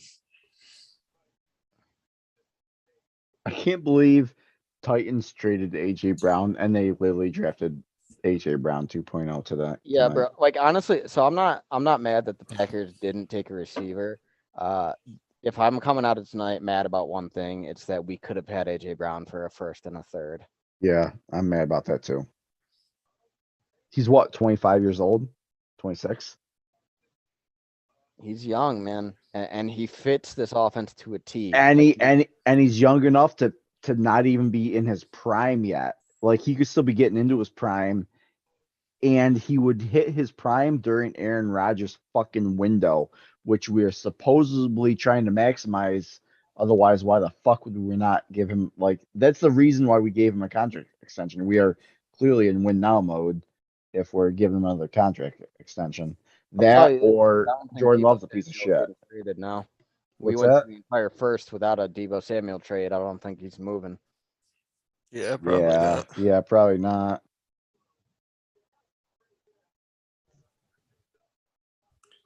Why they got Kelsey here for so long? Like they're trying to stretch this thing out until midnight, aren't they? Like the pick's been in for like 10 minutes. I am surprised that they got this draft done before midnight, to be honest with you. Yeah, this draft went quickly. And ESPN's like, what the hell? They're like, we don't We have have enough. commercials until midnight. We don't have. We can't put commercials on for 25 minutes. We got like fill this up with some talk. Yeah, let's give Travis Kelsey his audition for a future broadcasting role. Yeah. Look at all these filthy Vikings fans. Should just dig at a all the hole in empty Nevada seats. desert and kick them in. People have left.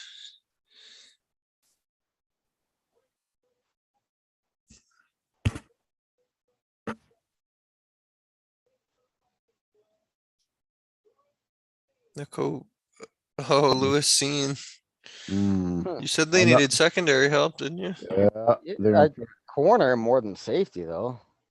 Georgia, man. Georgia's defense the last couple of years has been unfucking believable. How mad do you think they are that Daxton Hill just went? Who's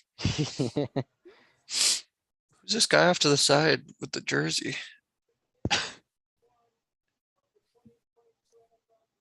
Bucks are on the clock. Goodell's hair is a mess right now. He looks Yeah. like he was just motorboated by someone. Poor guy. He's a mess. All right. Well, Ian, are you happy with the Buffalo Bills 2022 NFL draft pick? Yeah, I'm ecstatic. They needed it. They got it, and they went up and got their guy. It makes me feel even better that they went up and got a guy that they believed in so much that they said, we don't want to risk 2 picks, and people might be like, oh, that's stupid. Like, no, that means, they went 100%. They went 1,000 miles an hour at a guy that they wanted. I mean, it still could be wrong, obviously, but it makes me feel even better that they were willing to give up something. Even if it's a 4th round pick to go up and get the guy that they felt strongly about. So no, I'm happy. I'm happy. Position of need. Cool. Andrew, you happy with our Packers picks? I said it before the draft started that it would not surprise me to see us go defense both times. I think I mentioned that. It happened, and I'm not unhappy about it. We are on the cusp of an elite defense, and this could be what we need to literally put us over the top. We need to replace some pieces too. We lost Zadarius, and who else did we lost someone else too on defense, I think. But regardless, yeah, I'm happy with the draft. I mean, we'll figure it out at receiver, I guess. So Yeah. what about you? What about you? I'm happy with it. I won't lie. I was definitely shocked by the Quay Walker pick, especially with Devin Lloyd still on the board. But given our GM's history of like going and taking guys that, maybe weren't projected that high and they've worked out pretty darn well, I'll give it the benefit of the doubt.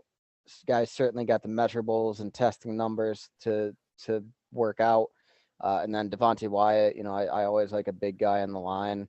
So yeah, I'm happy with it. Definitely we need to have a proactive plan about wide receiver on day 2 though. I That much. I'll start to be a little concerned about our plan if we don't use at least one of our second round picks on a receiver in the second round. I think you guys are going to be disappointed. You're going to be disappointed Packers fans again. I don't think Hey, man, we will be in gotta a good. get Antonio Brown and Henry Ruggs on speed dial. Hey, I did tell you the other day, Cody. I sent you that big list of free agents. There's some pretty good veteran receivers still out there. We got Julio Jones, which I actually don't really want Julio Jones at this point in his career. I think he's fucking done. Best days of him. Well, when Julio Jones is healthy, he's actually still playing at a good level. He just can't. Yeah. The issue is I don't think he's gonna be available when we need him the most in the fucking playoffs. Well, you just sign him and say, "Hey, buddy, you rest up for half the season. We'll warm you up in the last month of the regular season and be ready to go for the playoffs." Yeah, I don't know if it works that way, but maybe, maybe. Aaron Rodgers gets what he wants. I think Aaron Jones is gonna have I hope he stays healthy because he's got a pretty big workload coming his way. And Allen Lazard better be putting some time in the weight room right fucking now because we're gonna need him to just go. And we need Sammy Watkins to play like the 4th overall pick that he actually was. All right. Good luck. Yeah. You're asking for an awful lot. We're asking Sammy Watkins to play like Devontae Adams on $1.5 million contract. Okay, that's Cody. That's what we're working with. Yeah. Listen, not 1.8 no. million. With incentives. We did not sign Sammy Watkins to play like Devontae Adams. That's ridiculous.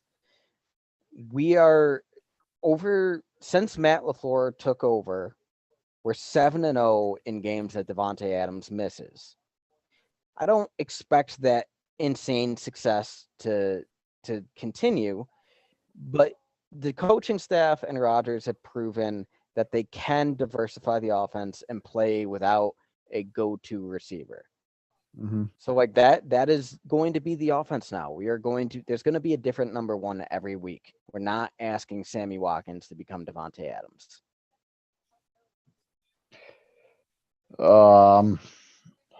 Real quick, I'm asking a friend if he's a Dolphins fan. I'm asking him if he had fun, if he liked Miami's draft tonight. Don't they not draft until like the 3rd round? Yeah, they don't draft at all because they give it up for Tyreek. Anyway, I'm with Ian. With what Ian said earlier. I mean, there was such a massive run on receivers that I'm not going to reach at 22 or 28 on a guy who's got a 2nd round grade on him. There's nobody there. Yeah. I mean, there's some receivers I thought were good.